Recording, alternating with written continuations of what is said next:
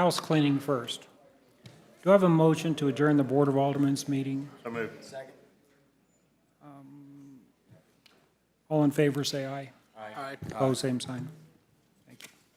I was adjoining a meeting that we started earlier, that we had to go talk about stuff, real estate stuff. Okay. If you would, please follow along with the Pledge of Allegiance and then an invocation from Ted Martin. I pledge allegiance to the flag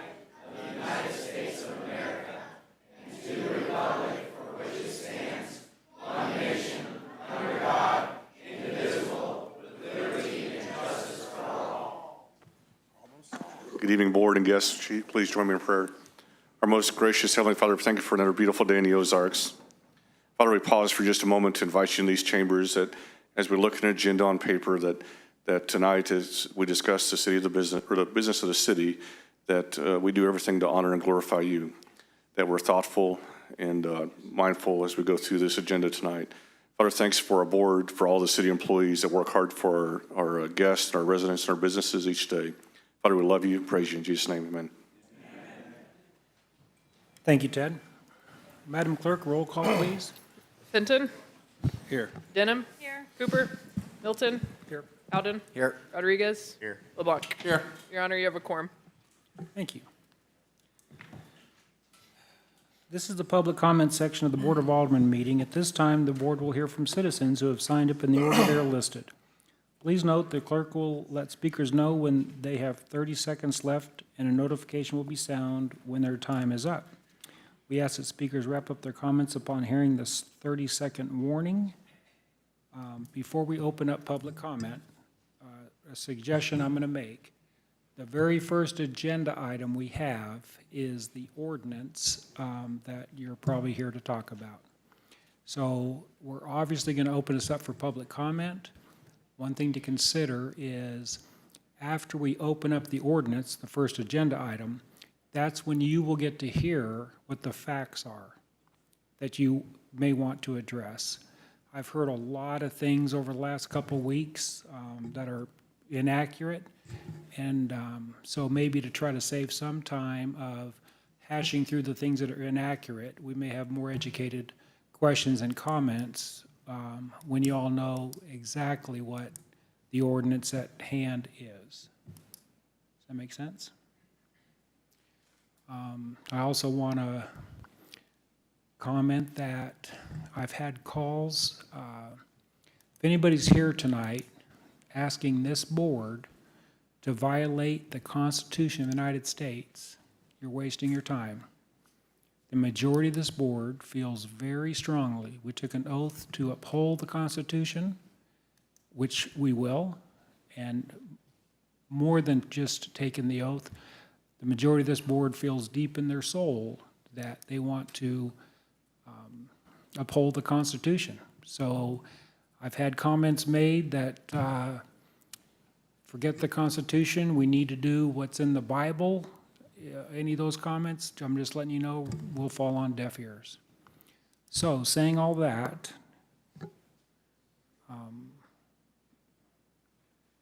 if you would choose, if your choice is to wait till the ordinance is read and explained to share your comments, you can do that. And so we'll go down the list of who signed up. This says, Madam Clerk, do we have any speakers? Our first speaker is Richie Zates, 3000 Green Mountain, speaking on health.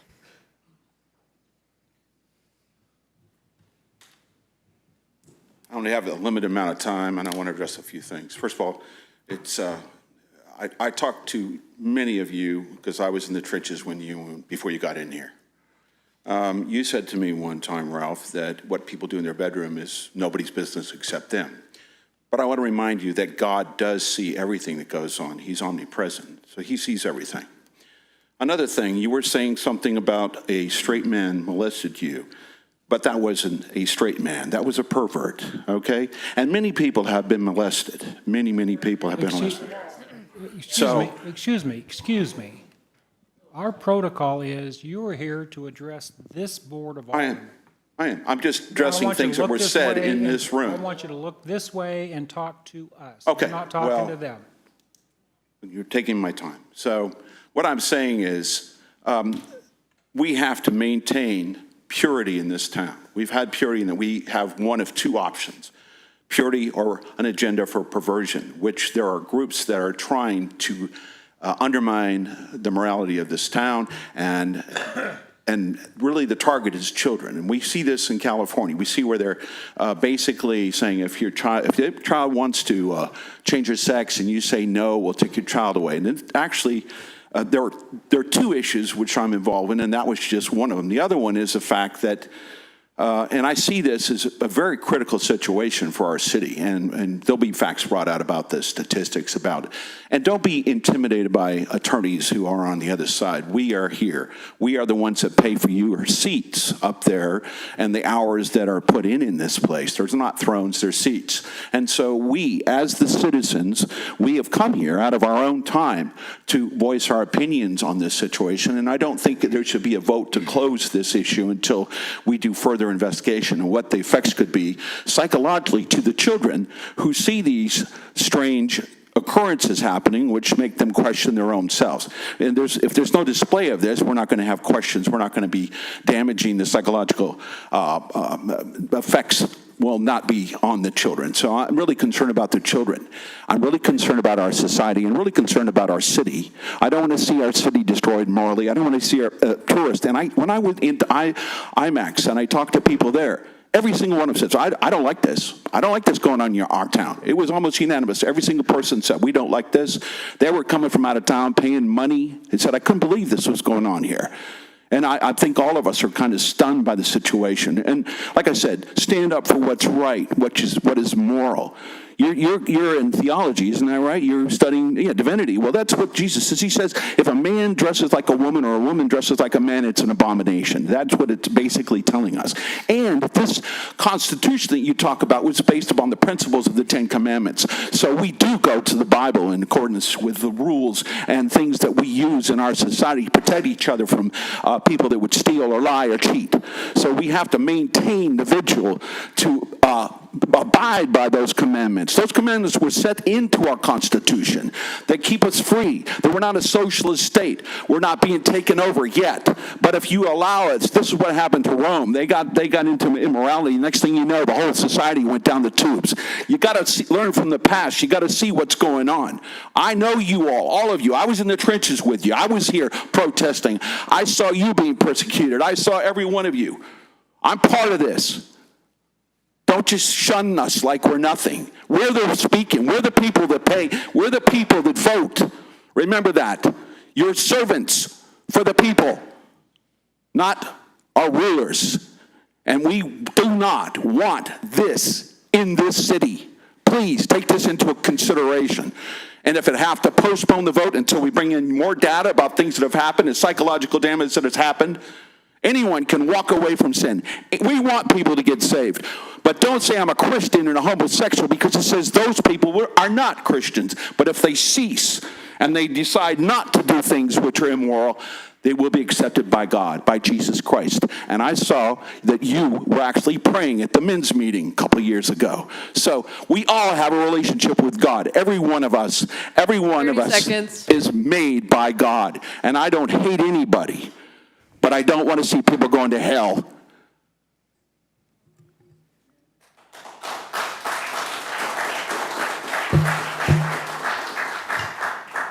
Something I'm also going to ask from the audience is, if you would, I want to respect everybody's opinions and everybody's points of view, and I would ask that we refrain from booing, sneering, yelling out comments, or clapping. Everybody has their own individual opinion. Madam, this isn't a question and answer time. That's a good point. Before we call the next speaker, Hillary, I don't know who can do it, but we need to. Really? I mean, We need to, I'd like to wipe off that microphone, please. I'm proud of my brother. If you're afraid of a few germs, then I feel sorry for you.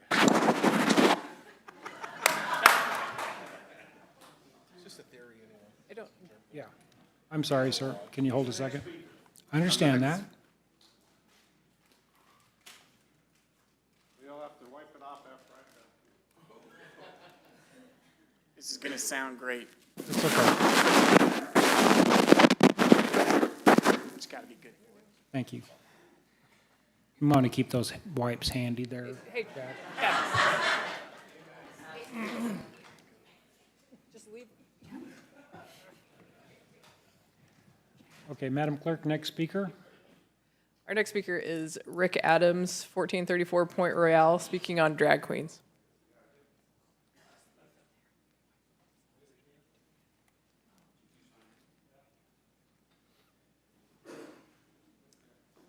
Hello, my name is Rick Adams. Rick, thank you for serving. You're welcome. I know Ruth, and I know Ralph. I don't know if Ralph knows me, but I know Ralph. They're my reps, and I've talked to Ruth over the phone. So I think we really need to consider this ordinance. I'm not against anybody's constitutional rights because I went to war to defend everybody's constitutional rights. Not just a certain people or a certain group, but everybody's. But the whole thing is, Branson is a family-oriented town. It's a tourist destination for families. Families support Branson. Families pay the taxes that come here. Branson's only got a population of 10,000 people. And the revenue comes in, does not come in just from the people, from the population of Branson. It comes from the people that are coming here for their families. We do not need another Eureka Springs. You got drag queens walking the sidewalks trying to bring in people to their shows. Why? Because nobody's going to the shows. Tourism is down in Eureka Springs because of that. People don't go there anymore. Is that what you want for Branson? It is not what I want. However, if it's protected by the Constitution, No, it's I'm going to not. support it. Don't tell me that Constitution crap. Don't give me Okay. that. Don't give me that. It is not protected. And I'll propose right now or make a motion, and I expect Ruth and Ralph to back me up, put it to the vote of the citizens and let the citizens decide in a vote. Name me one court case, Mr. Mayor, to where a judge has overturned what the citizens have decided. Excuse me, do I have to repeat that? Not the citizens. We're going to voted have a something. long, excuse me a minute. Rick, you need to address up here. Any comments from the audience, I will ask an officer to excuse you from the room. Thank you. Go ahead, Rick. So, let the citizens vote on this.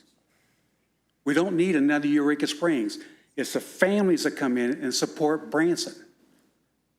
Any money that is generated from these drag queen shows are not going to be enough to support Branson. And you're going to drive the families away. Is that what you want? Is that what you want, Mr. Mayor, drive the families away? No, sir. Not at all, do you? But yet you have strip shows in your establishment. You got a dog in this fight, don't you? No, I don't, but go ahead. Yes, you do. Are you going to support the citizens or are you going to support strip shows? There's nothing socially redeeming about somebody gyrating their pelvis and shaking their butts. There's nothing there.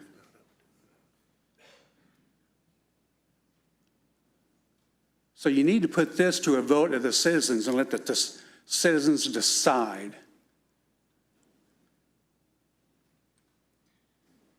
Thank you. Thank you, Rick. Madam Clerk? Our next speaker is Jeffrey Henry, 289 Notch Lane, speaking on drag show.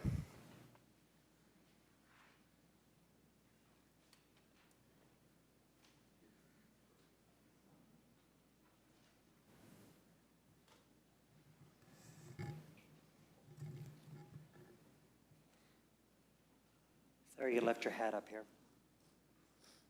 Rick, is that your hat?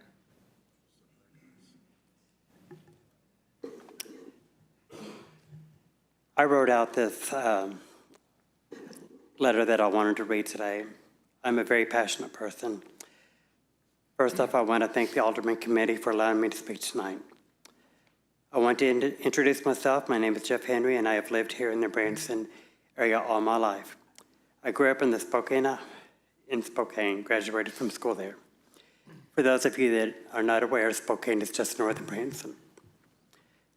I was a volunteer with the Hollandville Fire and Rescue Department for 18 years as a lead first responder, and I'm currently a retired paramedic.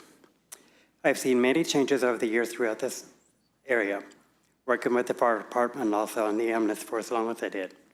I've helped bring people in this world, and I've also been there holding patients' hands when they left this world, from infants to the elderly. I was raised by awesome parents, and I've spent many years around my grandparents too. Between them, they showed me what love is. My family was down-home country folks, and I grew up in Branson, I grew up coming to Branson often as a kid, mostly coming to a few shows, especially the Bobolinks Theater, which is now formerly the Clay Cooper Theater, because of the friends that performed in the show there, and also the Ball Number Show, because a few of the performers there I went to school with. I could go on about the history of many things about Branson. Branson, back in the 80s and 90s, you hardly ever seen any other ethnic group come visit Branson, mostly because of the treatment they got. The only few that did not get treated bad was the few Hispanic families that lived north of Branson and worked here. In fact, most of their family still works here. I remember when it was talked about that there should be a soul Motown show here, and then there was a lot of talk about that, saying that would never go over. Branson finally started growing and becoming a more accepting community over the last 20 years. As far as the drag shows, there has been drag shows in Branson for well over 20 years. Drag shows have been at the Paddle Wheel, Area 57, which is a sign, it's the only thing that remains, Tsunamis, which is now known as Shoguns, St. City Sports Bar, Central Theater, and now Mr. Glencho's. I have friends that performed in drag here for over 20 years, and that was and is still a national name in the drag community.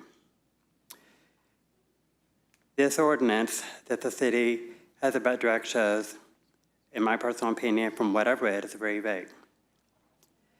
There's no difference in drag shows and the current Branson entertainers in Branson, guys dressing up portraying females, because they are putting on a costume and they are wearing either fake props and or makeup.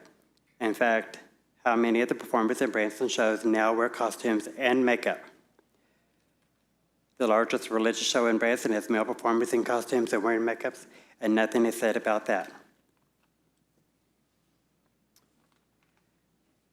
The one thing I want to say is live in this area all my life, and knowing friends and family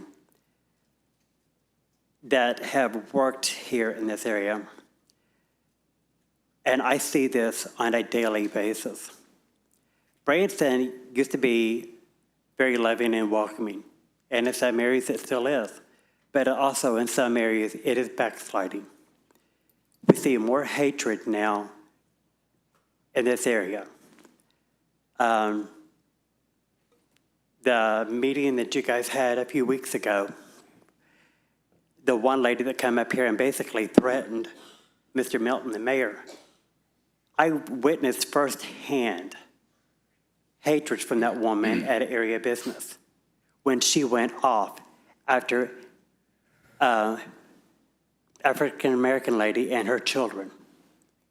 I had never experienced racism to that extent in this city until I seen that. And then that lady came in here that night and threw out vile 30 seconds. hatred. And, you know, that's what you guys want in the city. You know, this is not the Branson that I knew. This is not the Branson that I grew up in. Like I said, I've lived here all my life. I went to school with these entertainers in Branson. Drag show is the least of our problem. We've got much bigger issues to deal with here in Branson. Thank you. Thank you, Jeff. Madam Clerk?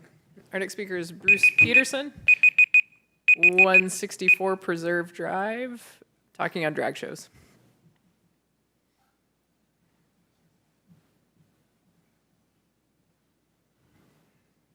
I'm sorry, Hillary, what was the name? Bruce Oh, Bruce, I'm sorry. Peterson. Hello, Bruce. Hello. Hi, I'm the Reverend Bruce Peterson. I'm retired and Branson's my hometown. Notice my hand shaking. It's not because I'm nervous. It's because I have Parkinson's. Friends, we have many, many things that should offend our moral and Christian sensibilities. Here's just a brief listing. Branson has a high crime rate. We have an incredibly large homeless population. We have low-income families struggling to put food on the table who are dependent upon local food banks. We have senior citizens having to make the hard decisions between nutritious food and needed medication. We have the working poor, many of whom live in weekly and monthly motel room rentals. We do have some religious divisiveness, bigotry, self-righteousness, and judgment. We have racism. We have hostility and even hatred toward those who are different, with whom one disagrees, and with those who are deemed sinners. And what do we do with these problems? We sweep them under the rug, hoping our visitors won't see them. And yet these problems are the very things which should offend our moral and Christian susceptibilities.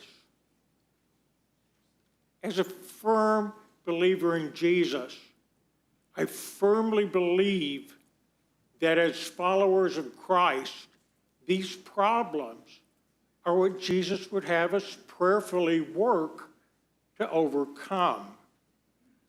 We have many serious problems in our community, many of which we hide in the name of image and profit. Compared to these serious problems, drag shows are a small problem. They don't threaten our way of life. It's time to get over discomfort about drag shows. They're adult performers entertaining consenting adults in an adult venue. Rather, we should, with God's help, seek solutions to the serious problems that plague our fair city. Thank you, and God bless you. Thank you, Reverend. Madam Clerk? Our next speaker is Veronica Moore, 610 Stony Kirk, speaking on drag queens.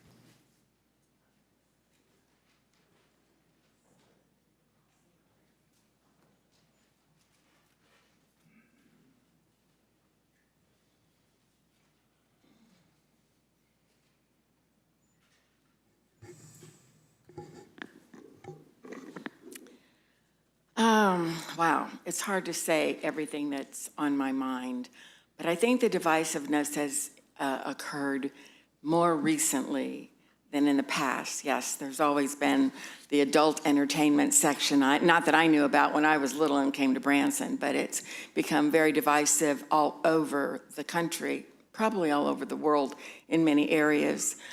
I think the real targets right now of the LGBT and the drag queen ideology that we are opposing today, it's a lot different. The targets have been increasingly manifested into Christian marriages and little children, mostly little children. I think we're here mostly to raise awareness of these issues and oppose any public policies and laws that support or promote the LGBT ideology. If you have an adult entertainment section that's been going on for a while and that's your law, that's one thing, but it's become more progressive and in the face. So that is one of the issues that I'm concerned mostly about. So we want to raise awareness of the issues and oppose public policies and laws that support or promote LGBTQ and ideology. And we want to work for positive laws that protect our children. I think that is the main issue. Particular malice is shown by this movement throughout our country when they push their agenda upon the public and the schools, the libraries, preying upon impressionable minds and hearts of little children.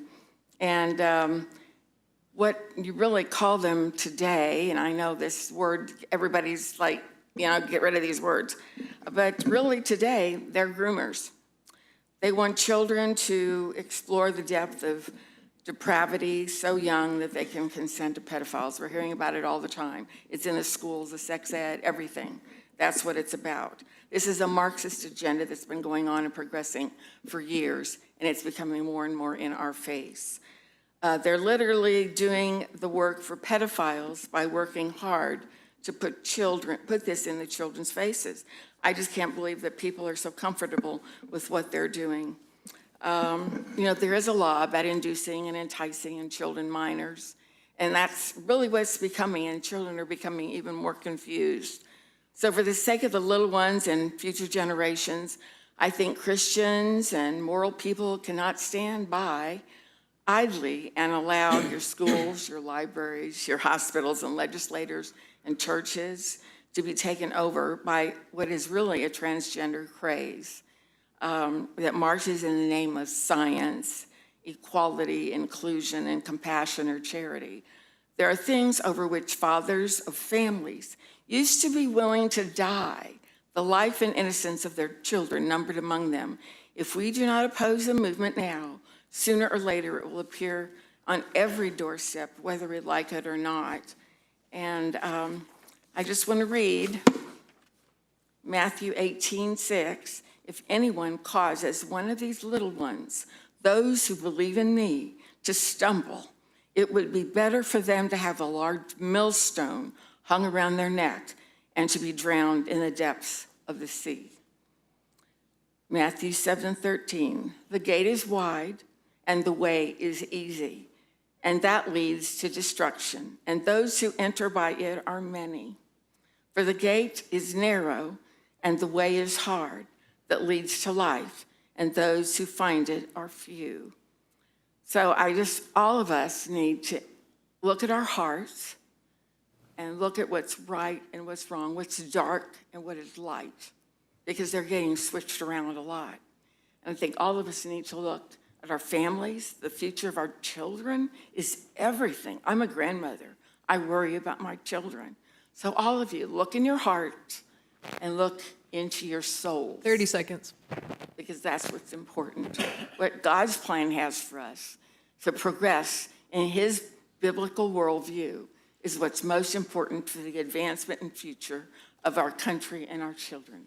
God bless you all. Thank you, Veronica. Madam Clerk? Brian Pollock, 610 Stony Kirk, speaking on drag queen opposition.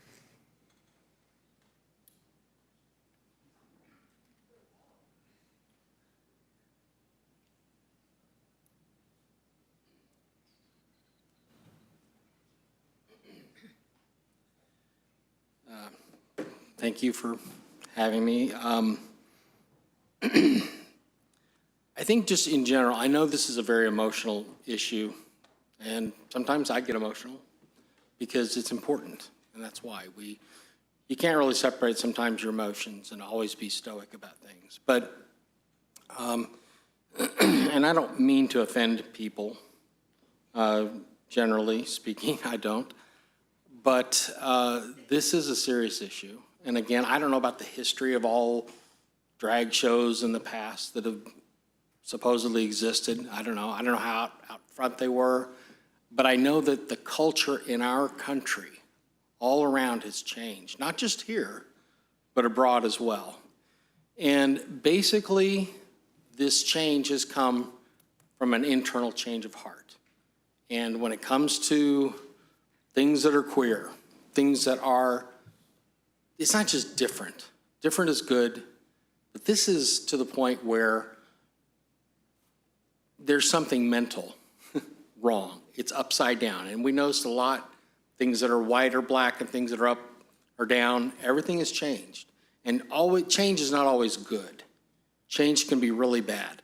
Progressive has the intonation that it's progressing for good. No, it can progress to the edge of a cliff, and sheep will just fall right off over it.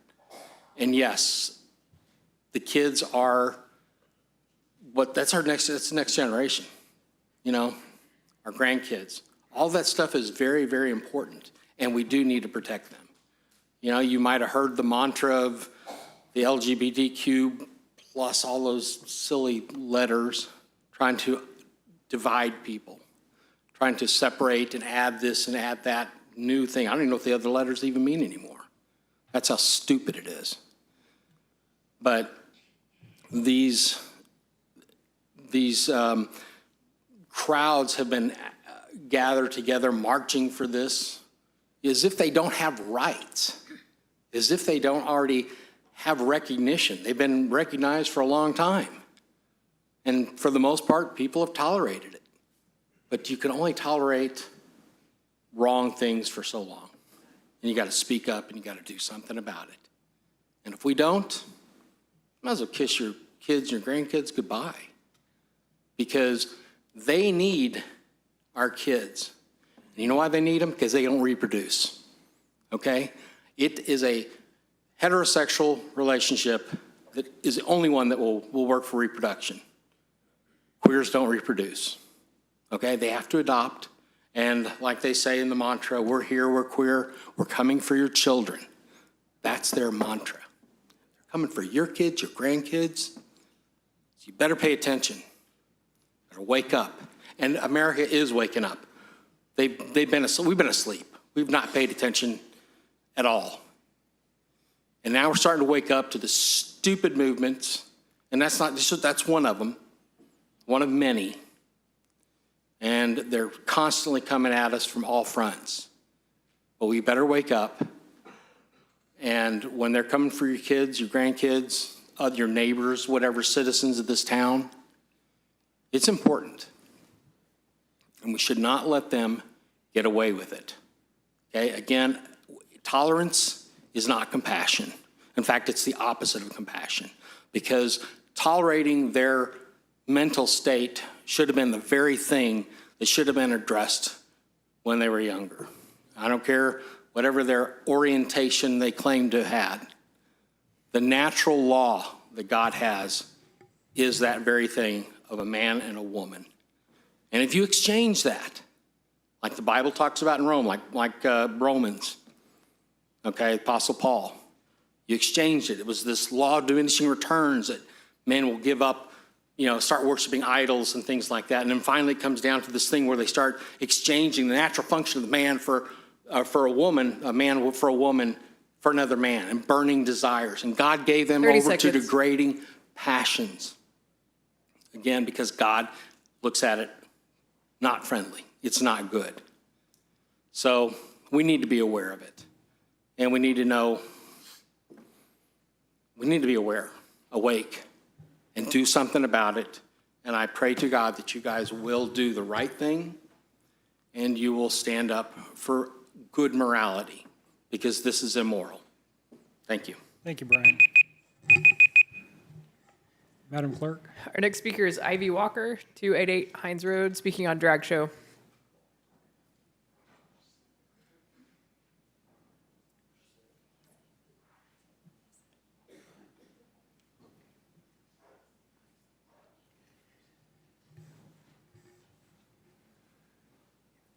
Hi, my name is Ivy Walker. I am the daughter of two entertainers that have made their home and livelihoods in Branson for over 30 years. I was born in this town. I graduated from Branson High School, and up until this May, I was helping educate and care for this community's children while working at the Boys and Girls Club of the Ozarks. And I am a queer woman.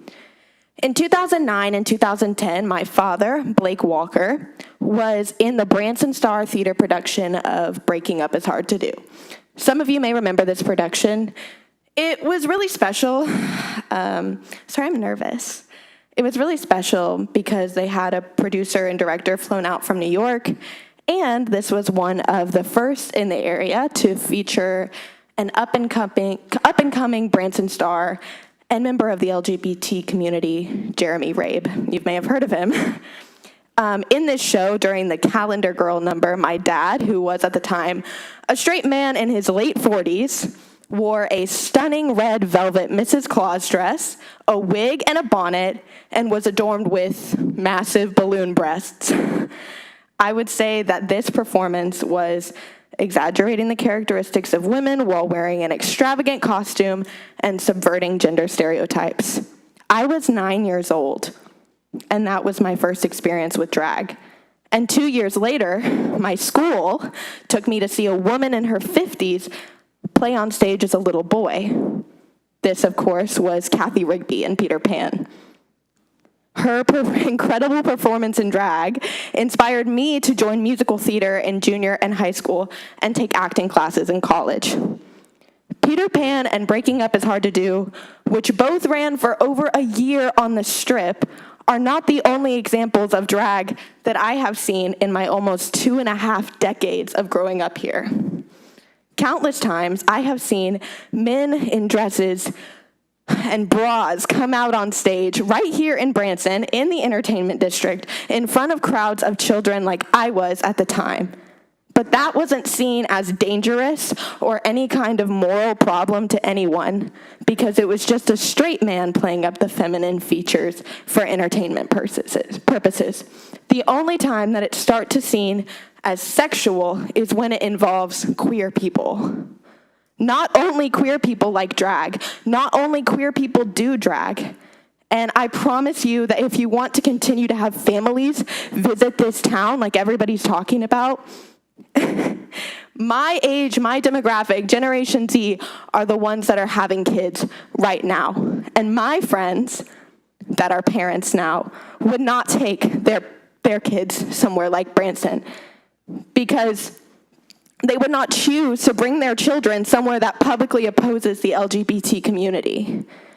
Drag has been done innocently in this town for as long as I can remember. And the only reason that any of these conversations are happening now is because there is a moral panic being fed to people through their phones and TV screens. And we as a community cannot be on the side of division and hatred for all of Branson's queer and straight entertainers, who are the lifeblood of this community.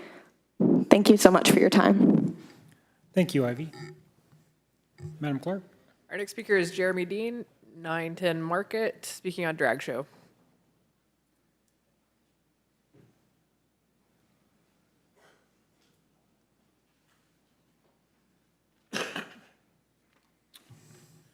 Good evening.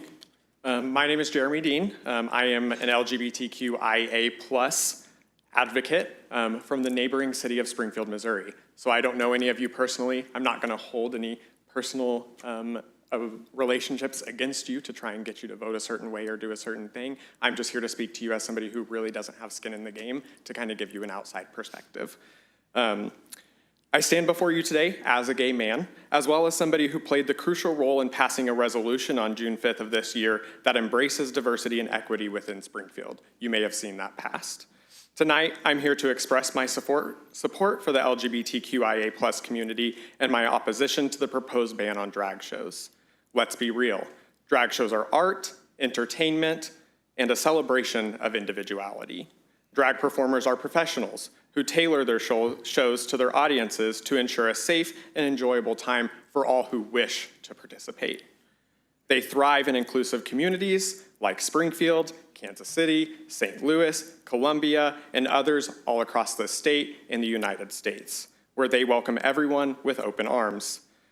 Springfield, I can speak for, knows how to embrace diversity.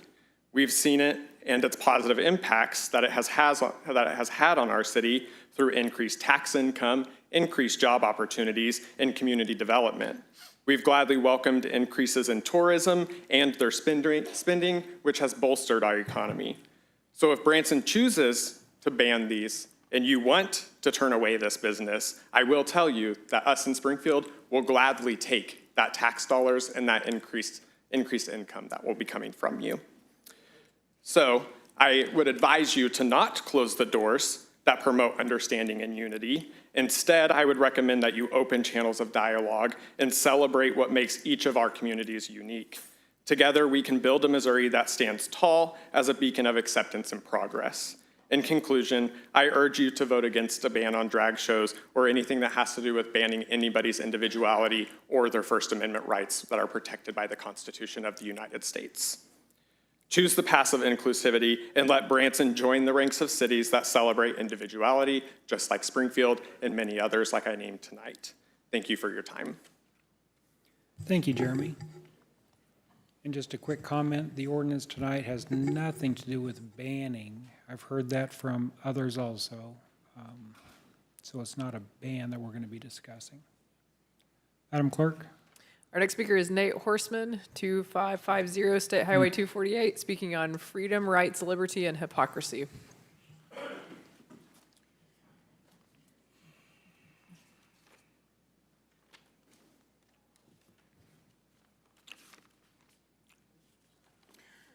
Good evening. I told myself I would never come down here again.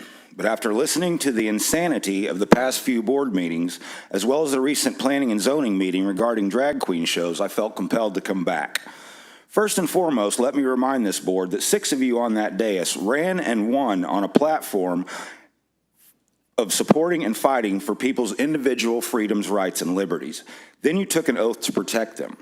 Now certain members of this same board and a slew of the so-called good Christian people in the most patriotic city in America have fallen victim to the latest manufactured outrage and want to weaponize this board to their benefit and deny or restrict a group of fellow townspeople of their individual freedoms, rights, and liberties. Why? Because of something you clearly don't like, don't understand, and obviously know nothing about. Branson has far more important and pressing issues that we could be focusing our time on. Yet here we are, whining for 2 months about drag shows which have been held in Branson off and on for the 25 years that I've lived here. Why is it such a pressing issue now? Because certain individuals in our city government heard about an event they didn't like and got their supporters all riled up about it. You people probably wouldn't have even known about T. Roy and Kevin's events had they not been brought to your attention. Up until last month, the only drag show in Branson in the last 3 or 4 years was the one held on Larry Milton's dock. The 2 recent drag shows were held in a restaurant and bar off the beaten path, nowhere near the entertainment district or the downtown district where this asinine ordinance is designed to limit them to. This business resides in an old half-empty outlet mall in the north side of town. Just like every other restaurant and bar in Branson, after 10 o'clock becomes a 21 and older establishment for adults only. The 2 nights they held drag shows, they covered all the windows. You couldn't see in. They had security at the door. There were no children allowed at either of these shows. I know all of this because I attended both of them. So unlike anyone else that has spoken out against them, I actually have firsthand knowledge. I've known Glenn for over a decade. He's a good dude, the epitome of the American dream. He worked his ass off and saved money and bought a food truck, and after his food truck became so successful, he and his business partner turned it into a brick-and-mortar restaurant and bar known as Mr. Glenn Shows, and they have made it equally as successful. Branson is all about supporting local businesses, right? Now simply because he allowed a couple of all-inclusive events to be held at his place, he's become a victim of the same manufactured outrage. He's been harassed, members of his family have been harassed, his business has been harassed, all for what? Because you people don't like something that other people do. There's a lot of stuff that goes on in this town that I don't like. I don't like the Christian camp over there across the lake that for years was responsible for actual sexual atrocities against children. And still to this day, they are using their money, power, and influence to keep those atrocities swept under the rug. And Branson just keeps looking the other way. I don't like that Branson has been hosting Reawaken America white nationalist rallies disguised as church events. I don't like the KKK-affiliated gift shop sitting on 76 as soon as you exit into town. I don't like the novelty store dedicated to a twice-impeached, sexual assaulting, election result denying, insurrection starting, multiple felony indicted narcissistic man baby sitting smack dab in the middle of town either. I also don't like having religion crammed down my throat while I'm trying to do my job. Are you a sinner? Do you need to be saved? Zealots that have the audacity to ask me if I need to be prayed for when all I want to know is what they want to drink and how they want their damn steak cooked.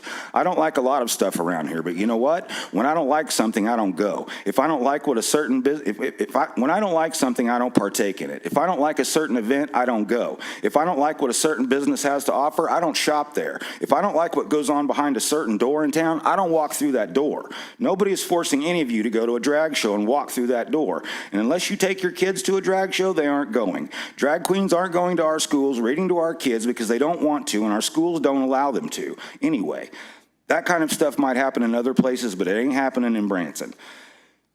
Now to address the giant elephant in the room that nobody seems to want to talk about very much. December 19th, 2019, Larry Milton allowed Branson's most famous drag show to be held and filmed on his dock for the HBO show called We're Here. I have talked to people that helped organize it, performed in it, and many who attended it. I also watched the episode on HBO. I know what went on before, during, and after the drag show on your dock and how involved you, your wife, and your staff were in the whole process. You're a politician now, Larry, I get it, but that doesn't mean the truth isn't still the truth. You can gaslight it all you want, but I have the receipts. You leased your space and profited from the event, not just by leasing them the space, but by serving your beer and alcohol. Your staff worked the event, and you and your wife attended it with friends, and I was told you had a really good time. Almost done. No, time's up. Sorry, Nate. Madam Clerk, next speaker. Our next speaker is Vanessa H. from Blue Eye, speaking on drag queen issue.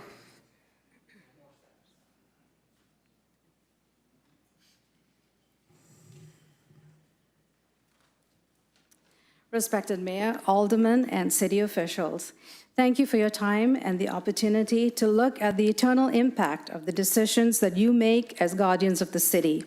The proposed location for a drag queen venue is downtown, which is the heart of the city. Branson itself is the heart of the country. So let's get to the heart of the matter. Drag queen shows are not adult entertainment light. They are sexually explicit in song, apparel, and gestures. They are endangering our children.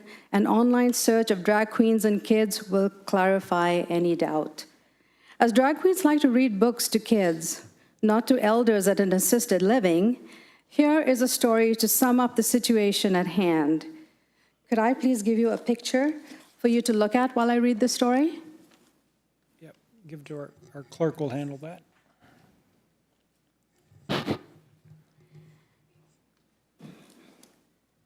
Imagine the little girl in this picture is one of the precious little ones in your family.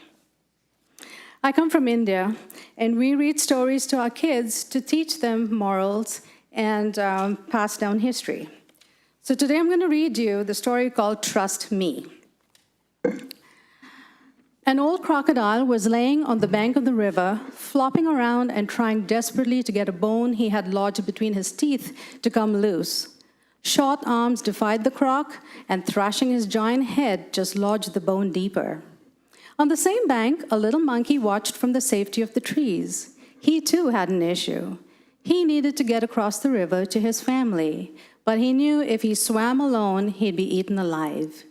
He called down to the croc, "Mr. Crocodile, I can help you, but you have to promise not to eat me. My hands are small and my fingers are long. I can get the bone out of your teeth, but I need safe passage across the river." The crocodile was in agony from the bone, so he agreed immediately to the terms the monkey set forth. Innocently, the monkey climbed down from the trees. He carefully extracted the bone, and the grateful crocodile prepared to take the monkey across the river. "Get in my mouth, monkey. If you ride on my back, you won't be safe. I will take you across in my mouth, where you will be safe from the other crocodiles for sure." The trusting monkey did as the croc said, and he crawled into his gaping mouth. He realized his mistake immediately, but it was too late. As the croc began to apply killing pressure with his formidable jaws, the monkey cried, "But Mr. Crocodile, we had an agreement. I helped you, and you were supposed to keep me safe." The enormous croc finished the monkey in one bite and chuckled to himself. "Silly monkey, I am a crocodile. I eat monkeys. It's what I do. It was a monkey bone you pulled from my teeth so that I could eat you easily and without pain. You are safe, monkey. You're safe in my belly. Now you will ride across the river with me, where your family will soon join you in my belly. This is definitely not a Disney story. It's an old proverbial story with a moral.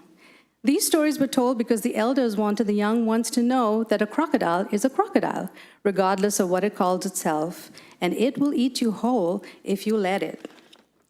So, can you please make sure that there is a protective clause in place to ensure that drag queens do not venture out into libraries, schools, public places, and private businesses and homes? The first indiscretion leading to a heavy fine for both drag queen and the business or source of the invitation. Second indiscretion, shut down the drag queen show venue. Secondly, over-the-top eyeshadow and fake breasts do not make nor represent women. It is demeaning to us as natural-born women. In a nutshell, we are endowed with God-given gifts that make us helpmates to our husbands, chef, nurse, janitor, counselor, caregiver, business owner, business partner, and most importantly, a prayer shield for our family, friends, neighborhood, and country. My friend Renee is a prime example of womanhood.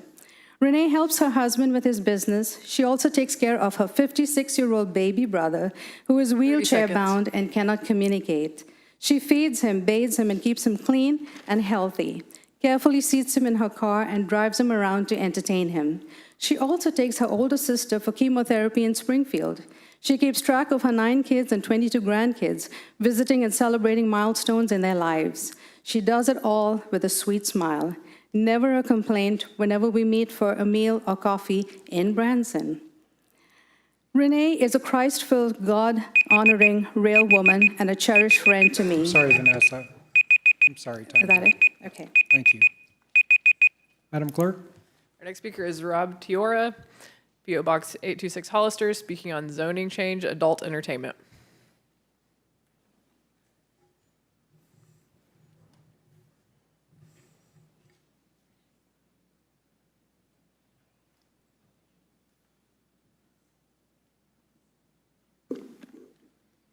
Thank you for the opportunity to speak tonight. I appreciate it.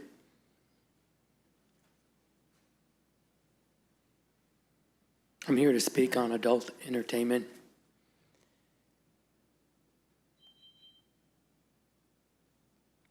When I spoke here at the first meeting in May on this topic, I said that the principalities of darkness are on our doorstep. This statement is not just a clever saying, it is reality. It's reality of the challenges that we now face. We clearly have heard from the citizens of this community who have overwhelmingly and clearly expressed their concerns on adult entertainment and drag queen. This compromise of their Branson values, their family values. Those values are faith, flag, family, God, and country. These values are the cornerstone of why many people are drawn to this region. The concern expressed is the compromise of these long-standing values. The Branson brand. As I referred to this value, the Branson brand, back in May, my concern, if you recall, is that when the values are compromised, that brings consequences. I shared with you the Anheuser-Busch decision, which indeed compromised their brand. The loss of market value as a result of this change in marketing of their Bud Light brand has now grown to a whopping $27 billion. Target has also seen a market loss. That loss is now over $15.7 billion. This is a result of the backlash by their customers over their decision surrounding the marketing of Pride merchandise. Disney has also joined the list of companies seeing loss of value Make no mistake, decisions that we make, this change we are viewing today, a zoning ordinance, a decision of compromise. It is a decision of compromise. It was crafted by the city attorney with several drafts. Attorneys like the middle ground and concession when they're resolving an issue. That's their skill set. This final revision is no exception. We now need to ask, how will this change, this compromise, impact the unique Branson brand? Significantly is the answer. Will we be looking back a year from now and say, this was the point at which time we saw the beginning of our community's decline, a dynamic shift of Branson values? Now our only option will be to enforcement of a zoning ordinance if it's violated. A most challenging and difficult path. We must persevere in the days ahead. Thank you. Thank you, Rob. Madam Clerk? Our next speaker is Mike Isley, 113 Hidden Springs, speaking on D, adult entertainment.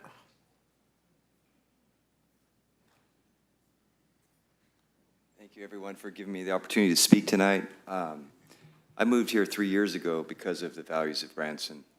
I didn't know anything about any drag queens ever coming to Branson. I moved from California because of what was being taught there. My daughter, what they're doing there is grooming the kids, saying, well, you can change your identity once you hit puberty.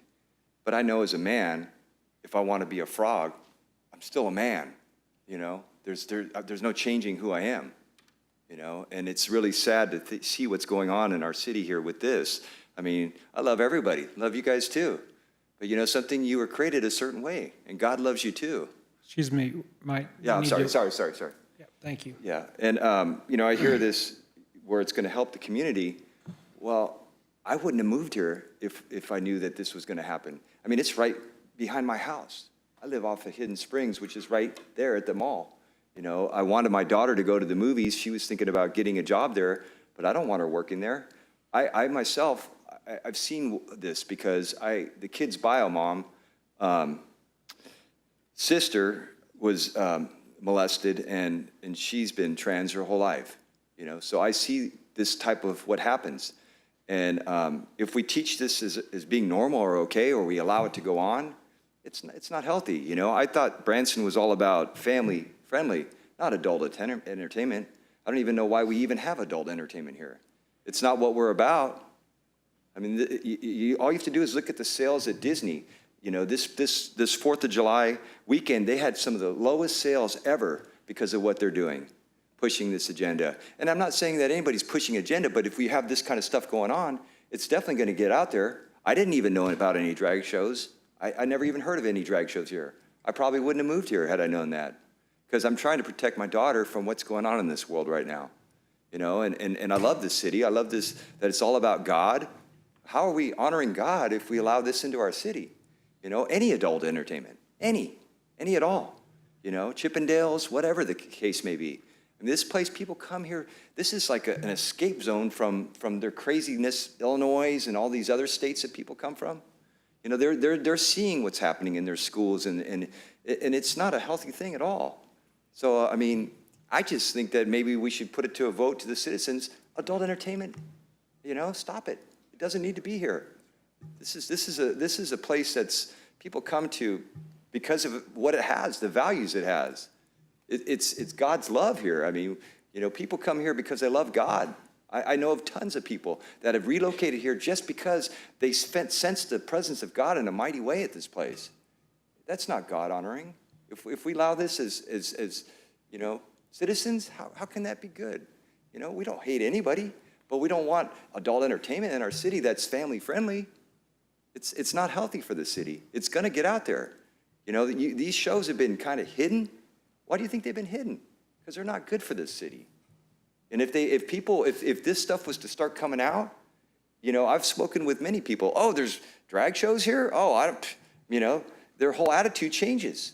And I can tell you, people's attitudes will change. They will. And I just don't want to see the city get destroyed. And I don't want to, you know, I have to answer to him one day. We all do. So let's do the right thing. Thank you. Thank you, Mike. Madam Clerk? Our next speaker is Trish Isley, Branson, speaking on adult entertainment.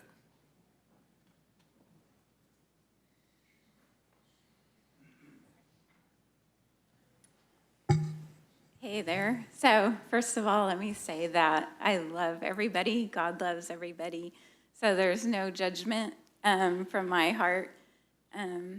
We all are sinners. We all can be saved. There's evil happening in the world, and it's a shame, but God can help us walk the straight path.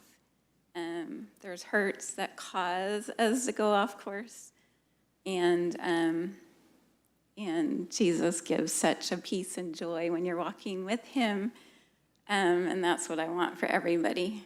So adult entertainment does not fit in Branson. So that is what I believe all Christians here in this room are asking for, is not to allow it in Branson. Right now, there is an ordinance that was written. I read the ordinance. All it's doing is saying it's not okay here, but it's okay here. Well, we don't want it okay here because Branson is God, family, country. We want to keep Branson that way. So that's what I'm asking you all, to not sweep this under the carpet and just take the easy road. Let's take the hard road. You know, being a Christian sometimes is taking the hard road. You know, it's easy to sit along and join everybody in the laughter of sin, but that's not someone who loves God with all their heart. You know, we have to take the hard road. So I ask you, please put this to a vote, all adult entertainment. We don't want hunk shows. We don't want, have you seen the pictures of what's happening here in Branson with the scantily half-naked bodies, bathing suits, everything else? It's disgusting. You know, it's not appropriate. So I'm asking to please put it for a vote. Don't allow it in Branson. Let the people's voice be heard. And let's not sweep it under the carpet, please. Thank you. Thank you, Trish. Before our next speaker, I just want to clarify, and I believe Rob touched on this also. For clarity, there are some people that think that what we're discussing tonight is opening it up an opportunity. Reality is, today, drag shows are allowed anywhere in the city limits of Branson. Highway 76. I mean, drag shows can go anywhere. Some think that we're discussing this to allow drag shows, and why would we allow that in our community? So truth is, it's already allowed citywide, right? Madam Clerk? Our next speaker is Denise Tiora, Hollister, speaking on adult entertainment.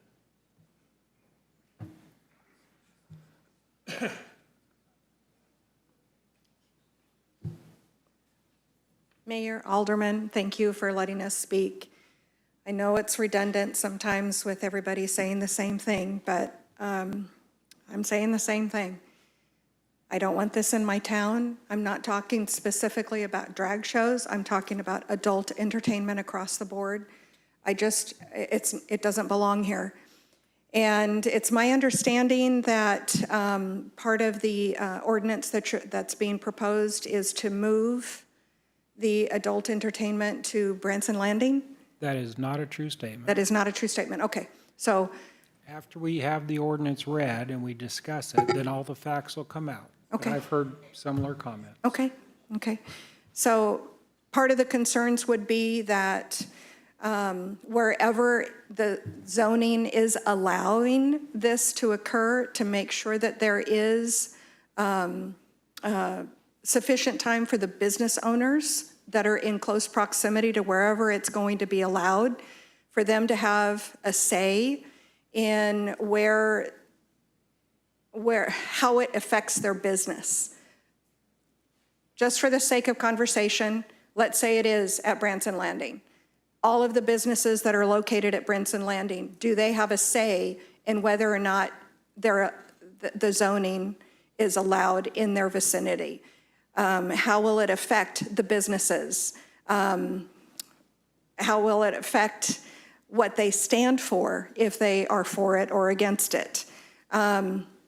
So my concern is for the people that are affected by this and don't have a say. I agree with some of the other people that have said, let them vote on it. Let the people decide whether or not they want it in close proximity to their business. The other thing that was also brought to my attention, and again, I don't know if it's true or not, I'm asking, is the attorney that was writing the ordinance, whether or not there was a conflict of interest, because they also represent some of the businesses that are allowing the adult entertainment. So I thought maybe that's a conflict of interest if they're also part of the team that represents that business, say Saint City. Denise, I'm not sure where you're getting your information, but again, that's not accurate. Okay, that's what I Yeah. was concerned about, there being a conflict of interest. I know there's a lot of rumors out there. Okay. So anyway, just as a citizen of this community, I'm not happy about what's going on in the town. And the person that had mentioned before about the homelessness, the people that are having difficulty, I agree with that as well. You know, there's a lot that needs to be addressed. This isn't the only issue, but this is the primary issue right now. So thank you. Thank you, Denise. Madam Clerk? Our next speaker is Damian Sam Elselmo Porfirio, speaking on new ordinance. We can just call you Damien, right? Yeah, that's fine. Well, you guys know by now, I mean, I'm a constitutionalist. I really did appreciate what you said about, upholding that. A lot of people are kind of bringing religion into this, and that's fine. I'm not saying my religion. I'm not against any religions, whatever. But, from a constitutional standpoint, we just have to live and let live on this, I understand a lot of the people's concerns, but maybe taking it to a vote isn't that bad. I think they'd be pretty disappointed, to be honest with you, because most of the people that are going against this, they don't support any of these businesses anyway, So I kind of find that ridiculous that these are the only people speaking out against it. I've read the ordinance, and I don't think anyone speaking against it or for it or whatever, I don't think they understand what they're reading. I don't know. I just hope you guys uphold the Constitution and don't go on the religious side of things, because that's not what the country was built upon. Excuse me, who wants to leave? Well, it's not. You can find that very clearly. Most of the people that wrote the Constitution, they were deists. They were opposed to organized religions. I'm not saying what I am. It doesn't matter what I am. This is, about the Constitution, about our rights as citizens. And, I had something prepared to speak, just hearing everybody with what they have to say. And, I want to respect some people's beliefs, of course, but, they have to respect other people's as well. And don't support the business. It's that simple, If they don't like what any of you guys do or what they don't do, don't go, Kind of one person that spoke up here, we are politically polar opposites. And he knows who I'm talking about. But I fully agree with a lot of the stuff that Mr. Horstman said, I'm a conservative, definitely, but a lot of what he said, I was like, I'll have to agree with him on that. Don't support. If you don't like it, don't go. Now, I personally love the Trump store, but if you don't like it, he doesn't go. If you don't like the drag show, don't go. I went to all three of them. I'm a cinematographer. I filmed there, and there was really God's honest truth. There was no supreme sexuality. It was open with singing. There was some dancing. Some people came out, did their performance. There was no, I wouldn't let my kids go. It's a bar. They're not going to my kids' school. They're not trying to take over the community. This has been going on for a long time. It's just they started to promote it, and then people were like, "Oh, not in my town," and that's where we are right now, and it's unfortunate. I know everyone wants to say, we have to go by the Bible. It's Bible this, Bible that. But look, we can't do that. And as much as they want to get angry at me, not even knowing my beliefs, saying, "Oh, America was built on Christianity." No, there was men that had that belief, but go check your facts. It was not built on any sort of religion. So I just really hope you guys don't go by religion, you go truly by the Constitution. So that's all I got to say. Thank you, Damian. When we do address this issue on the agenda, we will ask our city attorney, but I've heard a couple people now mention put this to the vote of the people. We'll specifically ask our attorney the question. I don't believe we can put something to the vote of the people and ask the people, do you choose to violate the Constitution? I think it's that simple. My attorney's looking at me funny. Madam Clerk? Our next speaker is Kevin Vaughn, Independence Branson, speaking on the new ordinance. Thank you, Kevin. Thank you, Kevin. Did I say thank you, Kevin? Who's next, Madam Clerk? T. Roy Shirley, Independence Branson, speaking on the new ordinance.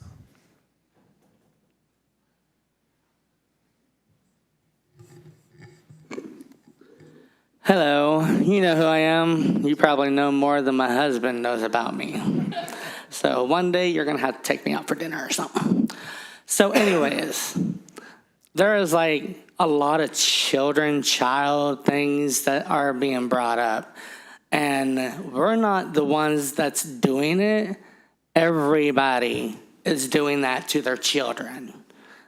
It's not just one child. But if that child belongs to somebody, that child is being done like that. Okay? Not that everybody in here is doing it, or everybody in the world is doing it. But there are that pathetic, inconsiderate, shitty-ass people that deserve to be punished. Absolutely. Abso-freaking-lutely. But we're not it, okay? We have nieces and we have nephews. We have kids. We are families that come to Branson and want to be welcomed here and accepted, and we have that right because we also fought for this world to be free, and I am free, but I want to be freer. I want my people to come here and be welcomed and say, hey, I'm taking my kids, Branson, Missouri. Silver City. You want adult shows? Have you been to the theaters? Because some of the theaters are putting on some adult shows that children are going to. Nobody's saying anything because that's Branson. If it wasn't here, Branson would not be here. Silver City. If it wasn't here, Branson would not be here. So choose your facts wisely whenever it's on something like this, because y'all are speaking on something totally different than what you should be speaking on. Okay? That should be towards the people that deserve to be spoken like we are being spoke to. We are not speaking to anybody in here on hate. We are simply standing up for ourselves because you are hate. And who in here thinks that hate is a positive and a God-given or Jesus Christ-given thing? I'm sorry, but that is evil. That doesn't come from Jesus, and that does not come from God. I have been going to church all my life. I have my beliefs, and I have my religions. So choose that wisely as well if you don't want to be looked upon as pathetic, judgment, inconsiderate, low, or anything of that sort, because your religion shouldn't be like that, okay? Your religion is happy, love, peace, joy, equality. Welcome to everybody, okay? So I could very easily say, y'all are like hurting kids, but I'm not like that. I don't know who is. Maybe some of you that's already spoke. Maybe not. I don't know. But, I would choose that wisely too. Because we're not taking your blame, and we're not taking your evil, and we're not taking your hatred, and we're not taking your judgment. You can keep that to yourselves, because we are used to this all of our lives, and we can shut that off. And you can fill that in. Because that's the way it is in this world, and that's the way it should be in Branson, Missouri. Everybody has families. Everybody comes here. Everybody is welcome to an extent in the profession of theaters in Branson. We don't know who's gay, straight, bisexual. That doesn't even belong, okay? Because nobody even looks at it. They're going to see a show. Simply going to see a show. If they don't want to see that show, they're not going to go and watch that show. No difference than a drag show. It is at 10 o'clock at night. We do not want children involved in that because it is an adult show. If that was not here in adult shows, period, Branson would not be here. 30 seconds. Because that's what helps us build. We just want to help Branson build. We want to see Branson thriving like it was 40 years ago. Because it's not thriving that much now. Maybe it's the hate, maybe it's the judgment, and maybe it's the individuals in this town that they're feeling that energy whenever they come here. Maybe that's keeping them away. Think about it really, really hard, because we are all equal. Thank you. Thank you. Madam Clerk? Our next speaker is Michael Phillips, 3221 Shepherd, speaking on drag shows. Thank you, Michael. Our next speaker is Mary Ellen Sigler, 157 Country Bluff, speaking on drag queen ordinance. Madam Clerk, how many more speakers do we have? 9. Thank you. How many do we have total? 27.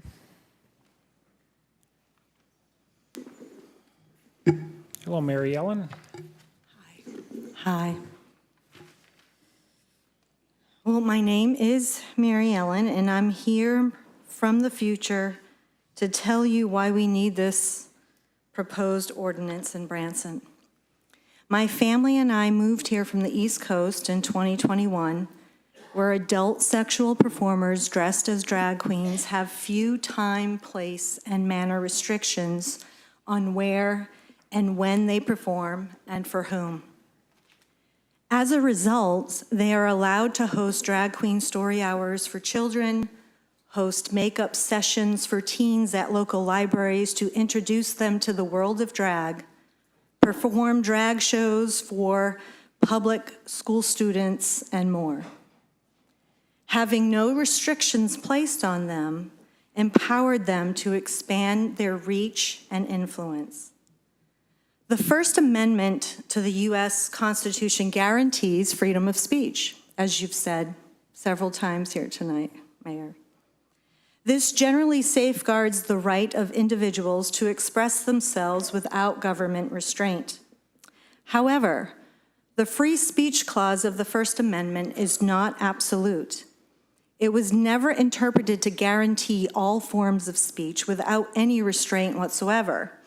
In fact, the U.S. Supreme Court has repeatedly ruled that government may place reasonable restrictions on the time, place, and manner of individual expression. Such restrictions accommodate public convenience, promote order, and safeguard public health. Drag queens are adult sexual performers. Ordinances in some cities restrict live adult sexual performance, and for good reason. Certain conduct occurring on premises offering this type of live entertainment is detrimental to the general welfare of citizens. Adult sexual entertainment has historically and regularly brought with it criminal activity such as prostitution and disruptive conduct, which threatens public peace, health, and safety. The same effects will happen in Branson if time, place, and manner restrictions are not placed on sexual drag performances. Also, the deleterious effects these shows will have on our local economy cannot be understated either. Multiple people have mentioned that. Visitors come here for family-friendly entertainment. If sexual performers are not restricted, it will change the character of our community and most certainly have negative economic consequences. At a previous city council meeting, and here again tonight, those in favor of drag shows in Branson argue that they only want a space to express themselves and that they have no interest in performing for children. But headlines across the nation tell a much different story. If drag queen performances are permitted with no restrictions, a campaign to provide drag queen events for children will inevitably follow. It will happen. That's why we must also vote no to making our private library public. It will open the door to drag queen events for children. Coming from a state where adult sexual performers dressed in drag are barely restricted, I can tell you firsthand their reach and influence into the community eventually put them in a position to being role models for children. Branson does not want to invite a future that looks like my past on the East Coast. I urge the City Council to adopt an ordinance that safeguards our economy, our community, and our children. Thank you all for your excellent service, and thank you for giving me this opportunity to address you. Thank you, Mary Ellen. Madam Clerk? Our next speaker is Karen Schooler, 265 Deer Run, speaking on fight against the drag queen in our town.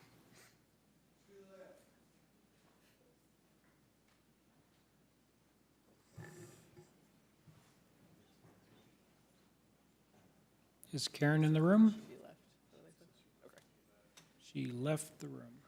So our next speaker is Marvin Schooler, 265 Deer Run, speaking on fight against drag queen. Yeah, that makes sense. She left with Karen. Okay, so Steve Shearer, 224 Norwood, Branson, speaking on drag queen shows.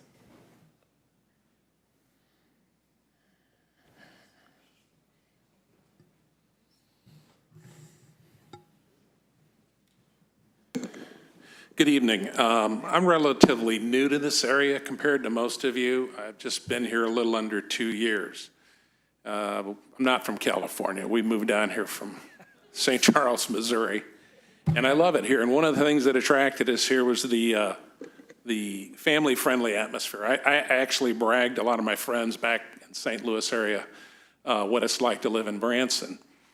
I'm opposed to any form of adult entertainment in this town. I think this town has unique community flavor that would be injured by that. And it's not just drag shows. It could be a topless bar. It could be a casino. It could be any number of things that I think really don't have a place in our community. I think we have standards here that we need to maintain, and we entertain stuff like this at our peril. I kind of take a long-term view at this. It's, maybe a drag show is a harmless thing, okay, initially, but what's next? What happens next year, the year after? Because there will be an after, trust me. A lot of people have previously pointed out that there's a lot of things happening across the United States, and I would tell you that there's an agenda here, and they'd love for it to happen here. they'd like to drive a stake through the heart of this community. And I think we need to be extremely careful when we entertain this. And when you, ladies and gentlemen, draft this ordinance, you need to put some teeth in it. I have to say, I find it interesting that I keep hearing we can't the Constitution. Well, I've lived in the St. Louis area most of my life, and I don't believe I could be wrong, but I don't recall any adult entertainment in the city of St. Louis or in the city or county of St. Charles. But I can take you across the river to Washington Park, Illinois, and I can show you what adult entertainment is done there, and it's not good. But it's not in St. Louis, so I don't buy the we can't thing. I think we can if we have the moral courage to do it. I urge you to reconsider this, and at a minimum, for God's sake, put some teeth in this ordinance and keep this thing limited. We've got to keep the nose of the camel from getting under the tent, or we're going to have problems. Thank you. Thank you, Steve. Madam Clerk? Our next speaker is Brent Sager, 114 Coo Creek, speaking on proposed drag ban. Hello, everybody. I appreciate what you said earlier about standing up for the Constitution, and I hope you all don't feel like any of my remarks are directed towards you specifically, and God bless you all for listening to us. I'm not here tonight to talk about morality. I'm here to talk about legality and common sense and the responsibility of you all as our elected officials to do what you said you would do. As we all know, you're not here to push your personal ideals and beliefs. You are here to be stewards of our citizens and to be a fiduciary of our tax dollars and to keep us legal. That is your responsibility. Most of the administration here ran on the platform that the government cannot tell you what to do. If we vote yes on this proposed resolution, you will be showing that you do not stand by that completely, and that we are not the first community to consider something of this nature. Many towns and states have unsuccessfully tried to ban drag shows. One example was last month. U.S. District Court Judge Thomas L. Parker struck down a statewide ban on drag shows, stating several reasons for doing so, one of which was that this was content and viewpoint-based restriction of speech, otherwise known as the First Amendment. This was not a judge or a court out of a liberal area. This is a Republican district court judge from Tennessee who was appointed by President Donald Trump. They don't get much more conservative than that. And even he recognized that this type of legislation was unconstitutional. Please do not waste the taxpayers' money, your time, or any more of ours on projects like this that are sure to be extremely costly to our city and will be overturned regardless. Everyone is looking for a reason to sue someone with deep pockets, and many groups will perceive the city of Branson to be just that. Let's not give them a valid reason to potentially bankrupt our city. I have an attorney friend out of Kansas City that told me that his firm is waiting for this to pass so they can file suit, and they know that they will be immediately followed by the National and Missouri ACLU, the National LGBT Chamber of Commerce, the Human Rights Campaign, GLAAD, and many other groups that will be bringing suit against the city. When you get sued, when the city gets sued, you'll be forced to go on record stating that you do believe the government should be able to tell private businesses what they can and can't do, and that you do believe that the government should be able to regulate the First Amendment if you vote for this. And don't forget, if you're planning on running for any other office, be it state rep, Senate, again, your political opponents will surely use that against you. Drag shows have been happening in this town for over 40 years, and there's never been an issue. I suppose some people in the town may have just found out about this and are now afraid for some reason, but it doesn't change the fact that there's nothing to be afraid of. The reason most of them didn't know this was already happening is because it didn't bring any of the issues they're afraid of it bringing. Everybody, well, most people in here claim to be Republicans and capitalists. Are you? If so, let capitalism work. Let it work. If you don't like it, that's fine. Protest it. Don't go. Tell everybody you know not to go there. But if there's a market for it, let it be. Venues will not allow these shows if people don't want to attend. Let capitalism work. The market will respond. It will either bring people here who will spend their money and enjoy our town, or it will fizzle out and go away. Businesses will not continue doing something if it doesn't bring people into their establishment. Some people say this is to protect the children. Statistically speaking, the most likely place for a child to be molested is in the home. The second most likely place is in a church. Drag shows are not on that list. It's true. I hope all of you watched the planning and zoning meeting when the city attorney brought forth this resolution. In my opinion, he couldn't have been more clear when he was telling the commissioners, this was not my recommendation. I had direction to bring this forth. When asked if he foresaw state or federal legal issues if this passes, his response was, you will be restricting the First Amendment as well as gender. These are federally protected classes. There will be lawsuits. Of course there will be ramifications. This is also an economic development issue. We know that for every home sold, it generates over $78,000 into the local economy. Do you think that companies like Apple, whose CEO is a gay man, would ever bring any of their workers to Branson knowing that they would have discriminatory laws on the books? I have friends who work remotely. They make over $500,000 a year and they can live anywhere in the country they want. 30 seconds. They're from Taney County, and they all tell me we will never come back here because they don't want us here. That's what we're telling these people. Why wouldn't we want these people here? We know we have a problem with workforce and retaining those people. We need to do more of that. I keep hearing that Branson is based on family, faith, flag, and fun, and this should mean that Branson is for all families of all faiths under every flag having the fun that they would like to. And for God's sakes, please vote for the library. Brett, thank you. Madam Clerk? Our next speaker is Joanne Caswell, 104 Hero Drive, speaking on ordinance and legacy.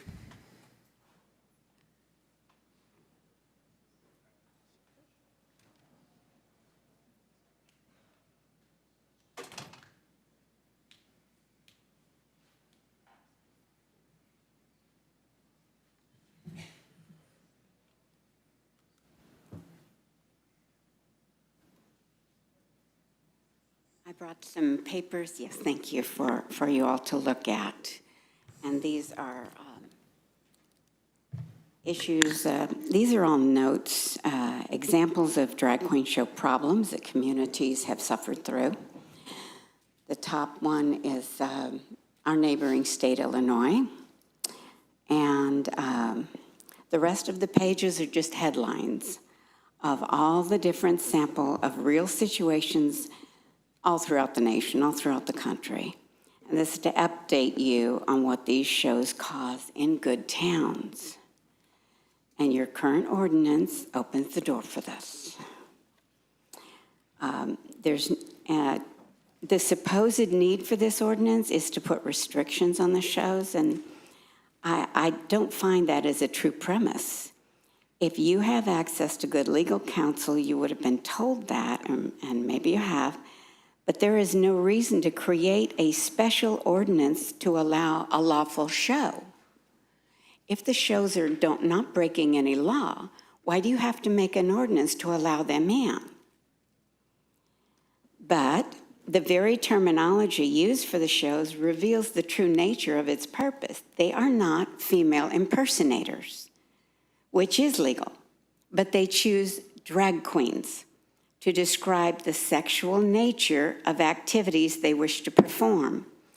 And that's also listed in your ordinance.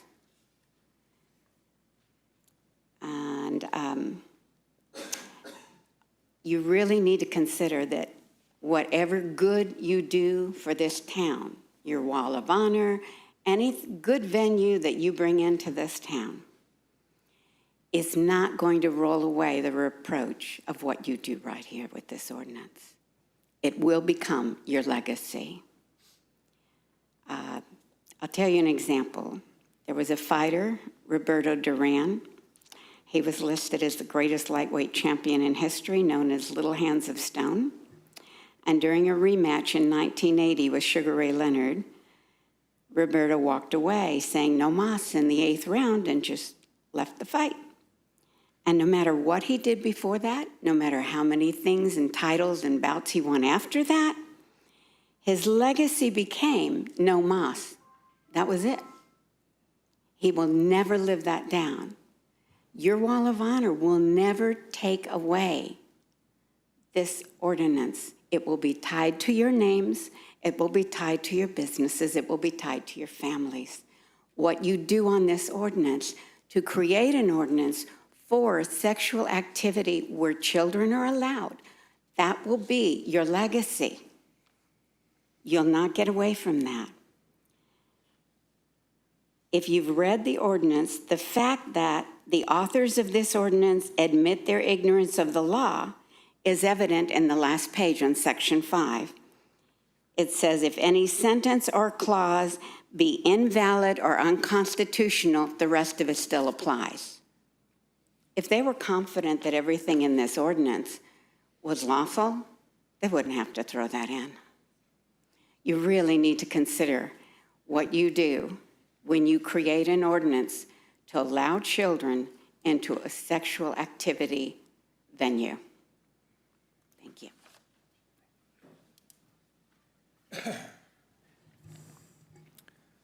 Madam Clerk? Our next speaker is Josiah Butterbaugh, 132 Foley, speaking on drag shows.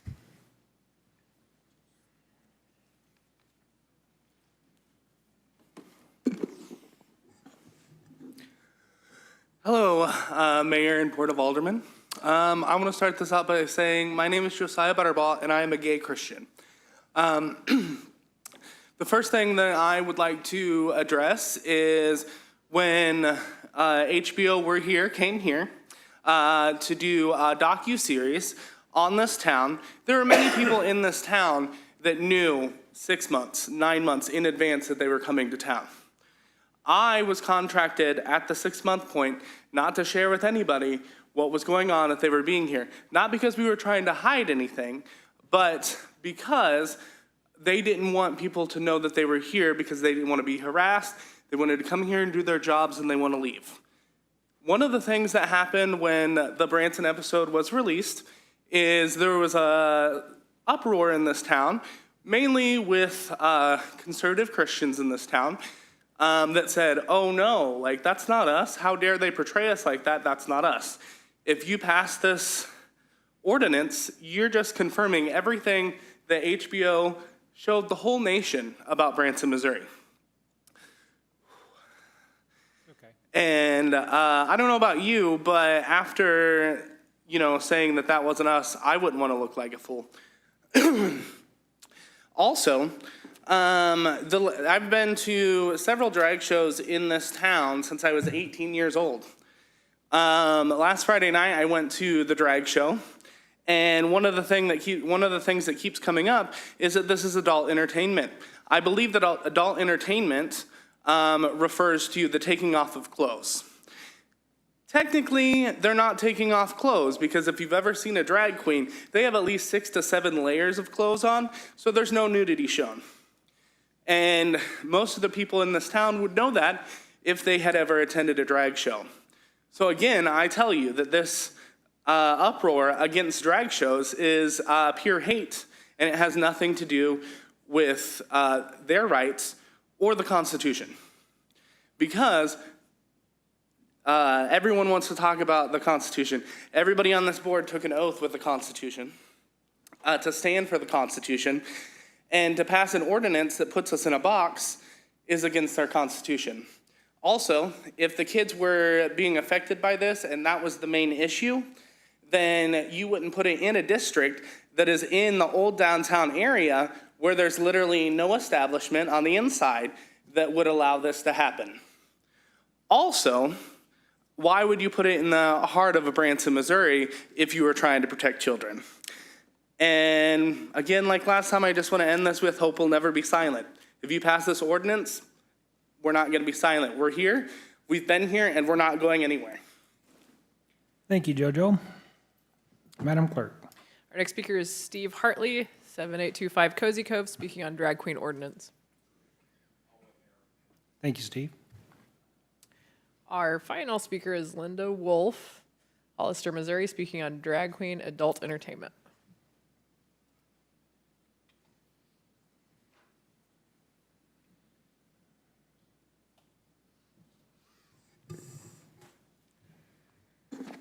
Much of what I was going to say has been said, but I do want to address the fact that in the amendment to our Constitution, number 1, it says that Congress shall make no law respecting an establishment of religion or prohibiting the free exercise thereof, or abridging the freedom of speech, or of the press, or of the right of the people to peaceably assemble, etc.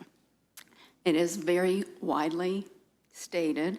And we do know that as far as freedom of speech goes, there are absolutely necessary restrictions. You can't shout fire in a crowded building, correct?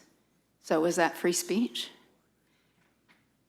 If we have movies that have ratings, we have G, we have PG, we have R, we can't show an X or an XX or however many X's in the local movie theater. Is that restriction of free speech? Are we going to have to start putting the XXX movies in the local movie house in order to support free speech? If we, as people have said, don't have the reading hours in our libraries to the children, is that prohibiting free speech? Are we going to have to, because we start having people in local shows, does that mean because of free speech, does that mean we're going to have to start letting them read in our libraries or do parades on the street where the men ride naked on bicycles? And yes, I have seen that happening. I've seen the clip personally. I've seen the clip personally where the people were marching and saying, we're here, we're queer, we're coming for your children. And I know the people who have been here have always said, we don't want your kids, we don't want your kids. And that's great, and I don't hate anyone. I believe we need to love everyone, but that doesn't mean we need to embrace their opinions or thoughts or ideals either. When we say we have to give them freedom of speech, does that mean every city and every state of every town of these United States has to permit adult entertainment? Because these drag shows, you know, you can say technically aren't stripping or whatever, but yes, they take off clothes. And yes, I have seen clips with things buzzed out where they did actually show parts of their bodies with kids present. That's why I saw them, because I was watching what was going on with the kids, where parts of their bodies were showing. There have been those. And if we start this at this place in this position because of free speech that for some reason can't be even restricted in any way, do we have to let them start doing that? Do we have to let them parade naked in our streets? Do we have to, is that all free speech? I think in constitutional language that we need to be careful. We get these code words, and like I've been hearing people lately in other places say things like, we've consulted with our lawyers and we'll get sued, and that's not a good use of our city money or our county money or our state money. And I understand that, but it's become a code word, so it makes you start wondering, are we just using another excuse because we've really already told people this might happen or that might happen? It's questionable, especially when there's questionable investments in some of the things that are going on.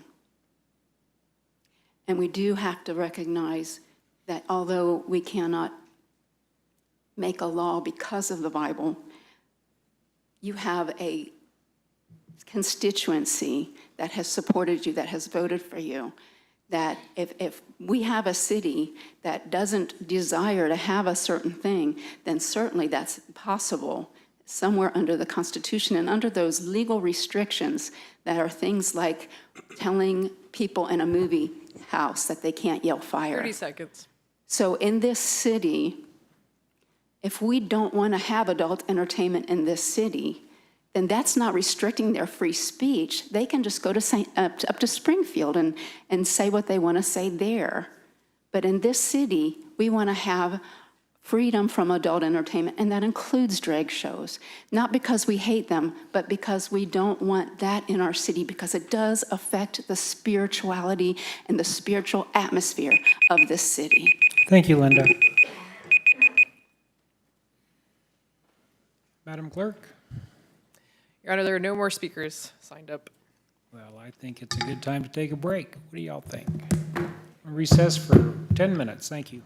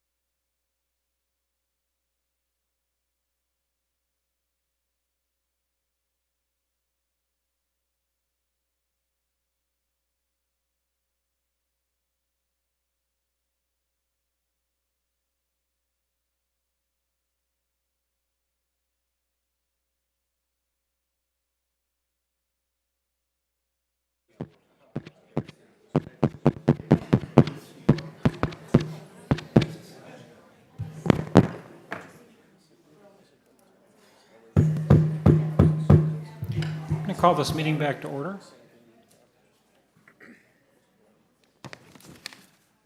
Next is the consent agenda. Are there any items that any member of the audience would like to have moved down from the consent agenda to ask questions? Any members of the board? Hearing none. Oh, Marshall? Oh, consent agenda, apologies. Sorry. Okay. Madam Clerk, would you please read the consent agenda? Your Honor, the items on the consent agenda are as follows. Approval of the Board of Aldermen minutes for the July 11th, 2023 study session and July 11th, 2023 regular meeting. Acknowledge receipt of Advisory Park Board minutes for the May 16th, 2023 and June 20th, 2023 regular meetings. Acknowledge receipt of Planning Commission regular meeting minutes for the June 6th, 2023 meeting.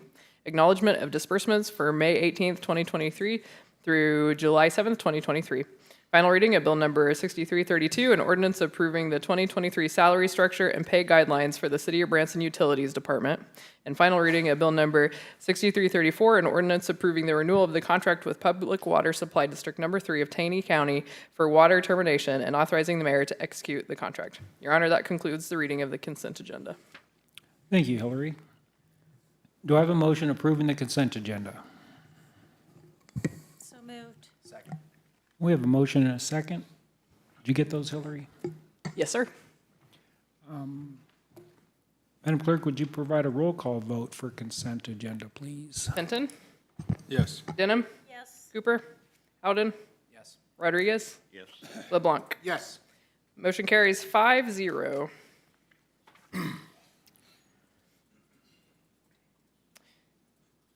Your Honor, the next item is a public hearing and first reading of Bill Number 6335, an ordinance amending Section 94-5, 94-60, and 94-62 of the Branson Municipal Code pertaining to drag shows. We will now open up a public hearing and begin with a staff report from Joe Lauber. Mr. Mayor, members of the board, a few comments for you this evening to introduce the proposed ordinance before you. Before I get into the details of the proposed ordinance to be considered tonight by the Board of Aldermen, it is important to mention a couple of big picture concepts. Currently, the city's zoning ordinance permits drag shows anywhere in the city where live entertainment is allowed. Without adopting an ordinance that is at least similar to the ordinance that is proposed this evening, drag shows would continue to be permitted throughout the city of Branson where live entertainment is permitted. At its essence, this ordinance defines a subset of live entertainment, drag shows, and limits where those performances may be performed. This ordinance would limit the use of property for drag shows to the same district that adult entertainment is permitted in the city, and would subject drag shows to special use requirements that are very similar to the requirements for adult entertainment facilities. Currently, the city's Unified Development Ordinance, or zoning code, permits many uses, among those theater. Theater is defined as a building, room, or other setting for showing movies or for where plays, dramatic presentations, and other live entertainment is performed. Also, the city's zoning ordinance defines adult entertainment facilities. Those are a place where patrons either engage in personal contact with or allow personal contact by employees, devices, or equipment, or by personnel provided by the establishment which appeals to the prurient interests of patrons, or observe any live presentation, videotape, or film presentation of persons wholly or partially nude with their genitals or pubic region exposed or covered only with transparent or opaque covering, or in the case of female persons with the areola and nipple of the breast exposed or covered only with transparent or opaque covering, or to observe specified sexual activities as said term is defined herein. Drag shows are not specifically permitted under the city's zoning code, but as I as I suggested, and as I will tell you, is it qualifies as live entertainment. Drag shows do not typically rise to the level of adult entertainment as it is defined in the city code. If performers in drag performances or any live entertainment performances in the city would cross the line meeting the definition of adult entertainment, then we would have means to enforce that type of activity through our existing code. Without a specific definition, live entertainment, without a specific definition, drag shows would be live entertainment, which is permitted under that definition of theater. Thus, drag shows would be allowed anywhere where live entertainment is permitted. Based on public comments received by this board and the mayor in May, the mayor directed staff to begin work on an ordinance regulating drag performances in the city. I provided a legal analysis of the issues to the proposed ordinance to the Board of Aldermen in executive session. The general consensus of the board was for staff to continue with the mayor's direction, which leads us to this evening's hearing. A proposed ordinance was submitted to the Planning Commission, which held a public hearing on July 6th. After a couple of modifications, the Planning Commission recommended the Board of Aldermen to approve the ordinance by a 7-2 vote. Before you this evening is the proposed ordinance coming from the Planning Commission as amended by that commission. Chad, if you would you put up the ordinance, please? Without getting into detail or divulging privileged legal conversations that I have had with this board, it is constitutionally challenging to create legislation as which has been requested. The city must comply with the United States and Missouri Constitutions, the United States Civil Rights Act, and the city's ordinances which protect free speech and expression and prohibit gender discrimination. For the most part, regulation of the activities that form the subject of this proposed ordinance is better left to individuals, the free market, or private or nonprofit organizations, including religious institutions. These persons and organizations do not have the same constitutional limitations that the city does. An ordinance regulating drag performances must be carefully drafted to consider constitutional protections of free expression and not be discriminatory on the basis of gender. With those considerations in place, I'll go through the ordinance with you this evening. It is important as you begin to look at this ordinance to look at the ordinance as a whole and not get lost in the details of the individual sections of this ordinance.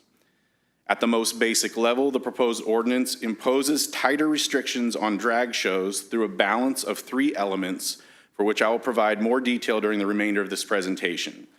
Those 3 elements are defining drag show and drag show establishment, limiting drag shows to the city's downtown zoning district, and creating special use permit requirements before property may be used for drag shows.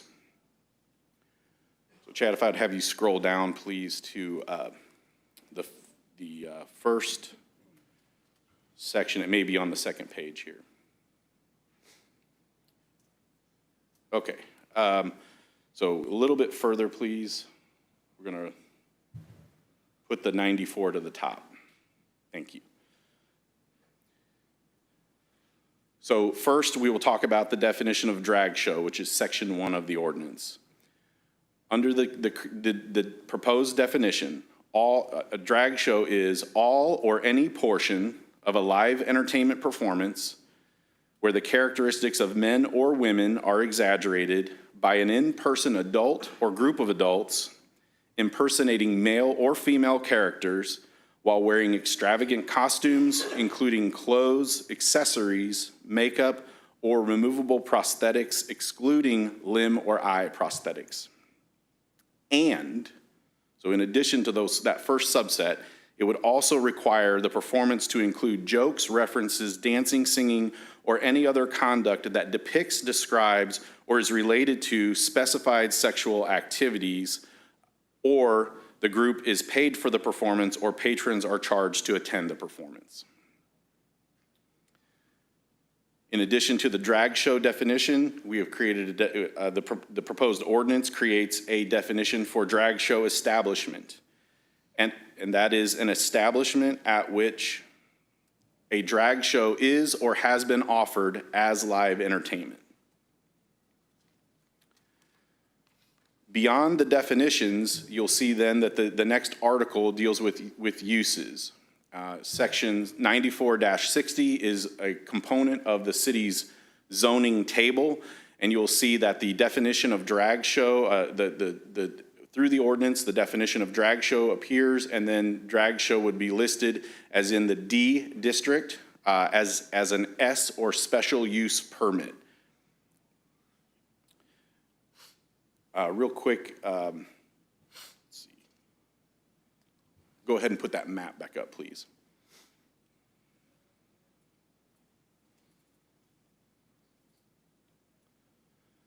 This is a map showing a component of the city's zoning districts, and you can see here the area that is kind of a dark red and kind of outlined in purple. That is the city's downtown district. For frame of reference, you see Lake Taneycomo to the east. The light blue is the Branson Landing, and then you can see going on up the hill towards 65 towards the left or the west piece of this. So the area that would be permitted for drag shows to occur would be in this area subject to the special use permit requirements. Thank you, Chad. You can go back to the ordinance. The downtown district was selected because while drag shows typically do not qualify as adult entertainment as defined in the city's UDO, these activities are similar to adult entertainment, so it would be preferable to treat them similarly. Adult entertainment is permitted in the downtown district with a special use permit.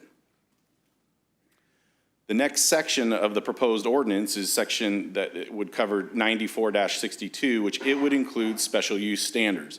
Chad, I sent you a red line document. If you'd put that up, please.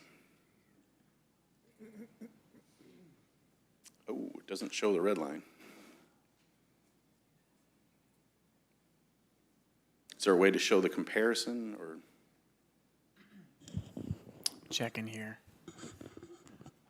Council, one moment. I just didn't open it before you sent it, or after you sent it, sorry. We'll see if Chad can get that pulled up. Unfortunately, the red line that I had created would actually show what we have done with respect to the special use standards and comparing adult entertainment and drag shows. There it is, thank you. This is a comparison that would show the text that remains in just the black font is language that is identical between the special use standards for adult entertainment and for the drag shows. The language that you see in the strike through or the red would show you how the special use standards have been changed from the current adult use standards for the drag show. As you can see, it essentially is places where we have to define, we use the definition of a drag show, we describe a drag show, and it replaces what was there for adult entertainment. And then you can kind of see, and that happens in those first, 3 or so sections. And then as you scroll down through the special use permits, then you can see that it's essentially just replacing adult entertainment with drag show. So the treatment of drag shows in this circumstance will be identical virtually to adult entertainment. Those special use standards are going to be, like verbatim off of what's already required for adult entertainment in the same district. If you'll go back then, Chad, to the full ordinance. So that comparison will show then that in this section, drag shows is subsection 3. You'll see there at line 112 begins what the requirements are. And so you can see in A, it says no drag show or drag show establishment shall allow minors to attend the performance unless a parent or legal guardian allows the minor to attend the performance. If a drag show occurs at an establishment with an alcohol license, the establishment must comply with age restrictions for employees and patrons as described in the city's code for alcoholic beverages. I would like to make a note that when this ordinance came through the Planning Commission, there was a lot of discussion about that particular issue with allowing minors. At the Planning Commission, I don't know if it was an oversight, it was just missed, or not. You know, the Planning Commission, as you know, made certain edits to the proposed ordinance. This was not something that was changed. What I will share with the board is, if this is an area that you want to change, you absolutely have the ability to do that. You, as the city's legislature, can go exactly with what a planning commission says. You can go completely 180 degrees a different direction, and you can go pretty much anywhere in between. So if you had an interest in maybe saying, you know, essentially from having a parent or legal guardian's permission to allow a minor to attend, that the minor would have to attend with their parent, that's something you could do. If you wanted to say that minors cannot attend at all, you could say that. So you can make changes to this, and I will bring that up because that is an issue that has been raised and has been brought to my attention in the time since the Planning Commission, so I'm sharing that with you this evening. In addition to, I'm just going to kind of paraphrase the remainder of the special use permit requirements. It prohibits shows within 600 feet of a church, school, park, or residentially zoned property. No shows would be permitted within 600 feet of another approved show or an establishment serving alcoholic beverages. You would have to have access through a thoroughfare, a minimum of 100 feet of street frontage. There will be screening requirements, setback requirements. You can't have windows that would allow the performances to be seen from the outside, signage limits, parking lot requirements, and the hours cannot exceed 8 to midnight, Sunday through Thursday, and 8 p.m. to 1 a.m. Friday through Saturday. Of course, we understand that 1 a.m. is actually Sunday, but we, again, tried to keep this language identical to the adult business language that you saw in that red line a few minutes ago. That is my presentation on the ordinance itself, and I'm happy to answer questions, or I can stand by after public comment and answer further questions if needed. So at this time, what I'd like to do is hear comments from the aldermen. Marshall? Joe? Okay, so I just want to say this. There's been a couple kind of misnomers that have been placed out there today. One of them being that under the way that this is written, Kathy Rigby's Peter Pan does not qualify under this as a drag show. Assuming that Kathy Rigby's Peter Pan is not one that is filled with sexual innuendo, sexual jokes, and so forth, that would be correct. Right. And that's really what I want to key on as an alderman, because that's actually the only way I would support something is if it was actually restricting a sexual activity of a sexual nature. So I'm discovering something here when in that part that it refers to that, the impersonation by the adult or group of adults is intended to subvert gender stereotypes, and the performance includes jokes, references, dancing, singing, or any other conduct that depicts, describes, or relates to specified sexual activities as defined herein. And then a big fat or, right? So maybe before I even make the amendment, because we're not at that point yet, but could you help me understand? So I guess really in reading this, that sexual component that we've been discussing is not really a ironclad thing if we have a big fat or in there. That is correct, and the reason that the or is there and it talks about the actual the payment for performances is because when we freedom of expression, freedom of speech is protected, but cities have the ability to restrict commercial activities further. Okay, and so the concept here is if these are drag performances that don't necessarily meet the sexual level of conduct, if they are still for pay, that's a commercial enterprise, and that is something that the city would have more authority to regulate, and so that is why that is written that way.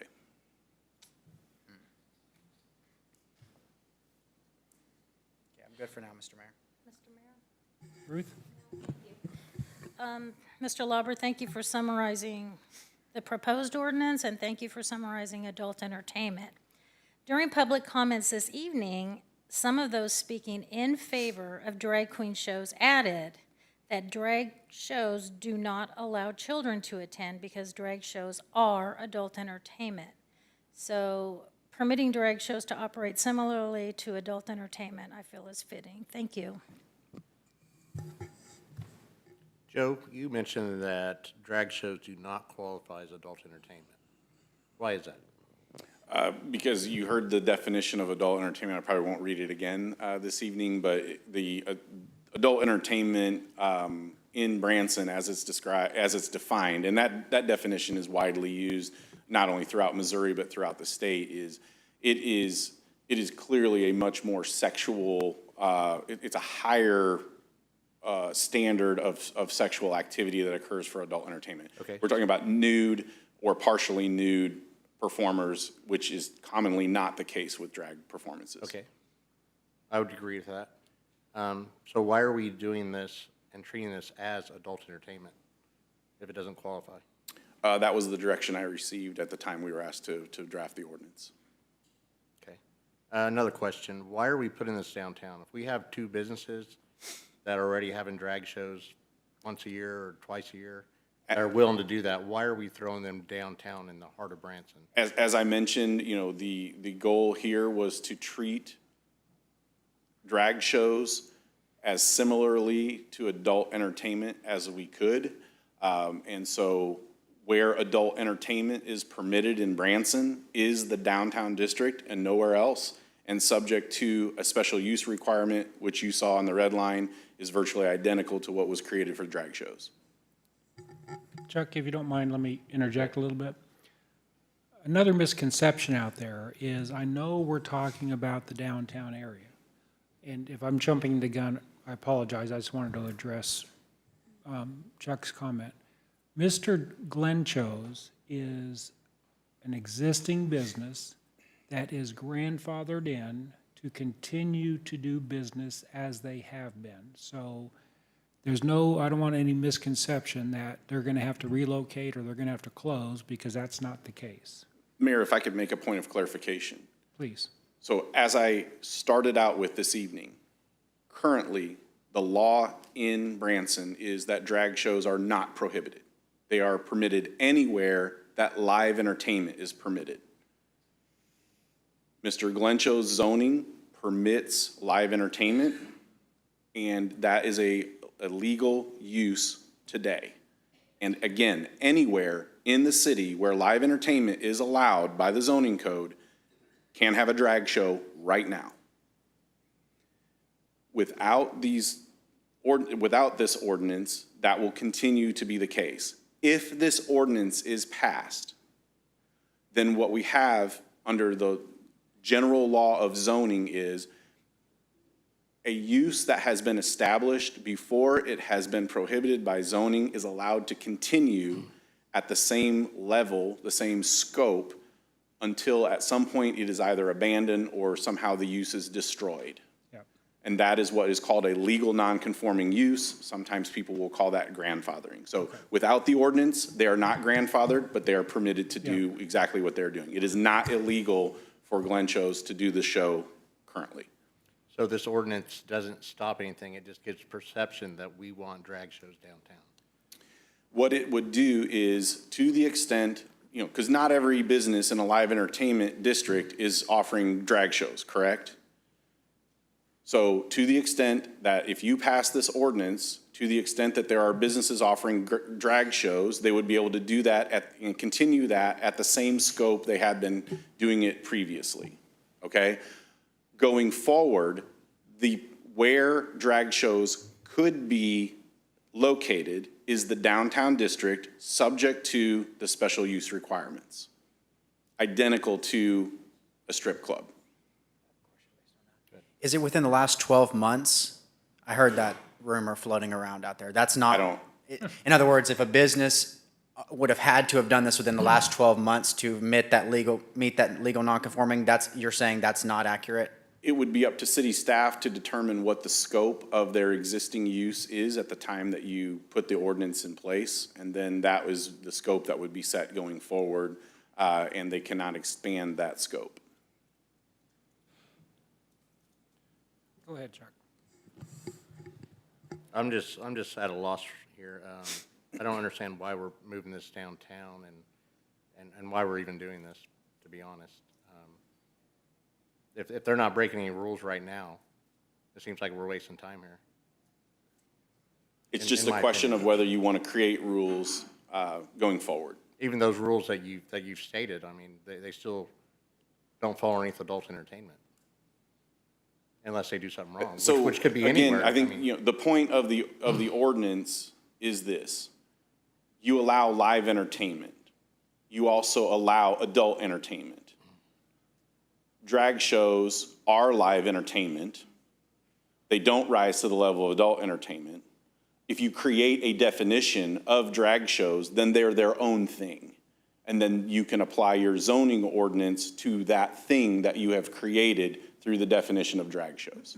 That sounds like we're targeting a specific sexual group. You're allowed to do that with adult businesses as well. This is why it's identical to the adult business ordinance. We do allow that adult businesses that I described earlier, those are allowed in the city's downtown district with a special use permit.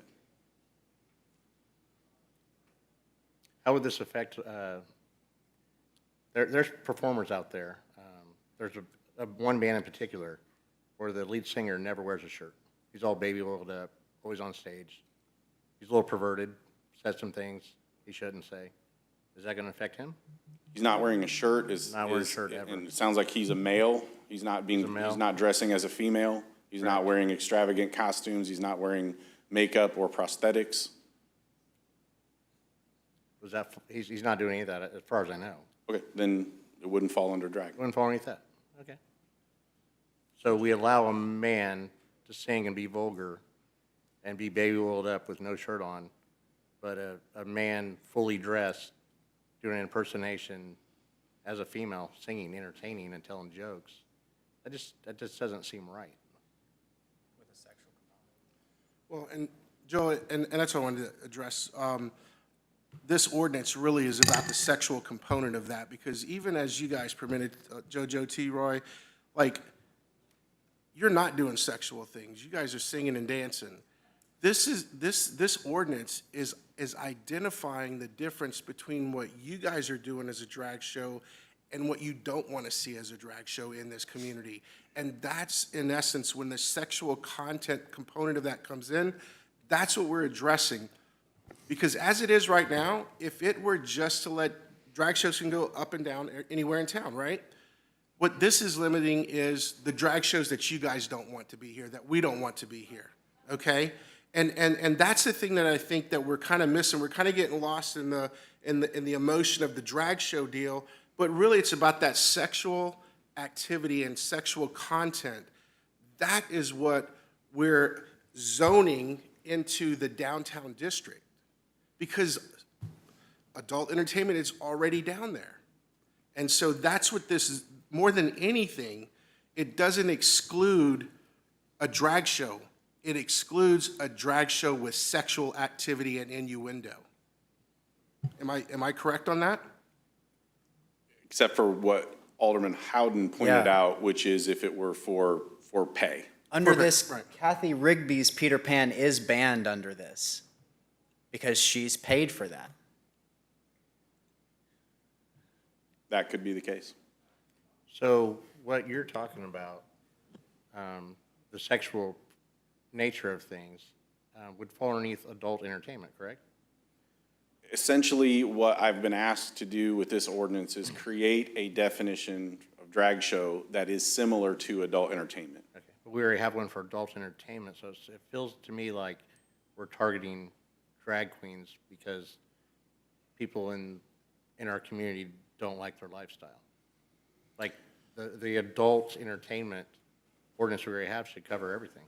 Yeah, I mean, Alderman Rodriguez, you're entitled to your personal opinion, but what I would say is this ordinance from a gender, if you're getting at whether that's a gender discrimination issue, is this ordinance doesn't care whether it's a man dressed as a woman or a woman dressed as a man. It is applicable to any gender identifying as a different gender and subverting, the gender stereotypes. Chuck, my reading of that is that based on what you're saying, the adult entertainment currently has to involve removing clothes, right? Yeah, Basically, it's right. So that doesn't fit within this. Full or partial nudity. And yet, part of the argument that I've had back and forth with some people is that I understand there may be a flavor of drag show where it's just you walk down and it's sort of comedy based. This is what's been thrown at me, right? But again, it doesn't meet that. So that's where there could be a scenario, and we don't want to get graphic in any way, but the grinding and the certain sexual kind of movements. The community is asking, this is what I heard, the community is asking for us to put a drag show that involves those special kind of sexual movements that doesn't involve the removing of clothes. A lot of people in the community are asking for us to include that within adult entertainment. That doesn't necessarily meet the threshold of removing of clothes, but by any layman's understanding of, perhaps not the one you guys had, but the ones we've seen on CNN or whatever, would meet adult entertainment because of a sexual nature. Right. On the front end of the ordinance, the sexual nature portion of it, it's on the screen here, I'll read it again. The performance includes jokes, references, dancing, singing, or any other conduct that depicts, describes, or relates to specified sexual activities. And those are the same as the adult entertainment activities. So, and if an entertainer currently in the city of Branson was to get on stage and to pantomime a sex act, that could be already under our ordinance considered, right? That could be a violation. I don't know what the violation is, but it's a violation if there was an officer there and wanted to charge if they pantomimed a sex act. Right.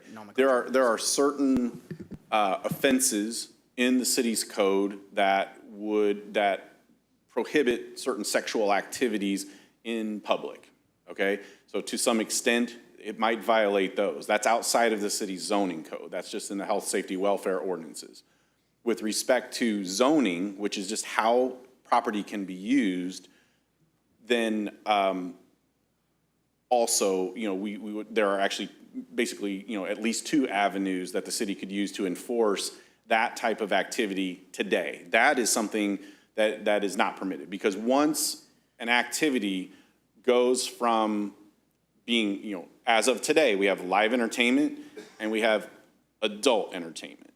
If there are performers out there that do the things that rise to the level of adult entertainment, and that is not a permitted use on that property, we can stop that use through the zoning code and potentially even have citations for ordinance of violations.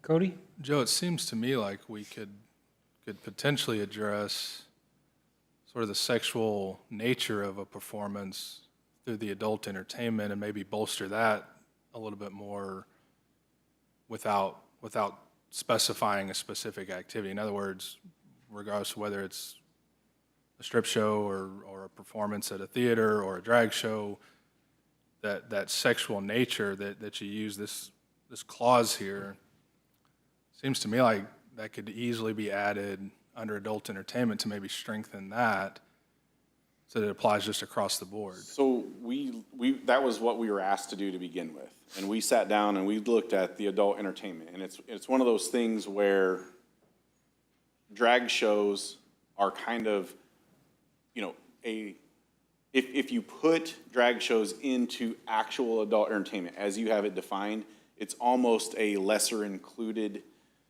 activity, right? How do you go from fully or partially nude back to just telling sexually charged jokes? Okay, and that is exactly why, after looking at it, it became nearly impossible to meld drag shows into adult entertainment because they just don't rise to the level. And so that's where, and people have, heard me say this, it's kind of like adult entertainment light. Okay, it doesn't rise to the level of, exposed pubic regions and full or partial nudity. It doesn't rise to that, but it is an activity that you all have pointed out that to the extent that there's that sexual content and that sexually charged, atmosphere, that's the piece that you're looking to say, hey, we don't want, the nice couple from Iowa that came into town to actually, accidentally stumble into a show because, they come to Branson and they think that, everything here, is not going to be a drag show, I guess. And so in the end, it gives an expectation of where in the city you can, if you want to participate in that type of activity, where you look. It seems to me like the or, and I don't know if Marshall's hung up on that, but we're taking it from it's subverting gender stereotypes, it's sexual in nature, or if there's just a commercial use, if there's any pay. And if you hang up on that, that's well, something I think, you could modify I think out. a lot of us, or at least speaking for myself, when I ran, and I know this was mentioned earlier, but when I ran, I truly think our role as a government is to not tell people what to do or not do. Outside of a few instances, that's not really our job unless, I have no problem, and I 100% agree with changing this to say no kids are allowed. I have no problem with restricting sexual or, obscene type behavior. I have no problem with that. I think the or is maybe one hang up I have of, well, if it's just commercial in nature, meaning we're charging somebody, it doesn't matter if they're just standing at a microphone singing a song, that in and of itself is not sexual in nature or whatever. So that's kind of one thought. There was something else I wanted to clarify because, I've heard rumor mill, and a lady was speaking to this earlier. I am an attorney. I am not the attorney that drafted this ordinance. For clarification, the businesses where these events have happened, anybody that's maybe done their homework as it appears some people have, I'm listed as the registered agent, or my business partner is listed as the registered agent for these companies. What that means, if somebody comes to me and says, hey, Cody, set up a business for me, that means I create a company, and oftentimes I serve as their registered agent, which for purposes of Secretary of State means I receive service of process. If they're sued, that comes to me instead of to their business or their home or their private residence. So I'm not in-house counsel for businesses. I don't serve in that role. I'm an estate planning attorney, so it's pretty non-controversial in my mind.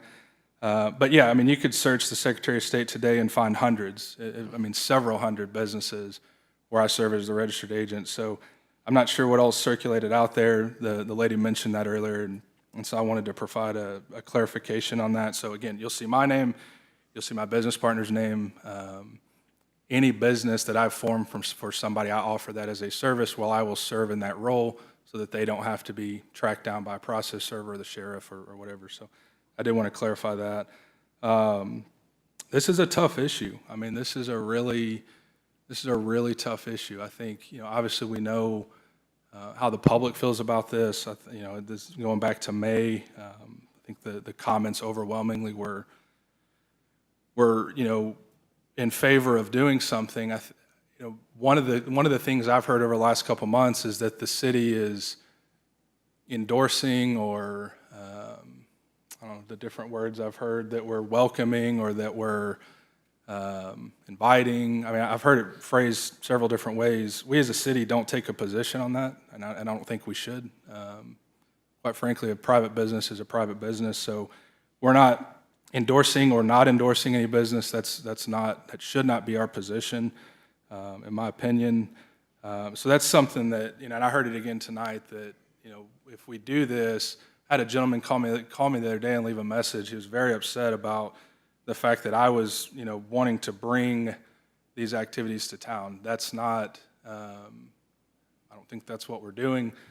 I'm not a promoter of this type of business, and I have no qualms with anybody that is. So we're simply saying, you know, hey, here's an issue that was brought to our attention.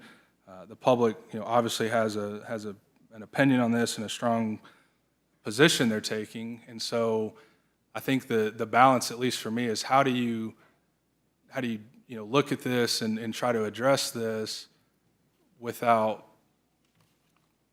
crossing that line, right? Without going too far. That's my 2 cents on it. And I look forward to more public comment on it, but that's my thoughts. Thank you, Cody. Everybody good? Mayor, may I ask a question? No? No? Yes. Oh, okay. I don't know.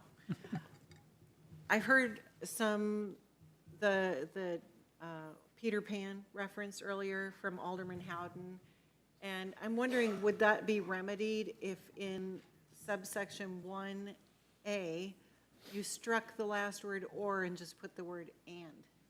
So that it would have to meet every one of those conditions. I just wanted to throw that out there as we're talking about different ways to amend to try to get to the heart of what you're trying to get done.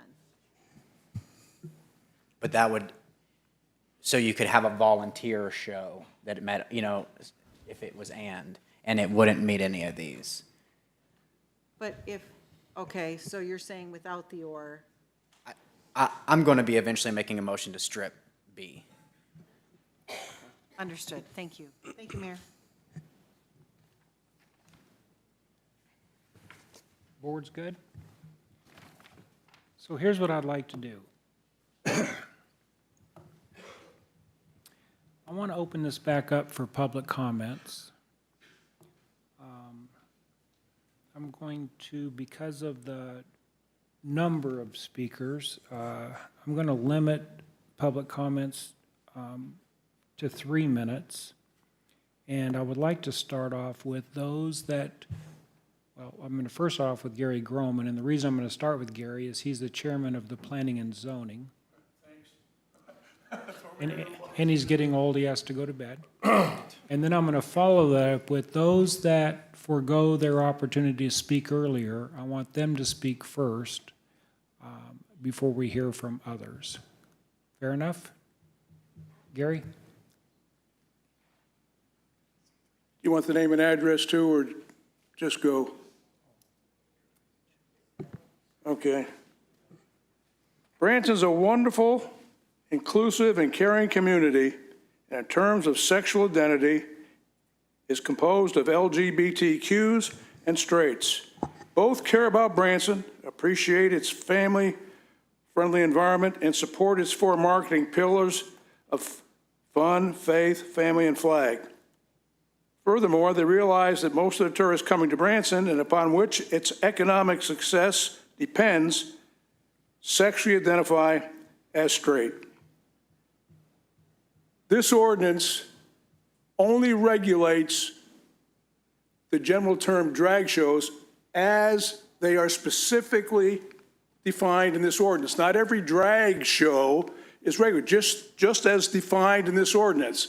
And it was very carefully crafted, I believe, to try to limit it to those type of shows that most of us wouldn't want to see anyway, whether we're straight or LGBT.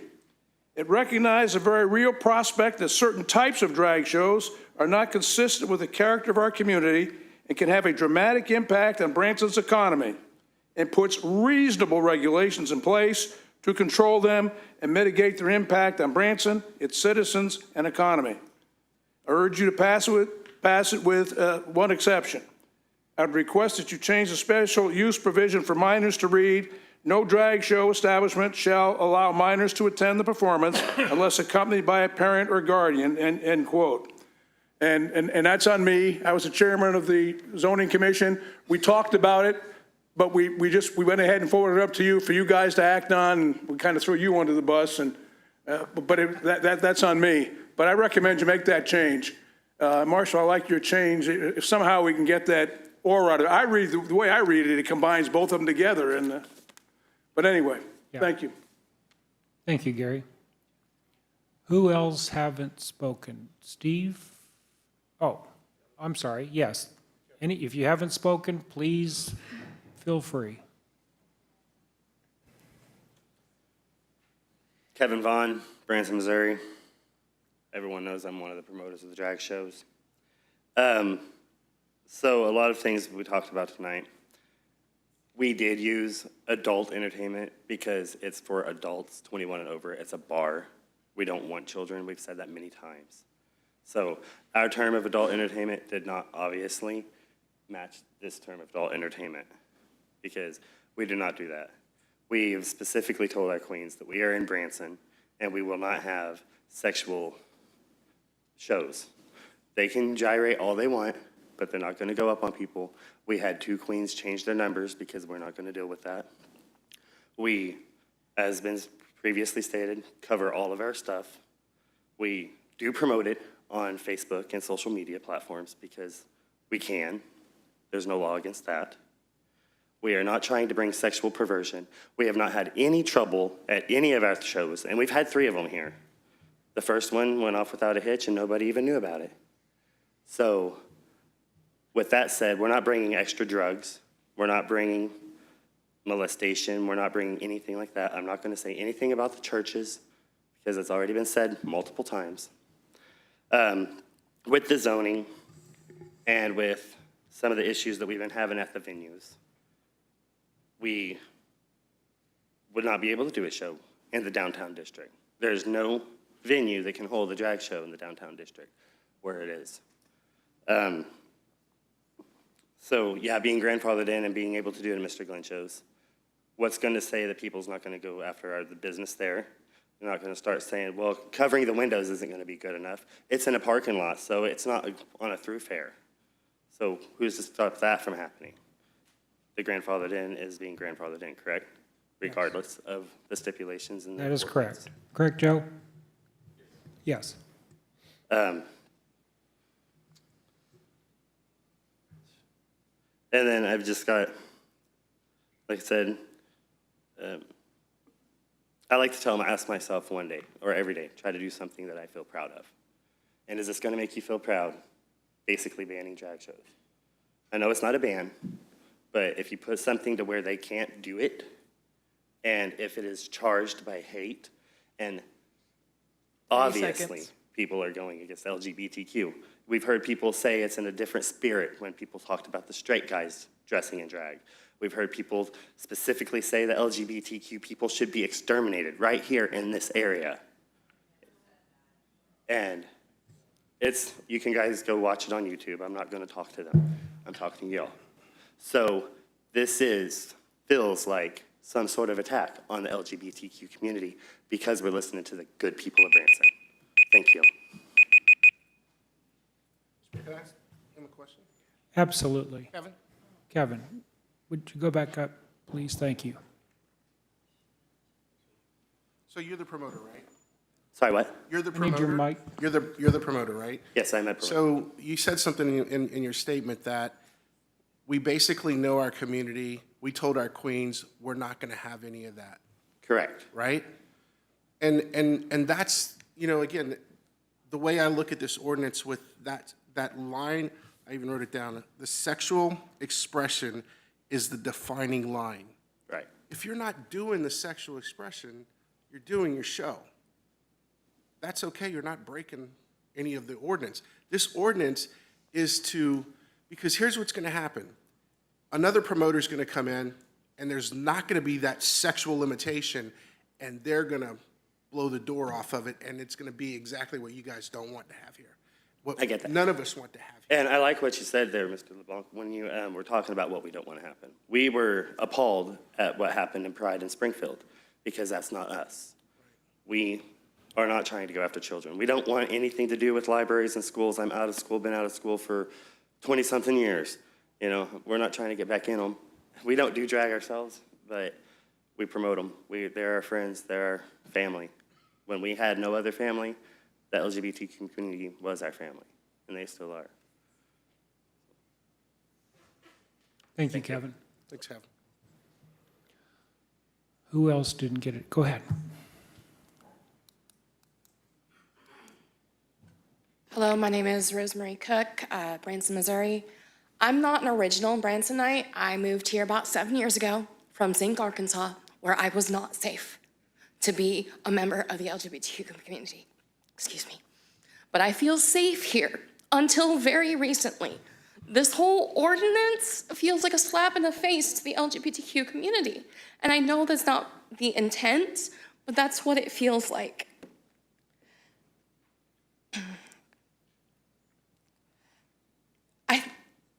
In my opinion, this whole thing started because of fear. But my question is, fear of what? Fear of change, fear of the unknown. Drag isn't going to change Branson in a negative way. It's going to add another layer of entertainment, of something people might be interested in. One of the other speakers today mentioned Generation Z. Well, millennials like myself, people younger than me, we're the ones having children. We are the ones that are going to be having the families. And honestly, as it stands right now, because of the hate I feel, I want to move away from Branson. I don't want to raise my family here because I do not feel safe.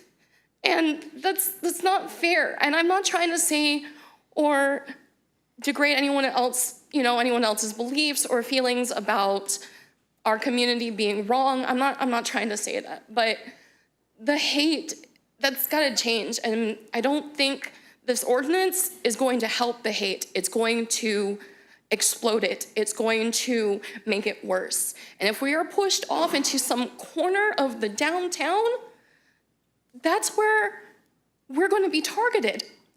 We're going to be targeted at that area, and it's a safety thing, I think. And sorry, I worry that with this ordinance, as it's written right now, is just going to explode hate, and the LGBTQIA community here in this town is not going to stay safe. Thank you. Thank you. Who else didn't get a chance? Oh, yep, come on up.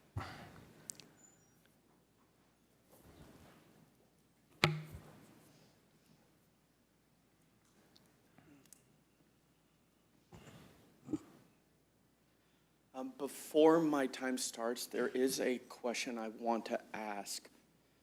Line 169, I believe there is a typo. It says the hours of operation will not exceed 8 a.m. on what is here. Line 169, can you pull it up?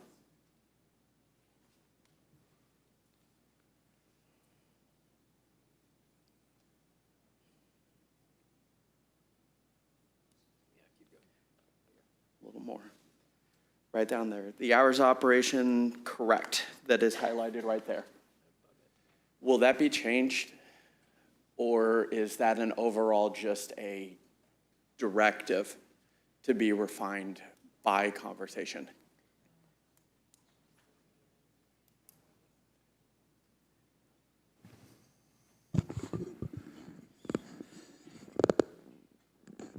So as I mentioned in my presentation, this is identical to what is currently in the adult business special use permit requirements.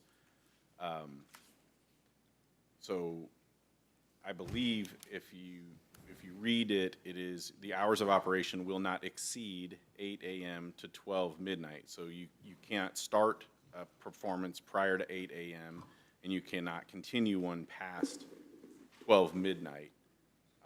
And then likewise 8 a.m. To essentially 1 in the morning then. So where the hours you could not do a performance would be between 1 a.m. and 8 a.m. Okay. And that's the same that's in our existing adult. It's identical to the adult yeah. business, yep.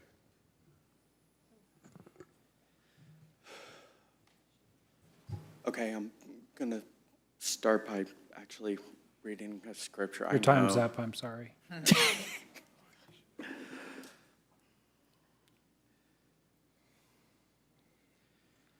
I'm only going to read a portion of what I was originally, but in Proverbs 1 it says, "Turn to me when I warn you. I will generously pour out my spirit for you. I will make my words known to you. I called and you refused to listen. I stretched out my hands to you and no one paid attention. You ignored all of my advice and did not want me to warn you. I will laugh at your calamity. I will make fun of you. When panic strikes you, when it strikes you like a violent storm, when calamity strikes you will be like a windstorm. Tremble and anguish will come to you.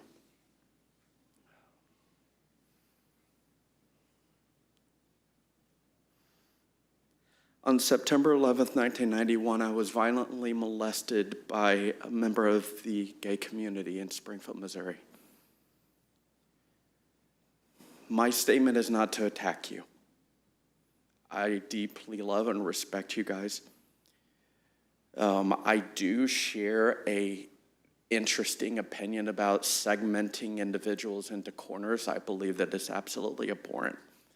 But at the same time, there is no definition or equal protection under the law that gives religious institutions a right to have a voice under the current dynamic. And although I have major disagreements with a lot of this, I believe in a general covering to at least start the process off. I believe in the power of equal protection under the law, and our Constitution gives us those rights. But at the core, Branson was founded off of an ideal that we are different from everybody else, and that our governance is governed by God alone, and that our statutes are dictated by his commands. And I believe that's what made Branson unique and special and worth bringing families of all different races, denominations, ethnic backgrounds, and identity desires within people's hearts. What I do not feel comfortable making a statement on is whether or not we are going to choose to target individuals because we like or dislike them. I believe that both sides of this aisle are doing it absolutely wrong, and we're both equally targeting each other, and I wish it would stop. I'm yielding my time. Thank you. Representative Seitz.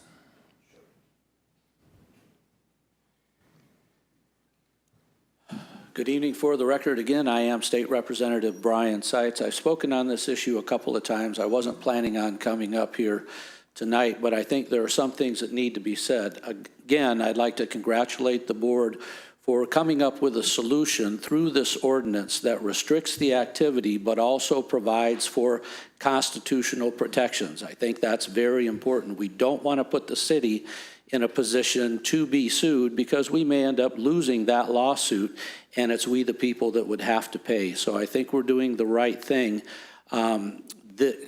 Shows of this nature do not fit within our brand. So they're something that I would not personally attend nor promote, and I don't think they fit Branson in general as far as the entertainment value that we're trying to present God, family, country. But yet and still, if they are to be shown and to be had legally, we can restrict them to a certain area of town.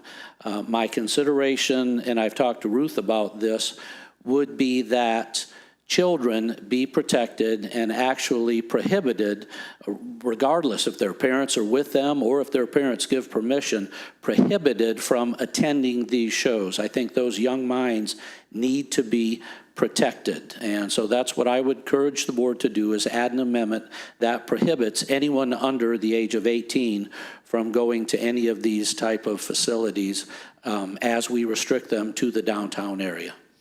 And I would also like to recognize a friend that's come with me, fellow representative from the 138th District, that's Brad Hudson. He does a great job up in the state capitol. In fact, he's got some bills passed that have statewide ramifications in a good way in this past session. So he's an outstanding individual, an outstanding representative. I'm proud to call him friend, Representative Brad Hudson from the 138th District, and I think he'd like to speak a little bit tonight. Come on up, Brad. Representative Hudson, thank you for joining us tonight. It is good to be here. Thank you for allowing me the opportunity to speak. I didn't know I was going to get to do this, but I enjoy working with Brian, Representative Seitz up there. He does a great job representing you all. And I want to say I appreciate you all. I appreciate your service. I appreciate your willingness to tackle this issue. We've got something special here. I am not a resident of Branson, but I've lived in Stone County my entire life. Grown up coming to Branson, spent a lot of time in Branson. I used to work on the Strip. As a matter of fact, my wife works not far from here at a Christian school, Legacy Academy. It's a good place. And so we have something absolutely special. There, you can drive many miles and not find a place like Branson, Missouri, like what we have in this area. Family-friendly atmosphere. Brian was talking about our brand, your brand. You do have a brand, and it's what helps people continue to want to come to this community. There was talk, I wanted to touch on a little bit about the Constitution was mentioned. Maybe there's some struggling there with constitutional rights. I think it's important to understand anytime we try to interpret the Constitution that the founders of our nation recognize that our rights do not come from any document. Our rights come from our Creator. Our rights come from God. The founders of our country, they quoted the Bible, either directly or indirectly, more than any other single source. So while some might say, well, they weren't all Christians like you are, Brad, okay, I agree with that. They probably didn't all believe like I do. But it is impossible to get away from the biblical influence on the founding of this great nation that we live in. That is something we need to keep in mind anytime we're dealing with the tension that can come with issues such as this. I don't go to drag shows. I can't speak about what happens at a drag show. I don't know. I have no desire to go. But I will say this, as somebody who championed legislation in the Missouri House this year to protect kids from sex change drugs and surgeries, kids under the age of 18. We passed that this year. We sent it got to the governor. It's going to be law because he has signed it. Anytime you have a situation where children could be in harm's way, it is absolutely the government's responsibility to step in and protect those innocent kids. And I think small government Republicans like me would agree that government does have a role to play in protecting children. So I've got a little more than 30 seconds left. I just want to say that I appreciate each and every one of you, the work that you do. You've got a great responsibility. I understand that. I will be praying for you, and if there is ever anything that the 138th District Office can do for you, don't hesitate to reach out. God bless you. Brad, do you mind, Representative, would you mind if I ask a question? Be happy. It's an area I'm torn in, and you've addressed it. I believe there's going to be discussion about making an amendment to this regarding the children. What the ordinance currently says is children would be allowed to attend with the permission of their adult or guardian. So there's two schools of thought, and I'm battling both, and I would really appreciate your input. One side of me says, I agree, every one of us want to protect the children. I feel strongly if a parent wanted to take their child, to a drag show, I feel like that's the parent's right to make that choice, not the government's right. Would you share on that? So I appreciate that, Mayor, and I'll say this, and I'll repeat what I mentioned earlier. I am not an expert when it comes to drag shows.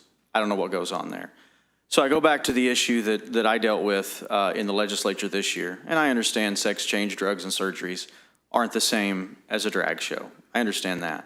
But this will kind of give you my philosophy about this kind of decision making. There were a lot of folks that tried to claim that should a parent desire to subject their children to puberty blockers, cross-sex hormones, or mutilating surgeries, that they should be allowed to do that. I took a strong stance, and we took a strong stance. My friend Representative Seitz took it with me, that no, that is not right. Even if a parent would choose to subject their children to that, parents do not have the right to subject their children to a situation where they could be harmed for the rest of their lives. So I think we need to take a good look at this particular type of performance that you wish to regulate. Is this something that can negatively impact a child for the rest of its life? A child who is growing, developing, what is going to happen if we allow children to be exposed to this? And if it's inappropriate, if it's going to harm them, then I think we have a duty as individuals who have been called by God and have been placed by the citizens in the positions we have to protect kids. Thank you so much for sharing that. Thank you. Who else hasn't had a chance to talk? Oh, Steve, you're over there hiding.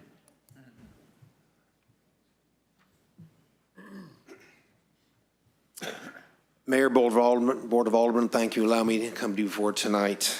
I'm Steve Hartley. I have a business in downtown Branson, and I have a prepared statement I would like to read. If you were in downtown Branson today, you would have seen many, many families.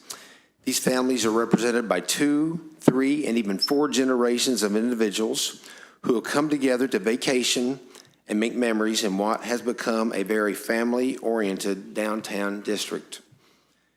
As you think about the ordinance set forth, please consider what I've said about the family-friendly atmosphere downtown. With so much success and promise for future development, I would certainly hate to see anything, whether real or perceived, tarnish the wholesome image we in downtown Branson are working so hard to promote. Since there's already a place in Branson welcoming drag shows, could that be the one and only place where they are held? Please consider that. Thank you. Thank you, Steve. Cody? Mayor, I think that's, Steve, thanks for coming up and sharing. Obviously, Chuck and I, we're Ward 2, so downtown's the kind of the heart of our ward. And, when this is kind of my other heartburn with this issue is, in here, and I'm not, Joe, I like you. Don't take this personal, but there was in the preambles here, it says, let me see. Right here. So it's line 40. It says, whereas the board created the downtown district to establish a zone where residents and tourists can expect to encounter cultural institutions, live entertainment venues, adult entertainment, and performers away from residential and neighborhood adjacent districts, and can only choose to attend those performances if they so wish. So we're basically saying, hey, historic downtown, which is kind of Branson started downtown, right? The Owens Theater and all the tourism. Branson was downtown until its shows started moving west, and so I think that's my other heartburn with this. I know to address this, I guess you got to put it somewhere. But what message does that send to downtown business owners and the historic downtown? And those. I mentioned this, Steve. You weren't here a couple weeks ago, but I mentioned my daughter's birthday. I said, "What do you want to do tonight?" She said, "I want to go to dinner. I won't name the restaurant, so I don't pick favorites. But she has a favorite restaurant, and she said, I want to go to dinner, and I will say." And she said, "I want to go to Dick's Five and Dime."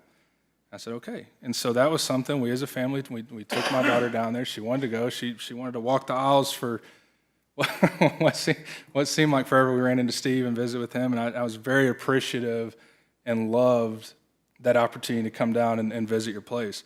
I'm on a steering committee. Steve, you're on this as well for the Branson Centennial Museum.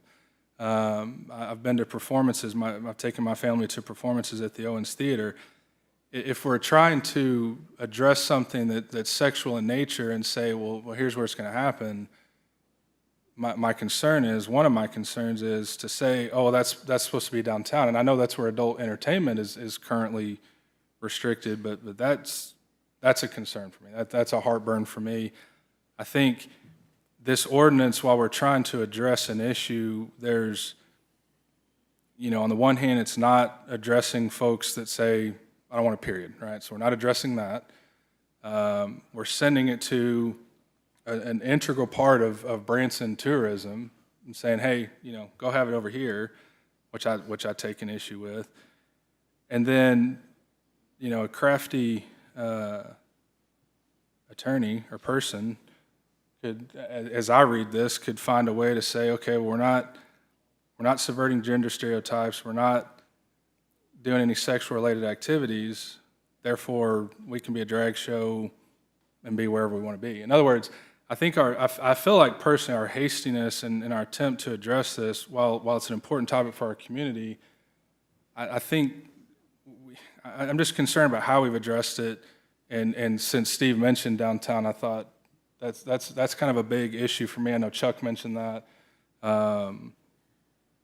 It's like, well, sorry guys, you get to deal with the issue downtown. So I get 76. I mean, that's obviously a very important part of our tourism economy also. But I think to not acknowledge downtown takes away from the role they play. So thank you, Steve, for sharing your thoughts on that. And I have very similar thoughts. Steve, I appreciate, where did you go? I appreciated us talking about this. And I appreciate you coming tonight.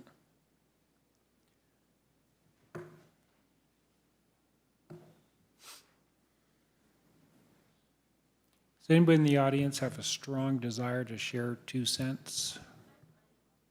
You might? Come on. Yeah, and then Jay. I think the dilemma is that we have the Constitution we want to be really careful of, but then we also have the morals of the community. So the reason why we're moving it and we're having restrictions to that small area in downtown Branson is because it really shuts down early. I mean, if you've been down in downtown Branson, it is, so there's no possible way they could have a drag show down there. That's what it seems like to me. Where are they going to put it? There's nothing down there that they could get a building and they could do that. So you're limiting the space, so they can't do that.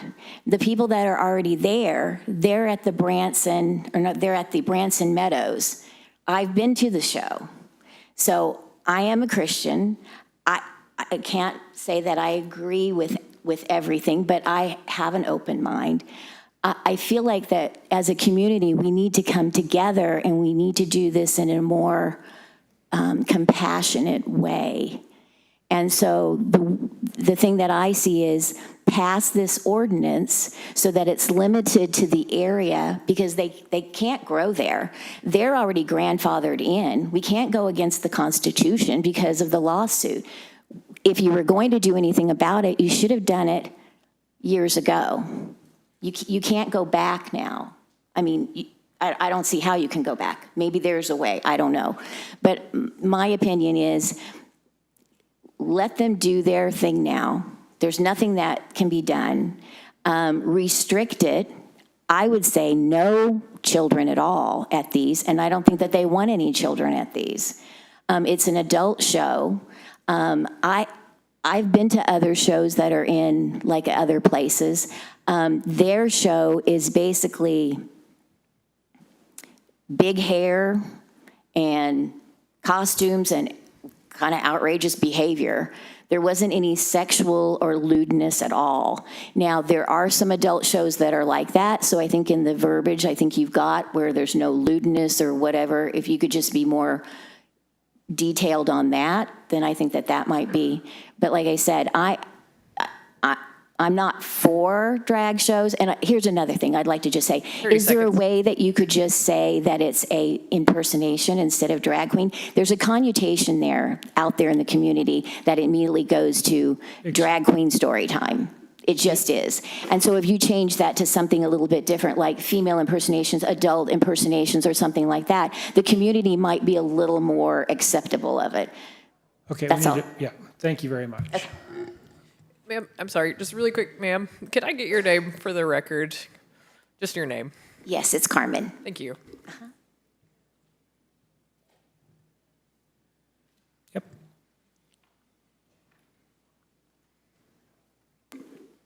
Mr. Mayor, my name is Jay Scribner, resident of Branson. I think it boils down to 2 or 3 things. One is image. Who is Branson? What is Branson? Well, I think we know. And it's nationwide, if not worldwide. People know what Branson is. And to bring something in then that perverts that image, I think that's a dangerous thing to do. Has to do with values. We've all got values, one way or another.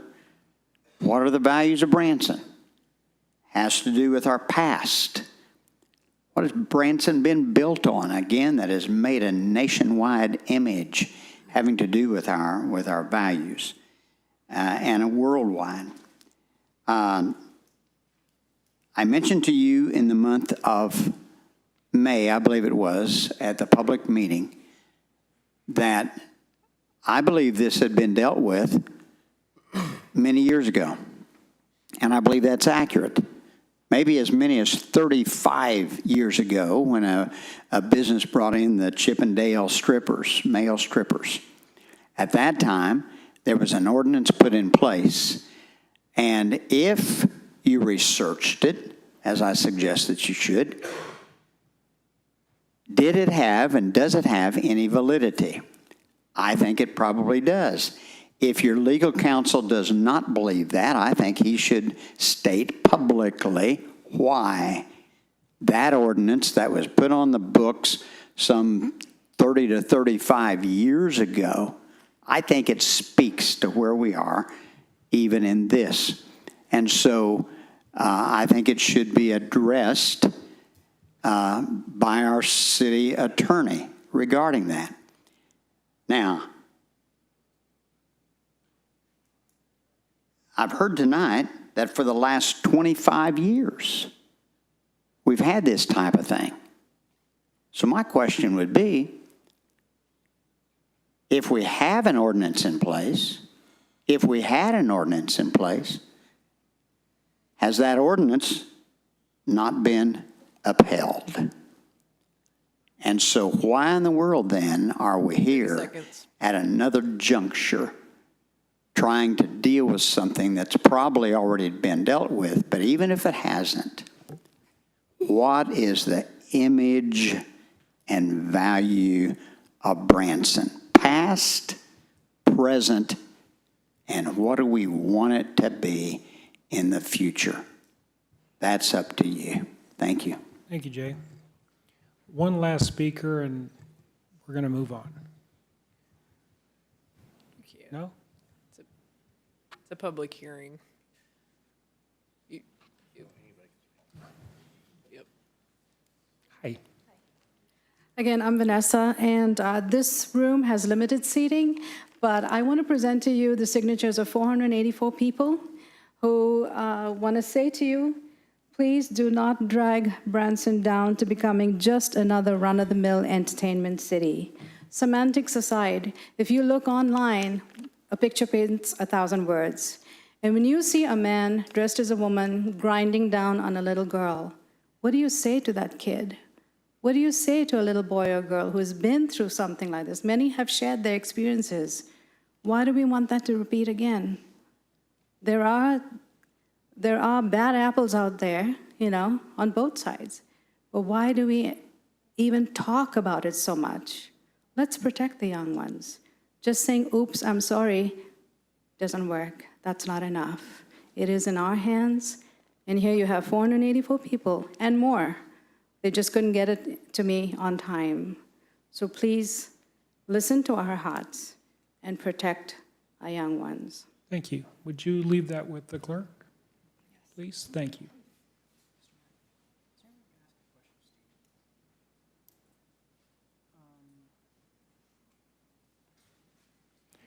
Anybody else in the audience wishing to?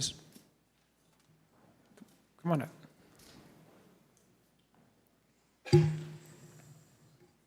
So I just have a bullet point here, and I want some clarification.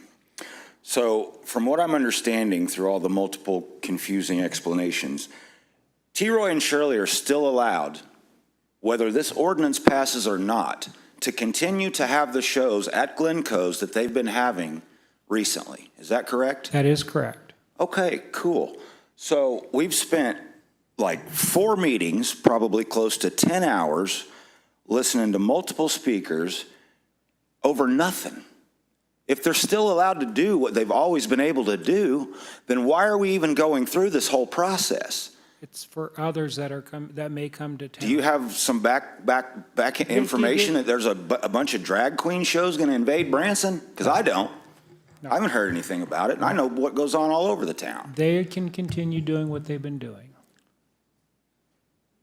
So all of these weeks and hours and days and all this frustration and anger and hate has been for nothing? You're going to pass an ordinance that doesn't mean anything? Excuse me, we need to, yeah. But let's make it perfectly clear. The only reason that we are having this discussion is because of the shows they have recently had. So if it didn't matter in the first place, why the hell are we wasting everybody's time to pass an ordinance that doesn't even matter? It doesn't even matter. Does that not make sense to you guys? Do you see how ludicrous this whole thing is? I mean, Jesus Christ, it doesn't make any sense. Thank you for sharing your opinion.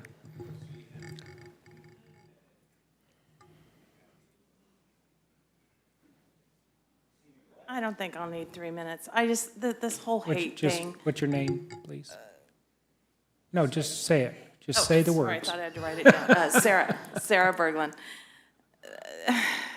Just this whole hate thing. You know, it kind of reminds me of when my children were little and they got punished for things that they did, or they weren't allowed to do things. I didn't hate my children, but I wouldn't allow them to do the activities that were wrong. It had nothing to do with hate. My children were still safe. Nobody was going to kill them. I didn't want to, what word did I hear tonight? Annihilate them, or I don't know, kill them, whatever. It was the activity that my children did that we disapproved of. But we still loved them dearly. So nobody hates you. Oh, God, if only you understood how loved you actually are. I'm sorry, you really need to address your comments to the board. Oh, I was just kind of like doing the same thing they were doing, but that's okay. Nobody hates people in this room. They are deeply, deeply loved and prayed for. It's the, and I don't care what the activity is, whether it's a gay thing or it doesn't matter. It's not the people that you hate. It's the activity, the behavior that is hated. So just think about it. Go over that with how you handle situations with your children or a friend. Sometimes my friend gets on my nerves. I don't hate her. No, she doesn't. I don't hate her or my husband or any relationship you have. You don't like the behavior. It's not that you hate the person and want to kill them. So I really want to try and make that clear, that this, because we're constantly hearing how hateful and bigoted we are. And it's just not true. 30 seconds. Just as a Christian, I think we should have just as many rights as other to believe and stand up for what we believe in. Why are only other people allowed to stand up for what they believe now? So now Christians aren't allowed to stand up and speak out what they believe? You know, so what we believe is hate. It's just stop. Thank you, Sarah.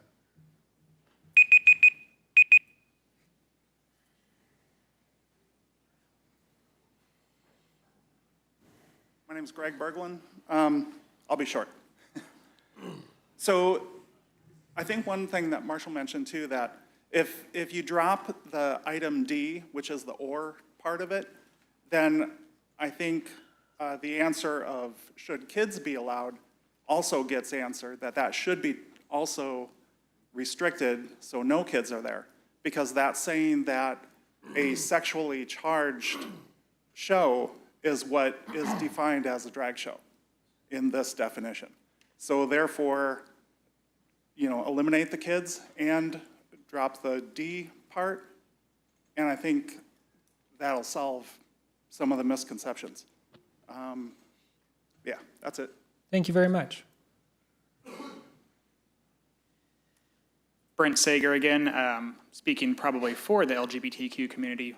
We don't care if the kids are there or not. Like, we don't really want them, so strike it, get rid of it. We don't want them there. To address the comments about hatred, I can tell you that I have had people in this town tell me that I should die, that I should kill myself. I have had friends in this room speak at this podium and in those hallways. People that have been in this room have told them that they should be exterminated, that they should die, that they will meet Jesus very soon. And I heard that comment from a man tonight who is currently sitting in this room. We all know he's a little nutty. Anyway, I will also say that the city attorney and several people here tonight have admitted that these shows do not rise to the level of adult entertainment. Many people in this room, and including those members of planning and zoning during their meeting, have agreed that the idea behind this specific zoning is to dramatically limit this performance from happening. It does sound a lot to me, and it will to other attorneys, like you are targeting a specific group of people. What else it also sounds like is we're saying, we don't care if they drink from the water fountains, just not this water fountain. We don't care if they ride the bus, they just have to sit in the back. We don't care if they buy property, but it has to be on that side of the tracks. We know how that worked out already. So speaking as someone who is physically conservative, I would just ask again that you please deeply consider your role as stewards of our tax dollars, because this is a losing fight. It's going to get overturned anyway. Thank you. Anybody else?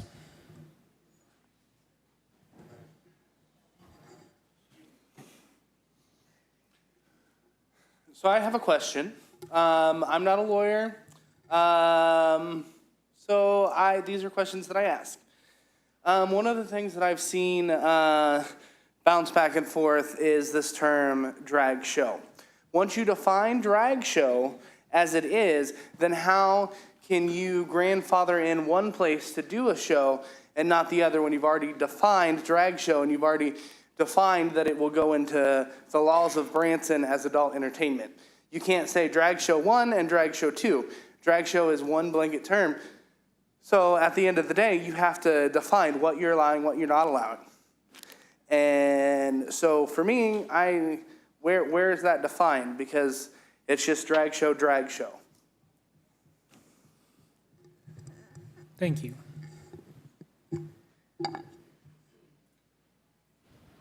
Anybody else?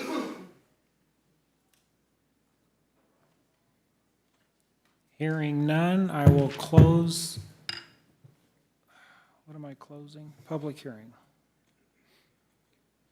So, Alderman, you have heard the first reading of Bill number 6335.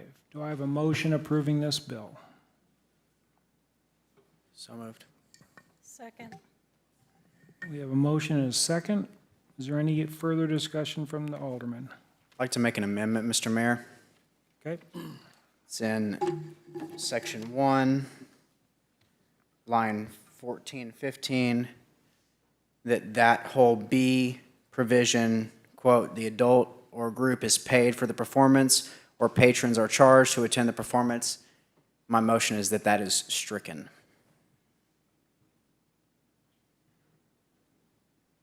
Hillary, did you catch that? I did. Yes.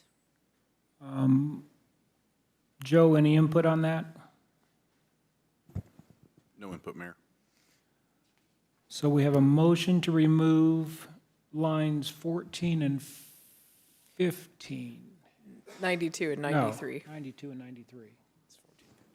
Yeah, 92 and 93. And as a point of clarification, Mayor, we would then essentially put a period at the end of subsection A and remove the semicolon and or, correct? Yes. Did you get that, Hill? Yes. Okay. We have a motion. Is there a second on this motion? Second. We have a motion and a second. there any? I'm sorry? Not right now, we're in the middle of a vote. Are there any aldermen wishing to speak to this amendment?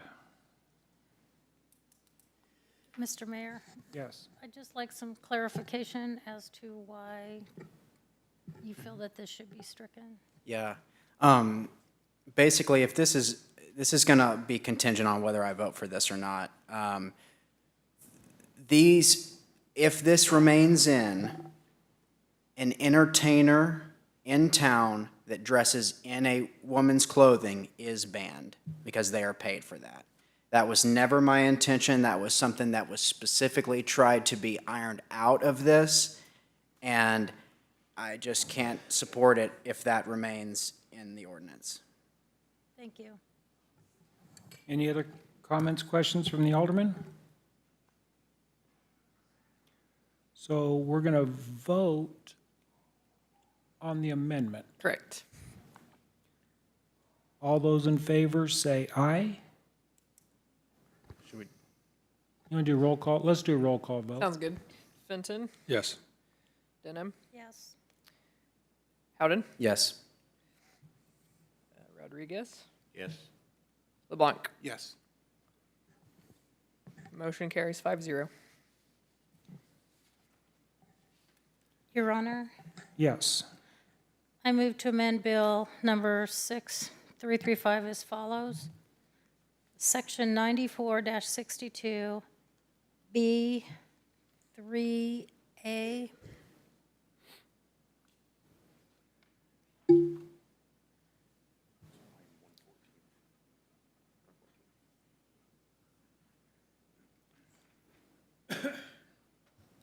So on line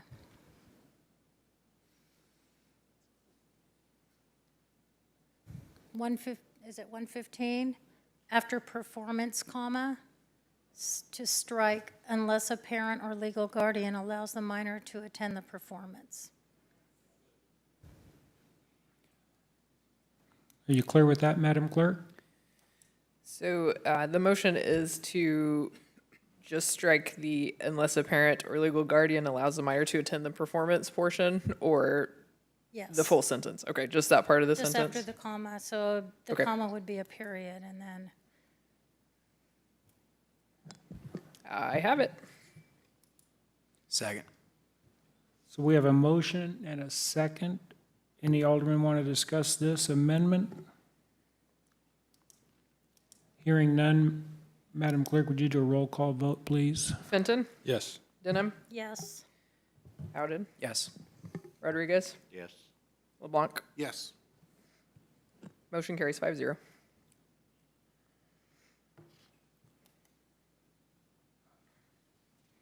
Anyone in the audience wishing to speak regarding these amendments? Hearing none. I've lost my page.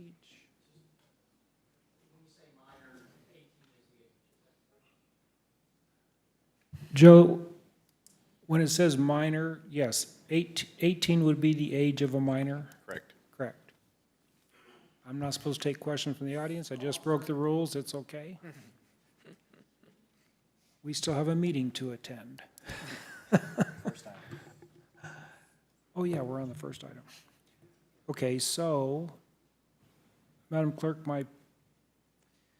That's okay. So you have two amendments that have passed. So And you can. now we're going to have accept a motion on the ordinance as amended. You just have to do a vote on the bill as amended. You have a motion and a second on the floor, so you Oh, just that's call, right. call So, for a vote. okay, so at this time, we're going to do a roll call vote on this ordinance as amended. Are you ready? Fenton, No. Denham, Yes. Howden, Yes. Rodriguez, No. LeBlanc. Yes. So that is, the motion carries 3-2. Just for clarification, that is, the aye votes are Denham, Howden, and LeBlanc, and the no votes are Fenton and Rodriguez.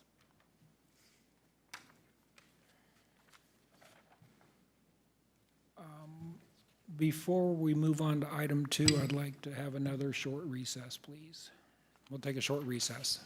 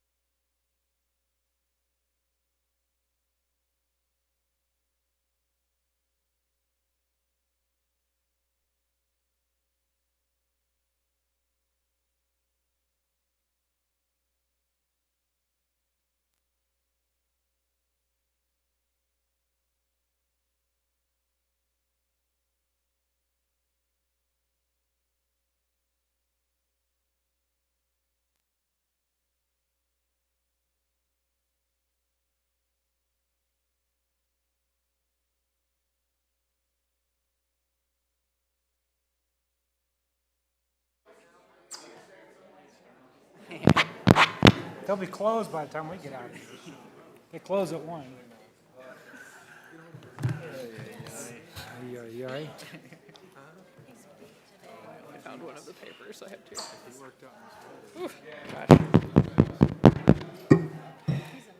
everybody ready? I'd like to call this meeting back to order. Madam Clerk? Your Honor, the next item is a public hearing and first reading of Bill Number 6336, an ordinance approving a zoning change from low-density residential LDR to entertainment ENT for the property located at 511 Dr. Good Drive, Branson, Missouri.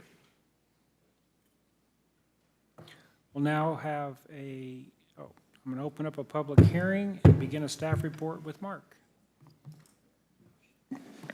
Thank you, Your Honor, and Madam and gentlemen of the board. This particular item has already come through the Planning Commission and is here for your consideration. As read, this is specifically to propose an ordinance to approve a zoning change from low-density residential to the entertainment district on property located at 511 Good Drive in the city. The applicant for this particular request is Daniel Shannon of CFS Engineers, and he's doing that on behalf of the owner, Glenn Robinson. It is the applicant's request to rezone the approximately 3.5 acre property from LDR to entertainment to be able to construct nightly cabin rentals. If you see the exhibit just to the right of screen, it is the turquoise highlighted piece of yellow on that particular exhibit. And then the adjacent zoning, as you will also see to the west, is entertainment, and to the east is low-density residential, and to the north is planned development. The ordinance does specifically outline how we would proceed with this with a particular zoning request.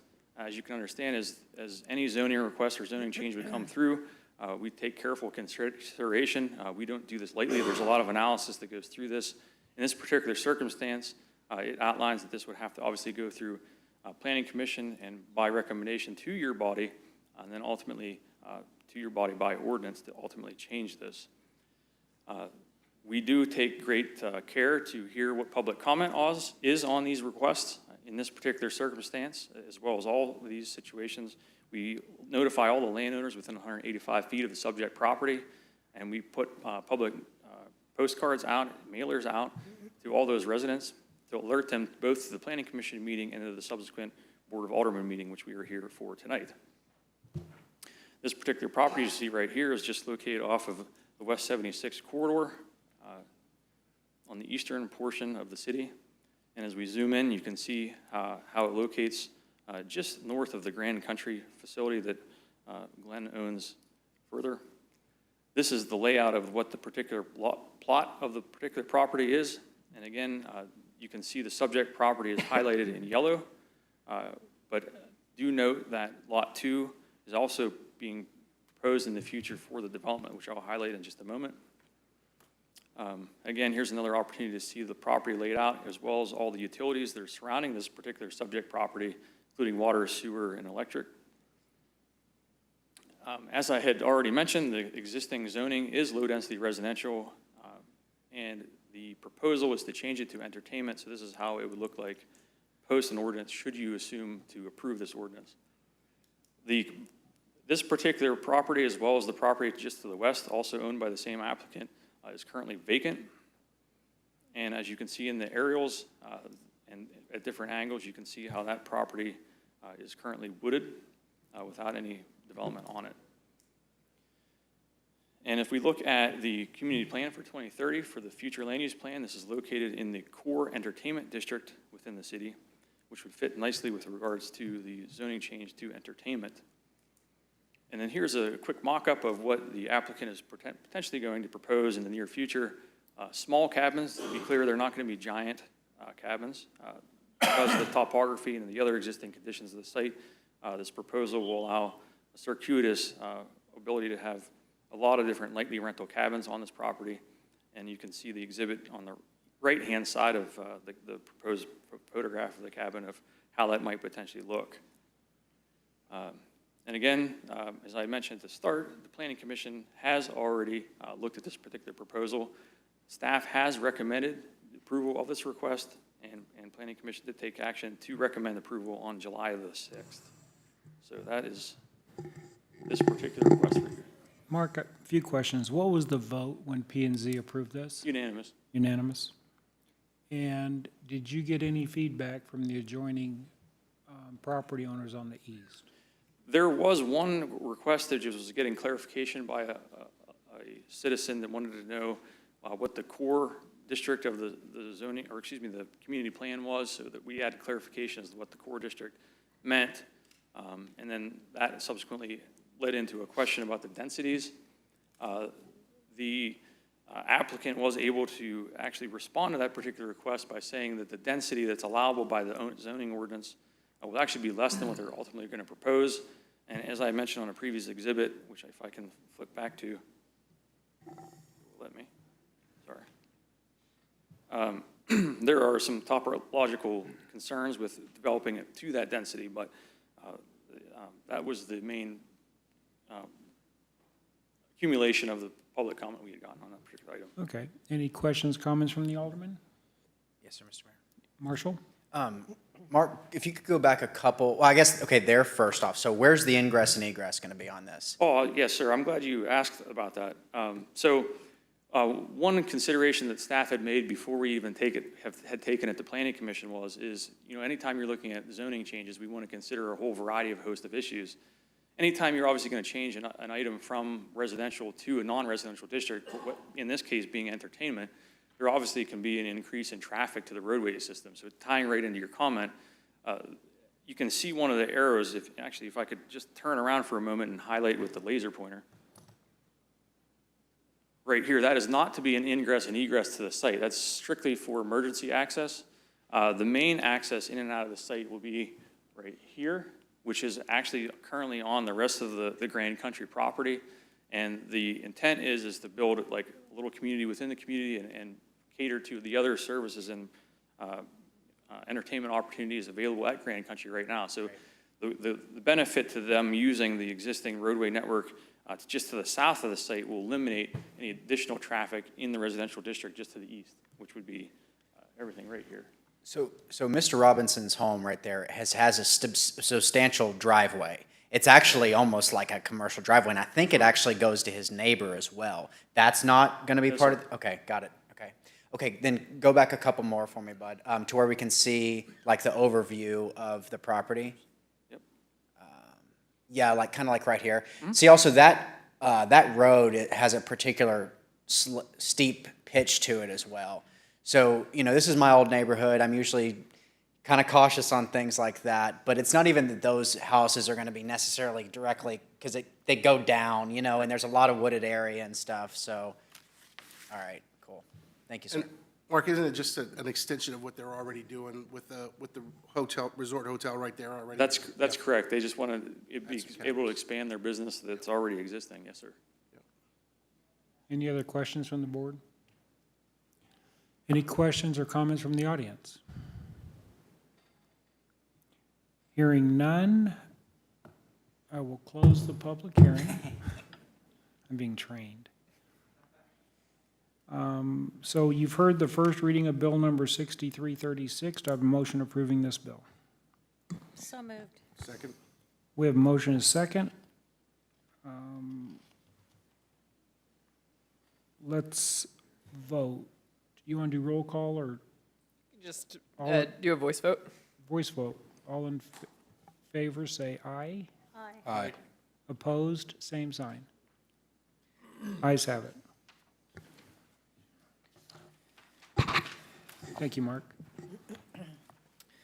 Your Honor, the next item is a resolution declaring a need to address thoroughly the planning approval process for developments that propose a private utility system or private means often associated with public services like roads, sidewalks, stormwater infrastructure without appropriate means and mechanisms to support the private utility improvements, and thus a 90-day administrative delay on the issues of preliminary plats, final plats, condominium plats, and minor subdivisions involving private utilities improvements, common use private utilities, private streets, and/or private sidewalks with multiple structures, more than one, located in the city of Branson, Missouri. Do I have a motion adopting this resolution? So moved. Do I have a second? Second. So we have a motion and a second. We'll get a staff report from Mark. Okay. Thank you again, Your Honor and Board. As you are aware, when we had our meeting approximately a month ago, there was a discussion about a particular development that had come through. And though the way that had been presented and gone through, it would meet how the ordinance is written.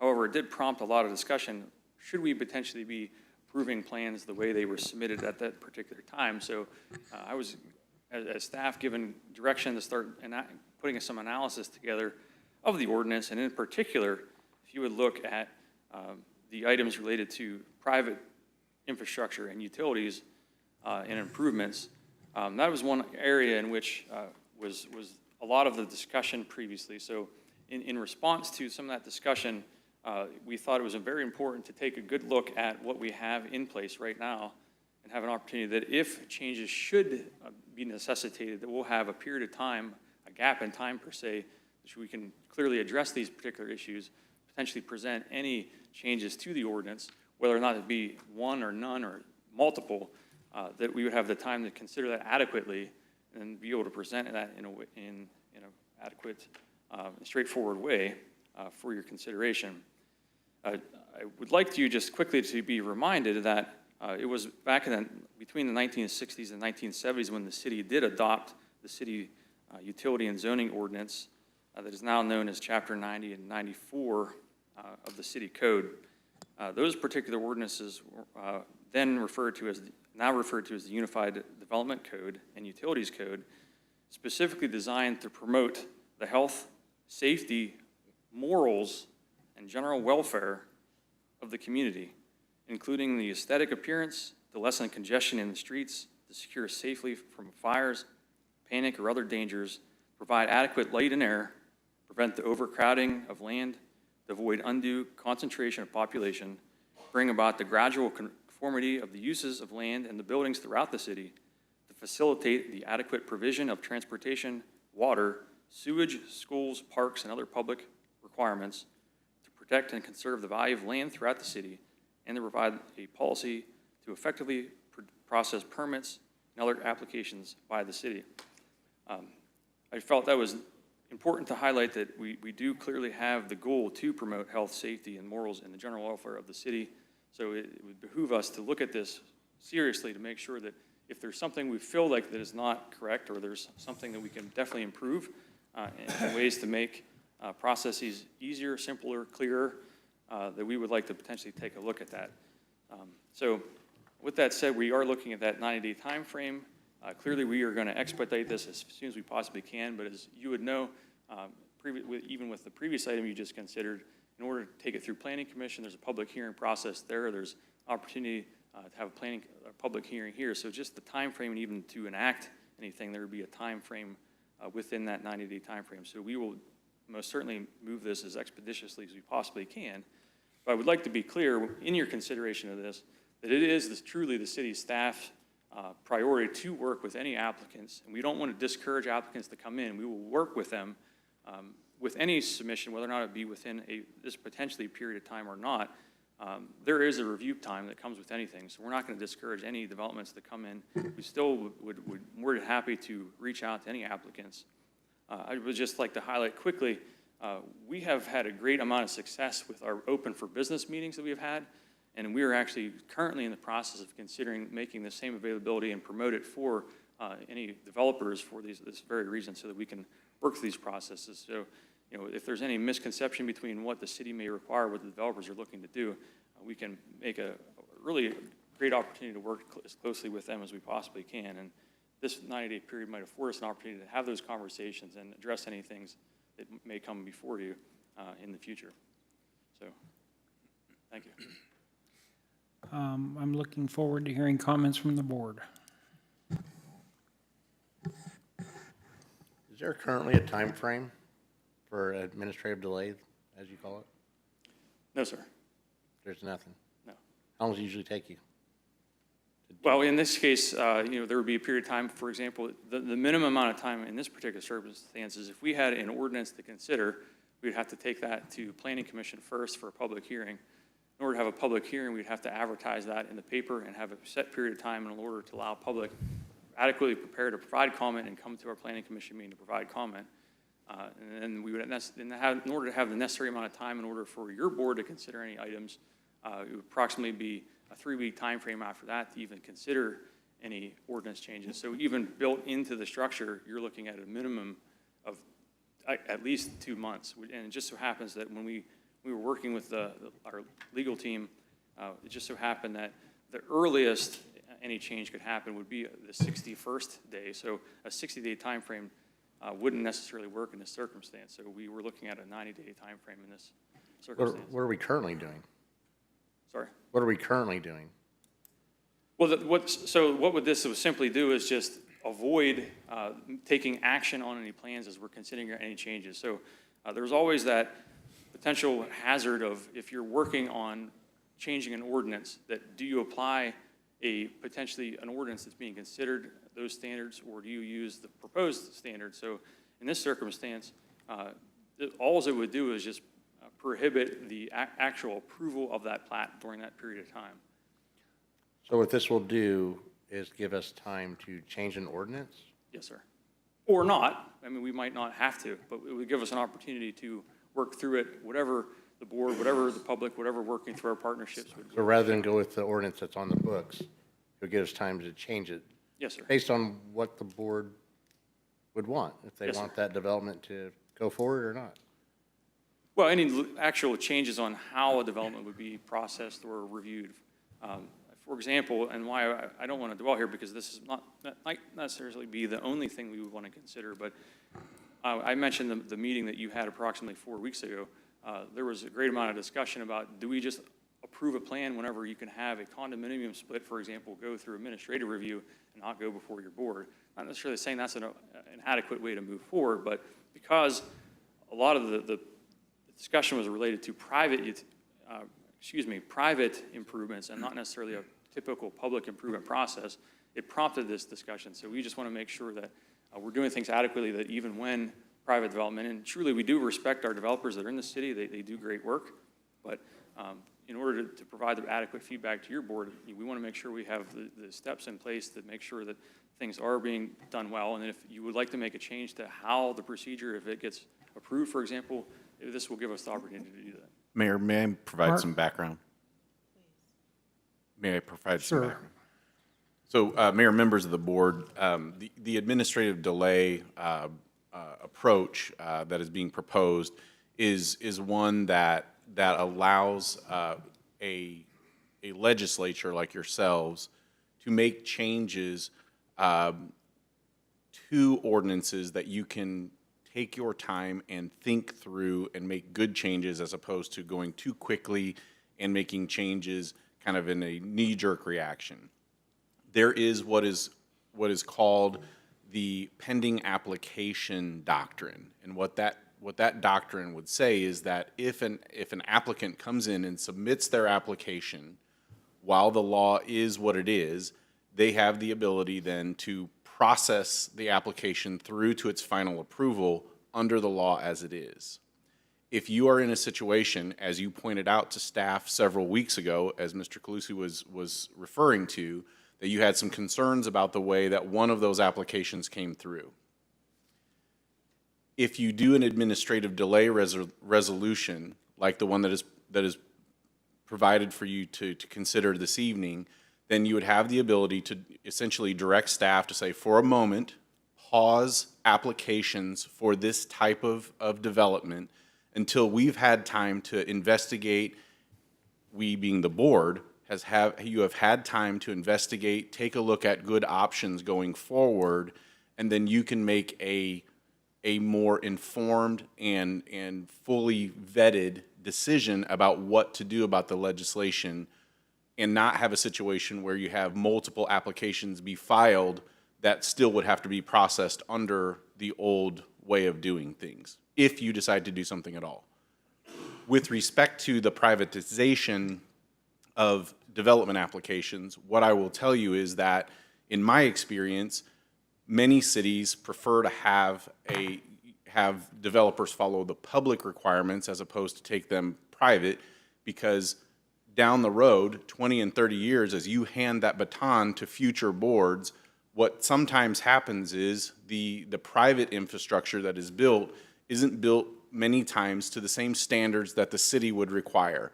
And 20 years from now, when a sidewalk is falling apart, or a street is falling apart, or a water line isn't working properly, sewer lines aren't working properly, those citizens will be coming to your successors at that time and saying, why doesn't the city fix this? And the answer that those successors will have to give is, sorry, that's yours, it's private. And citizens don't love to hear that, even though that might be the truth. And so that is why, to at least consider making changes to how developers go about doing privatization versus whether they would need to follow the public requirements. Joe, I thoroughly agree with everything you just said. And I know that this needs to be addressed, and this was a concern a few meetings ago. However, this is not a city-friendly plan. I think this is undue hardship for any developer. And the real question I have is, let's move forward with everything you're talking about, but the process doesn't stop. If any developer that comes in with a plan prior to making changes is treated under the existing rules, we go through the process, we think it through, we come up with a new plan, we pass a new plan. Well, from that time forward, the new plan would apply. But I don't think a 90-day holdup is good for developers or good for our city. Kathy? Thank you, Mayor. Just like what Joe had said just a moment ago, we were just reacting to, right, all the reaction. You all were dismayed over the condition of which plans come through for you to approve. So that's one thing I just wanted to remind everybody of, is we didn't want to keep perpetuating that if you were unhappy with that and wanted that to be changed. That was number one. And then number two, which is equally important, we don't have any plans to stop working with developers that bring in a set of plans and want to have a conversation about a development that they're doing. It's all we're saying. We're going to still do the, conversations back and forth like we would normally do. So it's not like things are just going to sit on a shelf and we're like, we're not touching anything because we're on a freeze for this much time. We're just saying, we think we're going to need about this much time, and not requiring to bring plans through you until we've got proposed resolutions to the challenges you brought forward last time. Okay. Does that make sense? It does, but I don't agree with it. So I'm anxious to hear from other board members. Definitely. Because when I'm reading this, it says a 90-day administrative delay, and I'm questioning, can we just go through this process without a 90-day delay? But I'd love to hear board comments. Mr. Mayor? Mr. Mayor? Ruth? Okay, thank you, Mr. Mayor. Having experience of having to do the plan reviews for the subdivision plats, I understand Mr. Colossi and what he's presenting on the planning side. I think there's a difference between public infrastructure and the private infrastructure. I don't know what the ratio is of the public coming through and the private coming through. So I can see where the private would be more difficult, because there's a list of things you go through when you're doing a plan review for public infrastructure, but not clarity with the private. And aside from the planning side, I know with the utilities department, other issues come into play too. So if I can ask if Kendall can come forward to discuss some of the concerns, so that, because I think we need clarity for our developers and for staff to be able to do a proper plan review. Just a bunch of questions. Thank you, Kendall. Well, certainly, and I think Joe touched it quite well when he gave his explanation, and the overall goal is to create a healthy infrastructure for citizens, property owners, and visitors of Branson, right? So we want to make sure we have a good, healthy balance of infrastructure, and there's a private side to it, and then there's a public side to it, and so we need to find out what that healthy balance is. There's some pros and cons to both sides, to the public and to the private side. As a utility, the items that I see is, the more public lines you have, the more lines you have to operate and maintain and for future use. But there's a benefit to that. For the citizens down the road, we're able to manage the operations maintenance of those public lines and hopefully provide a great service to people around. When it comes to the private side of things, as a utility and looking at the industry, is we run into a lot of issues with the private utilities not being maintained properly, and the longevity or the life cycle of those private utilities is not as good as the public side of things. And so what we end up having is issues or concerns with what's called I&I, which is infiltration and inflow of those private lines, that with very little mitigation to take care of that. So if on the private side, for example, the city of Springfield ran into significant issues over the years with I&I, and their public sewer system was being inundated with that extra water. And so they actually got put on a EPA mandate to go in to the private sector and start fixing those utilities. And so that's where I don't want Branson to get to. Yeah, and Kendall, I'm telling you, I'm 100% on board. You don't need to sell me on this. I want us to go through the process. I want us to fix it and clean it up. I'm struggling with administrative review. Cody? Yeah, Mayor, when I saw this and was thinking through it, the issue that came up a couple meetings ago, I've been on the board now 2.5, going on 3 years, and that's the first time I remember that even being an issue, and since I've been on the board. In other words, I don't think this is something we're dealing with on a consistent basis, and so respecting what you're saying and hearing what Kendall's saying, and I'm not weighing in one way or another. I mean, I think that's worth that discussion. My concern is, and it wasn't, there was a couple of people that had an issue, that had dismay. I don't think it was a collective group of the board over the way that subdivision plat came through. My concern is to say, okay, well, everything's stopped for 90 days. I mean, what if you have a developer that's got financing lined up? Maybe they've got some sort of lending arrangement that is contingent on deadlines. And so now if it's, a normal 60-day process, we delay them for 90, add another 60 on that, we're at roughly half a year. So I think those things are absolutely worth looking at. That's stuff that we should work on and consider. I don't agree with just putting a kibosh on the process of developing in the city. That's my hang up. Marshall? Okay, so Kathy, you might be able to help me with this one. So what happened at four weeks ago, basically? We had this final plat, and it looked like a white sheet of paper, right? There was nothing on there, right? And we were informed that because it had already gone past the preliminary plat section, that we really couldn't do anything. So is the intent of this to everything goes into that 90-day? So in other words, that would have been in a 90-day review period at that moment, and we could have literally changed the ordinance at that moment to address what we were having heartburn about, even over that specific issue? If changes had been made to our process at that time, then yes. Our goal here was, and perhaps, we don't even have to do this tonight if you don't want to. I was just trying to be responsive to the board saying, this is ridiculous that we get these wide open white sheets like what you said, and we have to approve this through the process, and the lack of public input throughout the process. And from my time on Plan Commission, I felt the same way. So all we were saying, by the way, there's no kibosh going on. There's no stoppage of work.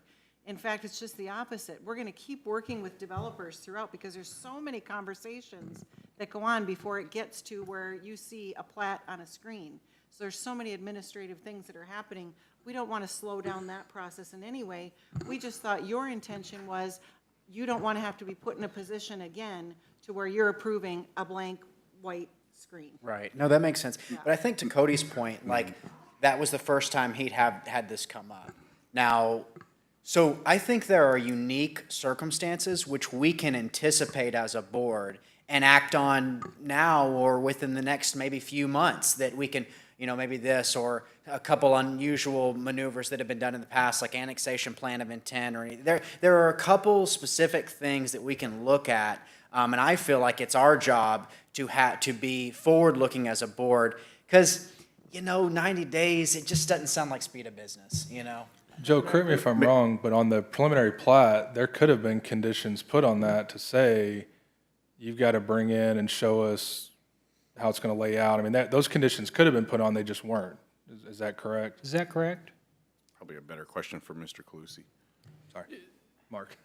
I do have a point of clarification when he's finished, if I may, Mayor. Okay. Sure, I mean, I hate to use one project as an example to paint a picture for everything, but most certainly you do have the ability at the preliminary plan stage to put special conditions on, as long as it's not an undue hardship that would not be something that you would want to place on anybody. But with that particular project, it was a little bit unique in the sense that it was by the applicant's request that when they submitted the preliminary plat, and it had already gone through Planning Commission, that it was unclear at that point as to what ultimately they were going to do with the site. And it's still, honestly, at this point in time, even after that final plat has gone through, we still haven't seen a condominium split come through, and we're not totally sure exactly what they're going to do with it. So certainly you could put that on and just delay an approval at that point in time, so that it would still be within your prerogative to do that. So you do definitely have Based holes on in the your arsenal. zoning that it was currently zoned and the size of the property, I mean, we know what the density allowed for, right? In other words, no matter what, no matter how they lay it out on a sheet of paper, we know this size, with this much acreage, this type of zoning, here's the maximum amount that they could do, correct? Yes.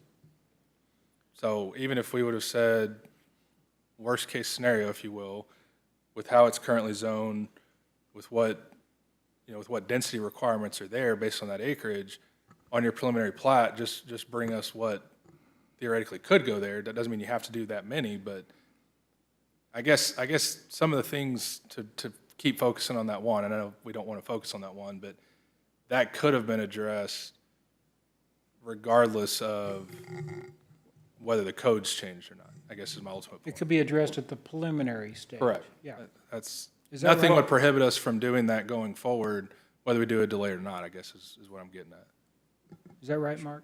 Well, sure, and there's just one thing that I would like to provide a little bit of extra context on. So when a plan goes through the preliminary plan process, it's basically like a sketch plan that's more developed. They don't know exactly where their roads are going to go. They don't know exactly where their water and sewer lines are going to go. They don't know exactly where they're going to have their foundation lines at.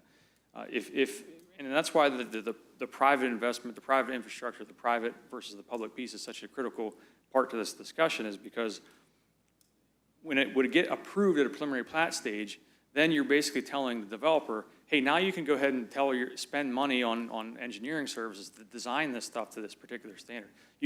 If they would potentially get a preliminary plat approved and then just completely change it and maybe like have their units, they would still have to revise everything they go through and go through the process again. So you're basically just giving them the tools in order to move forward with what they want to do. And then in this particular circumstance, you would want to see a public improvement plan. But in that circumstance, the argument was there wasn't any public improvements, therefore they didn't need to show anything. So there's a little bit of a chicken and egg with that particular circumstance. But surely, to your point, Alderman Fenton, that there surely are opportunities to provide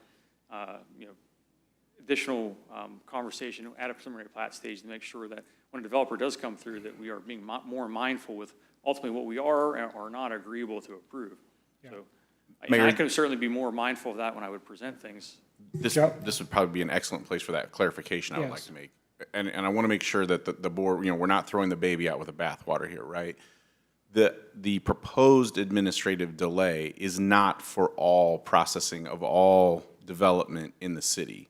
It is only in the circumstance where a developer comes in and would be asking to do private infrastructure. So if you have a developer that's coming in and wants to go full on and says, hey, we're going to develop streets, sewers, water, we're going to do it, according to the city's requirements, and we're going to dedicate that to the city and it will be the city's responsibility in the future, that's not stopped. It's the situation where a developer comes in and says, hey, I don't want to follow the infrastructure requirements that you have. I want to do my own thing and keep it private. That's the one that's what you would be delaying at this point. Mayor, can I make a recommendation for the Sure. board? Given the late hour and some of the swirling comments about this, I would be delighted if an alderman would like to table this for discussion at our next board meeting. And that would give us a chance to regroup, and then we can have briefings with aldermen and be able to kind of lay out what our plan is in more detail to you, just in the, interest of time Okay. in the late hour. Alderman, you want to make that motion? Mayor, hold on. I know there's at least 3 gentlemen here that have sat here for the better part of 4.5 hours that probably would like to speak on this issue before we just kick the can. Oh, okay, I didn't mean any disrespect. No, I know, absolutely. But I hate to say, hey, let's push this to another meeting, come back and sit and wade through another 4 hours before we maybe get to it. So I don't care if it's delayed, but I think we should at least give them an opportunity to speak Fair since enough. they've been sitting Anybody there. want to speak?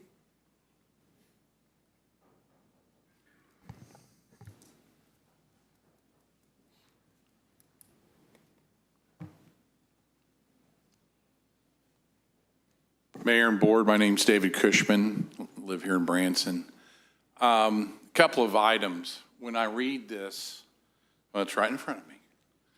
When I read this, it bothers me that with the caveat that if more time is needed, said administrative delay may need to be further extended. Okay, that's language that shouldn't even be in there, okay, in the first place. But in the current environment, things are getting tougher every day with the interest rates going up. So I think the last message that we need to send as a community is that we've shut down development in Branson, Missouri, and that's what you're saying right here, and that's what's going to go on the airwaves. So I would suggest that I have to disagree with the city administrator. If there is an administrative delay, things aren't going to keep going down the highway. We would be working with the staff in good faith, and they'd say, we can't make a decision. We don't know what's going to be coming down the road. We don't know what rules we're playing by, okay? We need to know what rules we're playing by as developers when we walk in the door. It would be no different. I mean, basically, the hearing that we set through tonight, okay? You're saying those folks can still do their show at Branson Meadows, okay? You're not shutting them down, okay? We want the same respect as we're going through projects, spending millions of dollars in this community. And I do understand with the public utilities that when there's control by the city of the utilities and the infrastructure, that can be a benefit, but it's also got to be a benefit to this city that you're not having to pay to maintain those private utilities. Many of those private utilities are paid for by POAs, COAs, okay? There are reserve accounts that are set up to keep the maintenance in place. So I don't see that as a detriment to the city. I see it as an advantage that when there are private improvements built, that the city doesn't have to take on that burden. So, Cody, I really appreciate you allowing us to speak because it has been a long night for everybody, okay? But what we don't need are any more delays. We don't need to send the wrong message out to the world.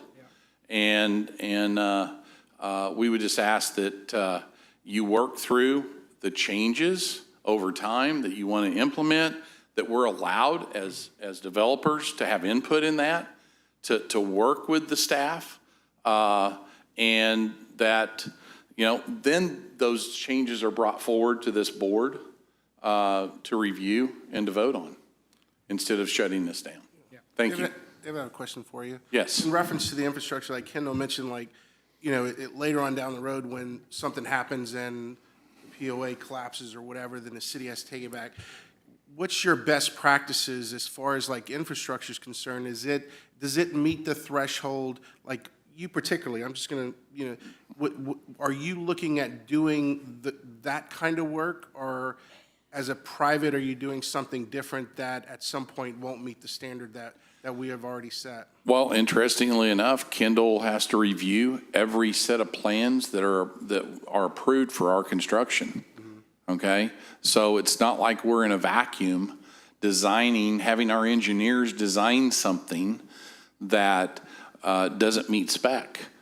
Your city staff has to review, has to approve every one of those plan documents before we get an approved permit. Is that not right, Kendall? Thank you, David. Thanks. Dan, you want to share? Oh,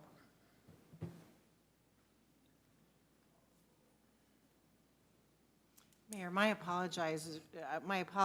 I didn't want it to sound like I was trying to shut down private developers. I don't know these gentlemen. So y'all have known these guys for quite a bit of time, so my apologies. Thank you.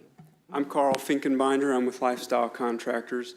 Address is 800 State Highway, 248 4A. I think to address, I've got a few things. I'm going to skip some of what I was going to say tonight because I know we're late.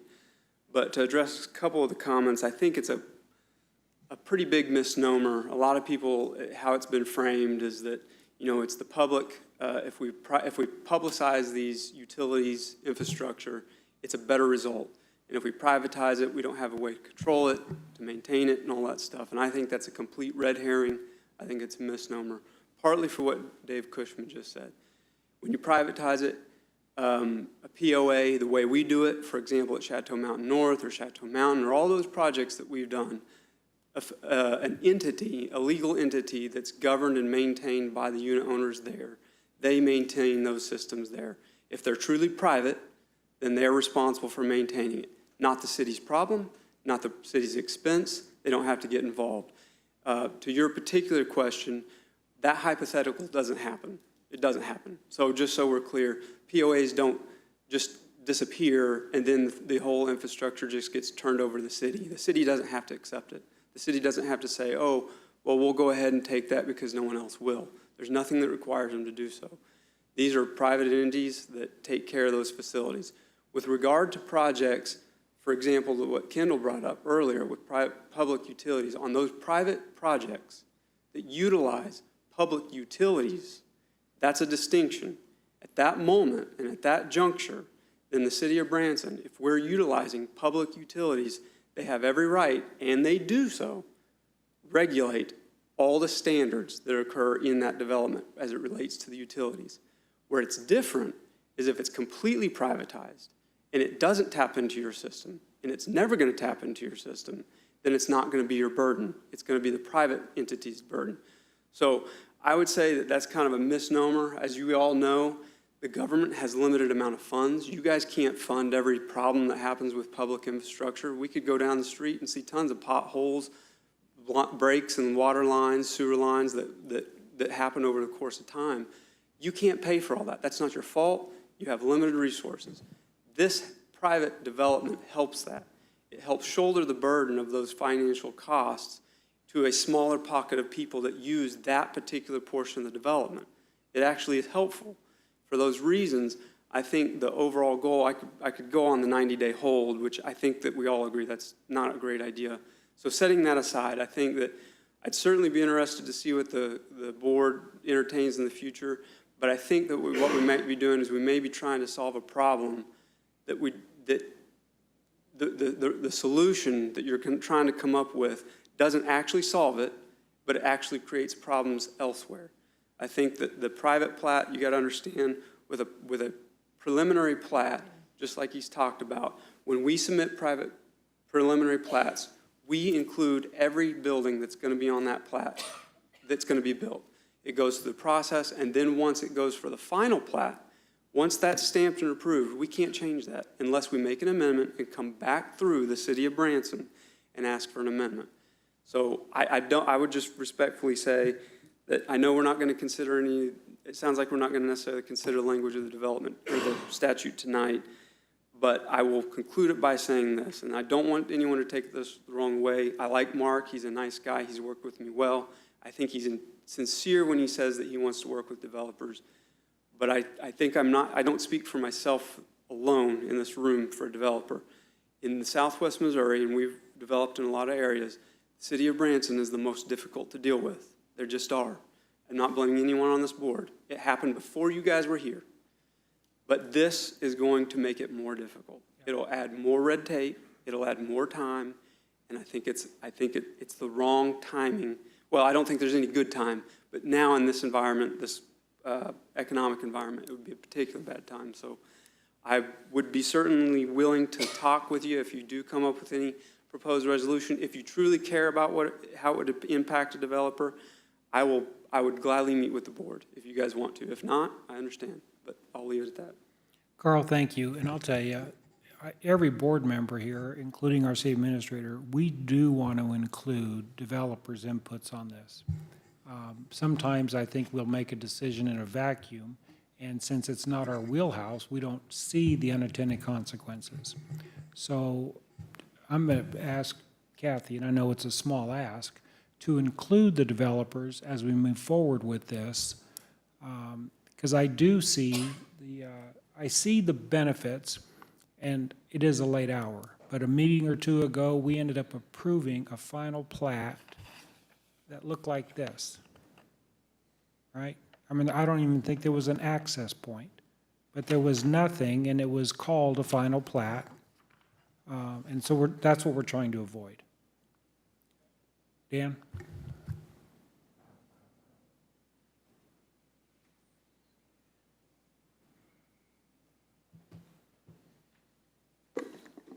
Dan Ruda, 245 South Wildwood Drive, Branson. Just so you know, we've changed the rules. We no longer want your address, just your name. Okay. So I was surprised that this was on there. One, because after I got to talking to people, nobody had heard about it, and it affected our community immensely. I was actually involved unknowingly in the little episode with the adjacent developer. Didn't know it till after the fact. And it was a pretty heartfelt deal. And it goes to the bureaucracy of this ordinance. So that other development, which I have nothing to do with, on the other side of the street, was the developer of the villas at Branson Hills. I bought it from Guarantee Bank after they foreclosed on it. And there was supposed to be 18 buildings there. When I bought it in 2013, there were 3. I'm sorry, I'm making a little story, but I'll get to a couple of points and I'll try to articulate what David and Carl said. Anyway, I was trying to file the final plat, the 17th and 18th building, 8 years after I started it. Every time we did a plat, we brought it down to the city, and everybody at the city looks at it, right? Sign off every time? Sign off every time? Every time.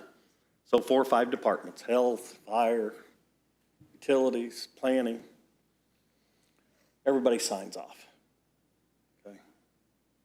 And believe it or not, they do their job, okay? Sometimes I don't like it. Many times, most of the times, I think it's ridiculous, the small things, but they're okay. But every time you file a plat, it goes. And they make changes, and if they see something back that should have been caught 5 buildings ago, they can make a change. And we do, because we got to get the plat filed. So at that particular time, this last plat of a development that I'd completed over 7 years was being held up because that road, which was one of the problems, hadn't got the final rolling surface put on it. Okay? I didn't build the road. Okay? I don't know who was responsible, but I'd done quite a bit of title work, and it wasn't my responsibility. But anyway, that plat was getting held up because the city wanted that rolling surface put on there. The guys were doing their job, okay? The department's appropriate. So they were trying to see if Dan Ruda wanted to get involved and help get that done. Well, I'd already made a deal and paid half the money into escrow with the association and said, I don't want to be involved with it. You need to talk to that developer X that across the road and go get them to pay half of it and get the road done. You need it done. It's a great road, and it had been there over 20 years and doesn't have a crack in it before it had the rolling surface. That tells you that what was under it was good. Anyway, I got a little upset with a couple of your city people and said, this isn't right. And just so happens that next day, okay, unbeknownst to me, the road got paved because the other developer and my association had gotten it done, okay? But my comment of all that, I guess, is real quick, so I know it's late, but one, I was surprised that we hadn't got talked, and I appreciate people's concern about understanding that this really isn't good, because it isn't. One, when we do a plat, first thing is, and I'll talk about condominiums, okay? But this is, if you don't deal with it, you don't understand that developer's pressure. Is that when you do a plat under the Condominium Act in Missouri, you can't start the plat. The engineer, the surveyor can't start the plat until the sheetrock's in, because a condominium's a three-dimensional diagram, and they want to know where it's at, because you're buying airspace inside those sheetrock walls. Well, sheetrock, before the pandemic, you could get the building done in 60 to 70 days from the time you had sheetrock. So you had to get the engineer, and you had to get him on the job, and he had to go out to the field, and he had to draw it, and then he got it to you. Now, you can't start till 60 or 70 days before it's done. They had to get it to you. There was always changes. They didn't know everything. They're in a hurry, so there were lots of changes. That had to go back, get redrawn. They got it to you. You take it down to the city. And excuse me, Kendall, but I think the city, so I'm not 100% sure of this, but you have 15 days for all those departments to make their comments. Almost every time, you get it back in 15 days. That would be 90 then, okay? And you get it back, and almost every time, there's more than one comment, right? They're doing their job. So you go through, you try to understand it, you might negotiate a little bit, so to think this is ridiculous. So then you take it back to the engineer, he redraws it, you get it, you bring it back down, the city has 15 more days to approve it. Plus 90. Okay. In the meantime, after the pandemic, it takes 90 to 100 days after you get sheetrock to do it, unless you're Carl, those guys do it faster. Okay? But the rest of us aren't quite as fast. Takes 90 days, but the building's done. That was a compliment, Carl. Yeah. It takes 90 days, okay? Well, if it's 90 plus some more, the building's sitting there done. Okay? So I'm just talking about that. But so real quick to be articulate, one is talk to us. The concerns about the public versus private, okay? And everybody, well, most of you know who I am, and I haven't been down here for a while because I didn't feel so good the last few times I was down here. But anyway, just like that, it's like Carl said, you guys, I know your budget. There is some money sitting around there. Oh, Dan, let's go develop that piece of land. We were within, just to tell you about money, and there were other people, this community, saying, we don't want you to spend $250,000 we had several concepts to get a piece of land that we could have done a lot of developing on. City infrastructure, and we couldn't do that as a community. right? And those of you that remember it, I'm exaggerating a teeny bit, but I'm not too far off, and I don't think most of you would probably disagree with me.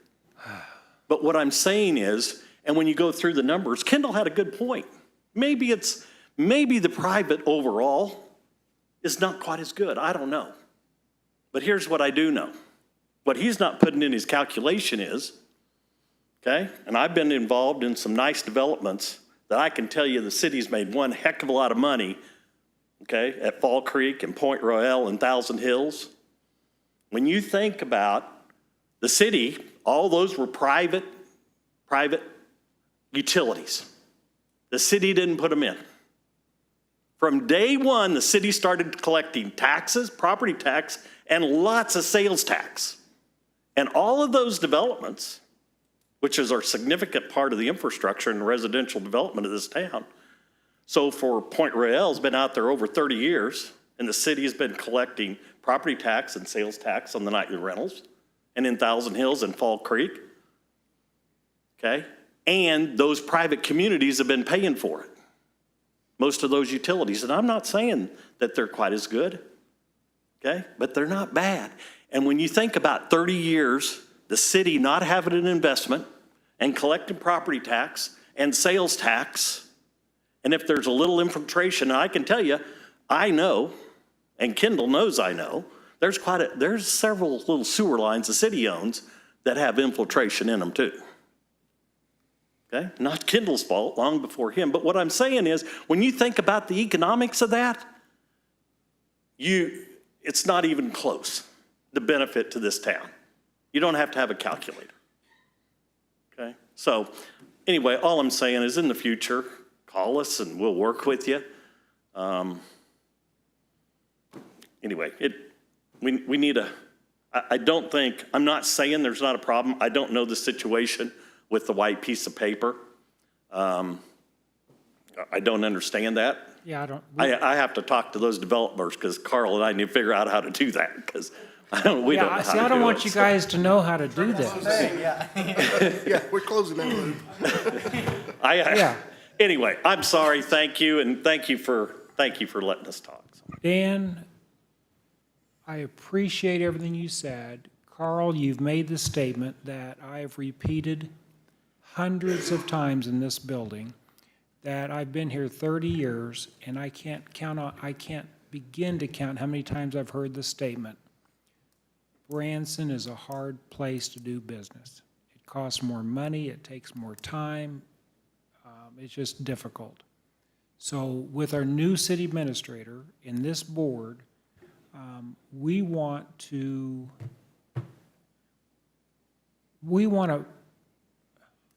flip that around. I hope I live long enough when the day comes when I hear somebody say, hey, if you're thinking about building, you got to go to Branson. That's a lofty goal. It's a goal. Cody, thank you so much for asking them to come up. You know where we're at? I'll entertain a motion to. No, we're not going to vote on this. Mayor, may I just say, may I add one thing? Yes. And I'll keep it super brief because of how late it is. But, you know, I would very much look forward to interaction with the three of you gentlemen. I mean, I'm just very aware of the past interactions with the city and your companies, and there's been a lot of static in the air about that, and I would be delighted. I'm a former builder-developer myself. So it's not like I'm unfamiliar with what moratoria can do to a business plan, and it was never our intent to try and cause you hardship, because that'd be the last thing I'd want to do. But we do need your active involvement to help us make the process better, and to allow for public input, and to allow for transparency for the elected officials and the planning commission members, and to be able to work in harmony as best we can with each other. This isn't the old Branson. And it does get tiring when I see how hard our team is working to work at the speed of business and to be responsive and to turn things around in record time, and especially in the last several months. And to hear this perpetuated statement I'm not saying it's fixed, we're far from it, but we can't do it by ourselves. We have to have partners, and that means private sector partners to help show us what you need to be successful, and then we need to fit that in within the confines of the law. And if we need to change laws, we've got the body here to be able to do that. But you have a very, very willing partner here, and I would very much look forward to having positive conversations with all three of you. So thank you for offering that tonight. I mean, you are, right? I just want to, good, excellent. And you have a very willing and supportive board. Yes, but all of our folks are working very hard, Mayor, to stamp down that statement, Yeah, I because know. it gets tiring. It's demotivating sometimes to keep hearing The that, amount frankly. of building that Carl does, and have him stand up there and make the statement, just, and it's not you, it's not anybody here. We've inherited a lot of this, but we're very anxious to correct it. Thank you. And yes, now a motion to table would be appropriate. I was just gonna add, like, I think they probably know some of the things to help benefit us to make those decisions a lot more efficient also. Sure. And so that collaboration, and Dan, you're in, right? Okay, all right. So, and did you follow that up with, I'll make a motion to. I'll make a motion to table. Oh, We have a sorry, motion. whoa. We have a motion second. Could we All do in favor, say aye. No, stop it. It needs to be motion to postpone, and it would be nice if you postpone it to a certain meeting date so that we know when to bring it back, if you could so kindly. Why don't you say, by the end of the fiscal year? Can it be that arbitrary? Sure. Okay. Can I ask why we're delaying this instead of just voting no?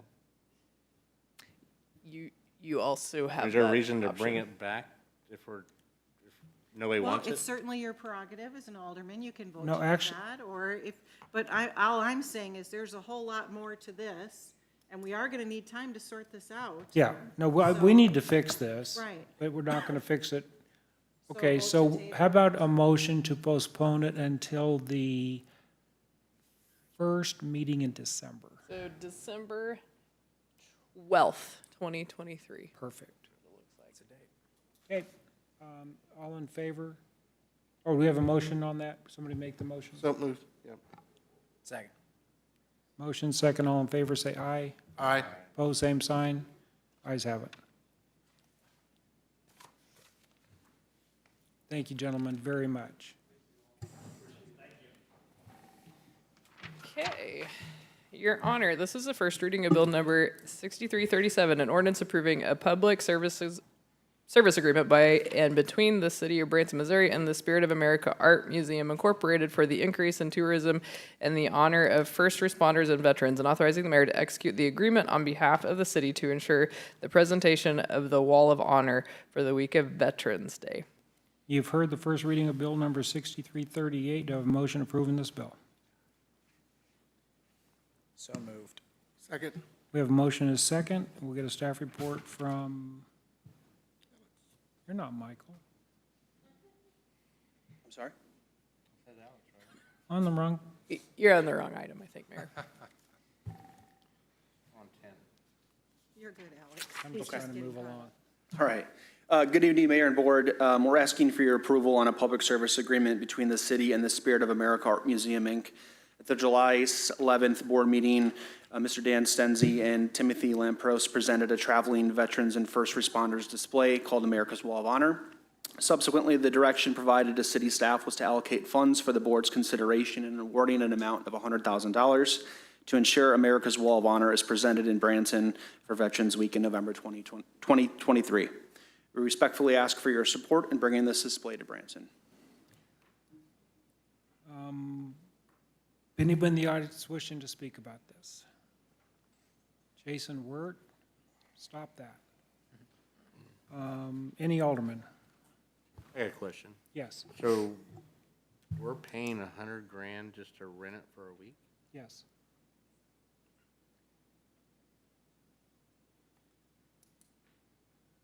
They're not willing to just have it here for a week without that? It's gonna take $100,000. Seems like a lot of money just to rent something. Alderman, can I get you to speak in the microphone? I'm sorry? I don't think we're picking a lot of that up on the stream. Me? Yeah, Yeah. just You just need to pull these closer to us. Yeah, that'd be very helpful. Thank you. Any other comments from the board? Mayor, I think you and I talked about this the other day, and, you know, we celebrate Veterans Week, and that's a big deal for our community. And so to partner this with that week, and with the potential sort of boost that could bring to that week, I think it's a big deal and is a cool opportunity. The only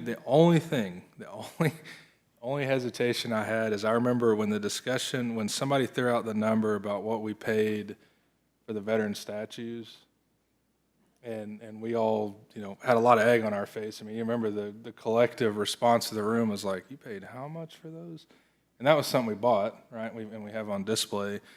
So I thought it was just worth. I mean, I think it's a cool idea. It's a cool opportunity. I think putting it with Veterans Week makes a lot of sense.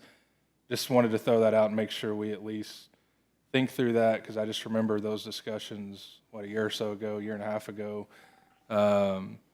We were all kind of like, well, we didn't do it. We didn't buy them, right? Like we didn't sign the check, and so everybody was quick to say that. And so that's my only thing. I just wanted to put that out there and for discussion or consideration, because I think there was some hesitancy about how much we'd spent on that.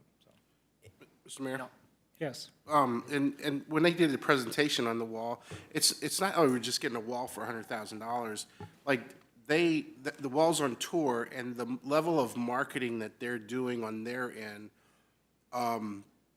is to groups that don't even know about Branson. So, you know, and I think it was from our tourism tax money that we held back that we were going to use those funds from.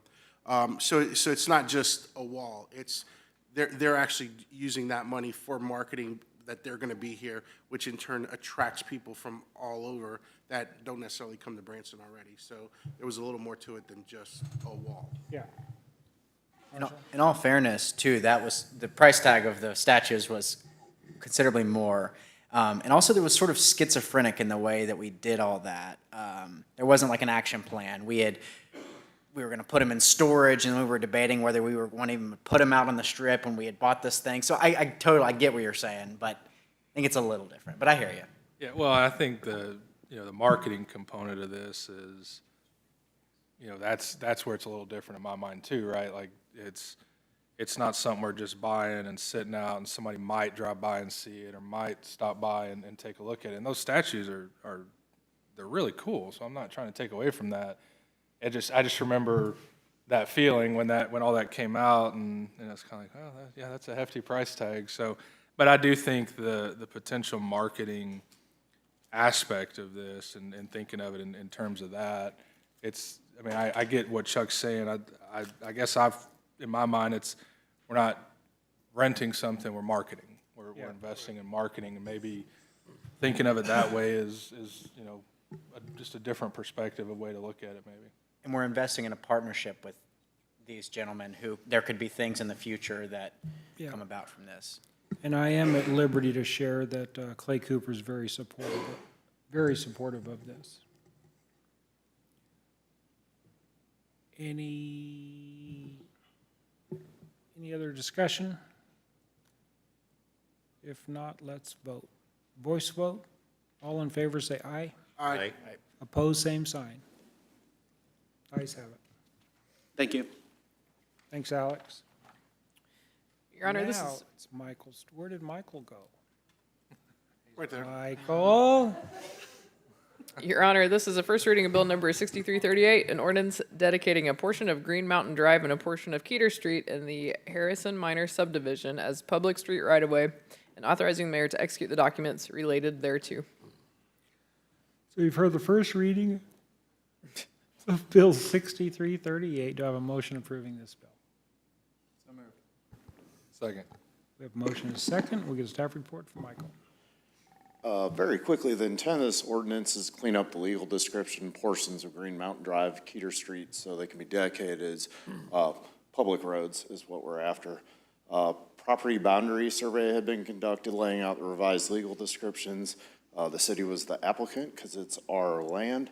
Provide adjusted right-of-way for public street right-of-way. The other acknowledgement that we have is that the mayor is authorized and directed to sign on the behalf of the city all the documents for the street dedication, all the attachments, exhibits, affidavits, addendum documents that may be necessary to finish up the street dedication. So real quick, we'll pump through this. So the process is a minor split. It's administrative process, so normally you wouldn't see this, but since we are the applicant, we are the city, you're gonna see every part of it. So we went out and had a surveyor draw up some stuff for us. That was completed, and then it went through staff revisions through all the departments, as all your other developers talk about. So it's kind of interesting to be on that side of it. So completed and staff approved. Today's step is the dedication of the road and approval by the Board of Aldermen, which is you all.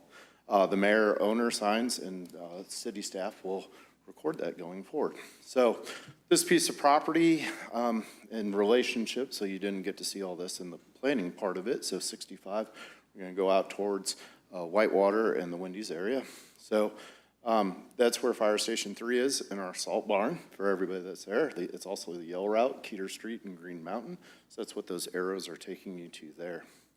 A little bit closer view of that, as you see, it's one parcel that's outlined in kind of a, I don't know what you would call that shape, but an odd shape that's there. As you notice, there's streets that are going through there, and there's not lines along the streets. So these areas here just have easements across our property, and then we went ahead and built roads and never dedicated the road back. Also, this piece here will shoot straight up through there because originally the road was going to be there and the roadbed ended up somewhere else and never got it finally recorded. So here's the preliminary. It's called a preliminary until all the signatures are on it. So the mayor will get to sign one that's finalized. But we have Green Mountain and we have the legal descriptions for Green Mountain and Keeter Street. The other thing to highlight is we're splitting it into 3 lots because your roadways are going to go through it. So you'll have lot 1, lot 2, and lot 3. This is the overall view of the actual plat. If you've never seen one before, I don't know what it's going to look like online. But all of your legal descriptions are here and they're written by a registered survey and stamped in the bottom. These are the specific easements and dedications. Kind of interesting to engineers and surveyors, but for the rest of us, it's a bunch of... Michael, would you read that legal description for me, please? Absolutely. So section 35, township 23, and we'll just call the rest a bunch of So tonight, you're accepting the road and the right-of-way, your acceptance of a minor split, and you'll be able to do any future improvements on that. So basically, the fire, it's all still owned by the city of Branson, and you can make any changes that you want to going forward. Happy to answer any questions. Thank you, Michael. Any questions from the audience? Questions, comments from the board? Hearing none, let's vote. All in favor, say aye. Aye. Opposed, same sign. Ayes have it. Thank you very much. Thank you, Michael. Michael. Oh. Michael's asking for a double read tonight. Thank you. Buried the lead on that. That would have been bad. We wouldn't have been able to sign it, so. Your Honor, I move to read bill number 6338 for its final reading due to... Timing. There you go. We have a motion and a second. Anybody in the audience wishing to speak to this matter? Hearing none. Is there any aldermen? Hearing none. We're going to vote to approve a second reading. All in favor, say aye. Aye. Opposed, same sign. Ayes have it. Madam Clerk, would you please quickly read the introduction of this item? Your Honor, this is the final reading of bill number 6338, an ordinance dedicating a portion of Green Mountain Drive and a portion of Keeter Street in the Harrison Minor subdivision as a public right-of-way and authorizing the mayor to execute the documents related thereto. Great job, Hill. Thank you. You've heard the final reading of Bill 6338. Do I have a motion approving this bill? So moved. A second. We have a motion and a second. Anybody in the audience have any comments? Hearing none. The board, hearing none. Let's vote. All in favor, say aye. No, whoa, sorry. Has to be a roll call because it's final. Apologies. Okay. Fenton.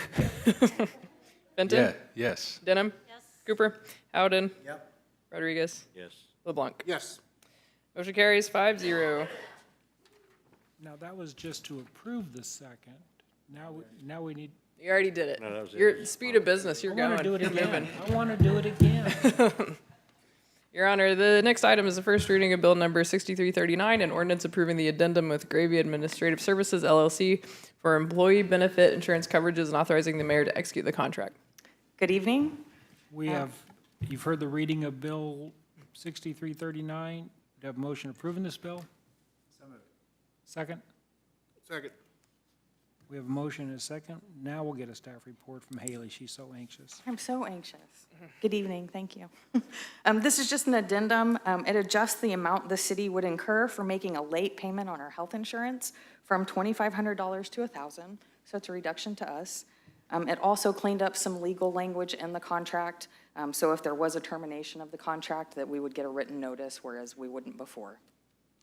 Have we been late on our payments? Never. Any questions from the audience? Questions, comments from the board? Hearing none, let's vote. All in favor, say aye. Aye. Opposed, same sign. Ayes have it. Good job, Haley. Next time, don't take so long. Your Honor, the next item is the first reading of Bill Number 6340, an ordinance amending Chapter 2 of the Branson Municipal Code pertaining to public comment, addressing the board, decorum, and meeting journal. You've heard the first reading of Bill Number 6340. Do I have a motion approving this bill? Second. We have a motion and a second. We'll now get a staff report from Hill. There we go. Save the best for last. Mayor and board, before you is a code amendment regarding the varying areas that address public comment. We've received feedback regarding the public comment process that have crafted this code change for the board's consideration. I can provide a quick overview of the changes, which include a general language cleanup to reflect current practice. For example, we had listed to sign up on a speaker sign-up sheet, which we don't use any longer, so references to sheet were removed and replaced with more generic phrasing. The requirement to provide the speaker's address has been removed from varying locations. A statement has been added that if 10 or more speakers sign up for public comment, the time shall be reduced to 3 minutes. There were a few statements removed due to redundancies, and also removed as language regarding the removal of an individual from future meetings. Lastly, there's a proposed change to where speakers' names and topics will be reflected in the minutes, but not a brief synopsis of their comments.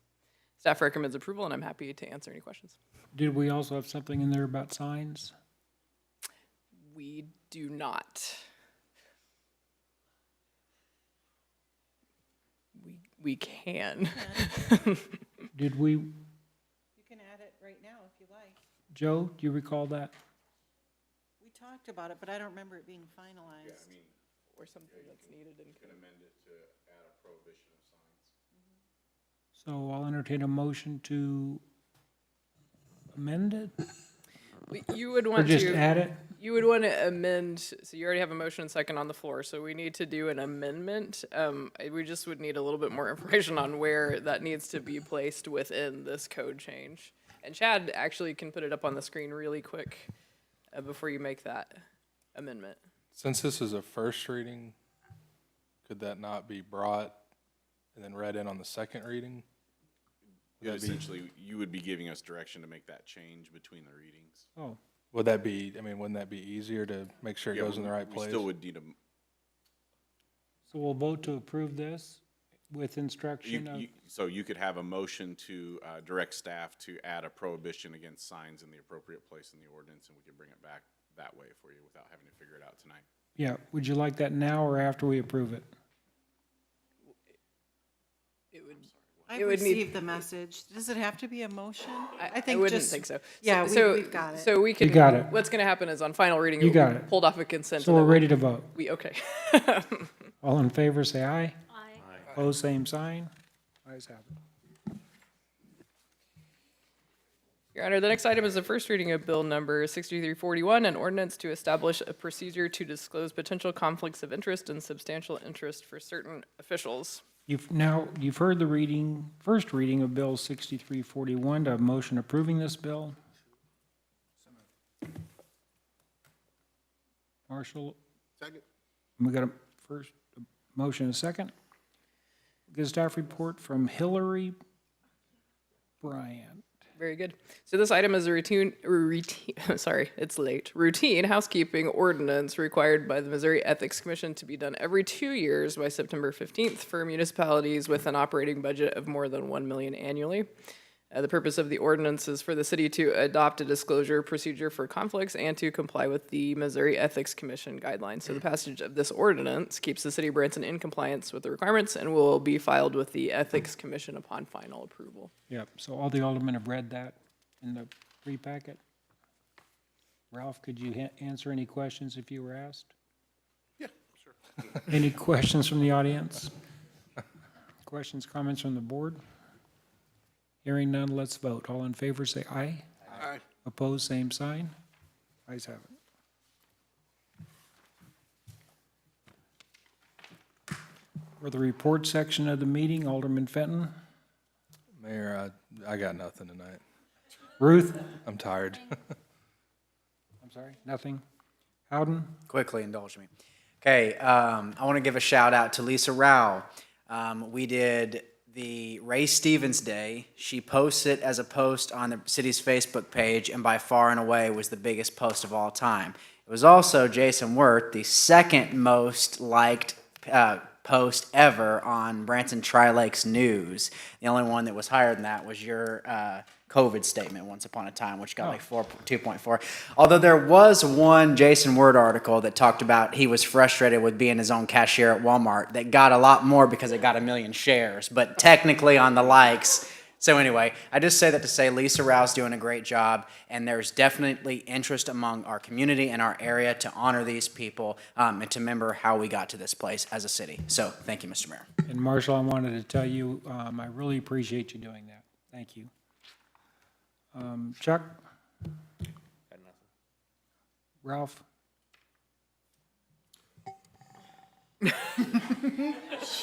No. Fight the urge, right? Fight the urge. No. No, listen, guys, you guys hold the line tonight. Thank you, guys. All city staff and everybody who stuck it out. I know that tonight was arduous, but, it had to get done. And I look forward to the future, and I'm really excited about these developers, particularly these three, because they are doing some moving and shaking in the community and doing things that could definitely move us forward. But I'm looking to create that collaboration, and I know me and Marshall have talked about that for a long time, even Ruth, and I know everybody supports that. So, yeah, that's all I got. Thank you. Kathy? Good night, everybody. Nothing? Nothing? No. I'm going to follow Kathy's lead with nothing. Do I have a motion to adjourn the meeting? We have a motion and a second. Anybody want to discuss this? All in favor? Aye. Aye. I double dog dare anybody to oppose it.